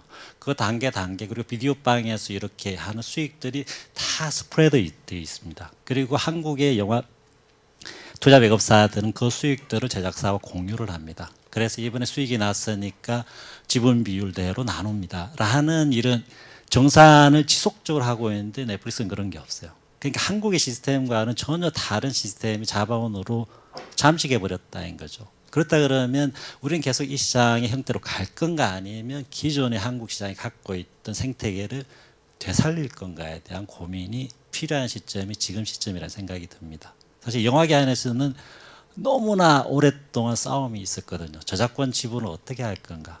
아니, 돈 된 놈이 왜 지분을 가져가? 투자 배급사들이 이제 지분을 뭐 5대5니 6대4든 가져가는 것에 대해서 제작사분들이 엄청나게 많이 비판을 하셨고요. 그리고 실제로 그 영화가 유통이 되고 5년 뒤에는 제작자한테 다 돌려줘 라는 싸움이 한국 영화계에서는 끊임없이 아직도 지속되고 있는 상황인데 나보란 듯이 넷플릭스는 다 뺏어갑니다. 오징어 게임 아무 저항감 없이 그리고 전 세계를 통해서 어마어마하게 수익이 거둬들였는데 그 매출액도 공개 안 하면서 창작자들한테 쉐어한 것도 없어요. 그런데 이거를 당연시 하면서 보고 있다는 것 자체가 너무나 아이러니한 거죠. 한국의 생태계의 기준은 뭔가에 대한 정립이 필요하고요. 그 차원에서 OTT 오리지널에 출연한 연기자들의 권리들은 어떻게 보호할 건가? 이 단계가 끝나고 나면 오리지널 창작에 참여했던 작가들은 어떻게 보호할 건가에 대한 논의들이 시작이 될 겁니다. 그 단초가 이제 시작이 됐다고 보시면 될 것 같고요. 이런 논의와 같이 감독조합의 이슈도 이제 영화 산업 안에서 고민을 해야 되는 건 아닌가라는 생각이 듭니다. 그러니까 지금 다들 외면하고 있거든요. 영화 생태계 안에서. 그러니까 지금 감독조합의 보상권은 최종 서비스 제공자에게 보상금을 달라고 하는 형태입니다. 그러면 극장, 그 다음에 OTT, 지상파, 아니면 저희 OCN. 그런데 이들은 사실 정상적으로 계약을 해서 서비스를 하고 있는 사람들이거든요. 왜? 이런 이제 의문이 생길 수밖에 없는 거죠.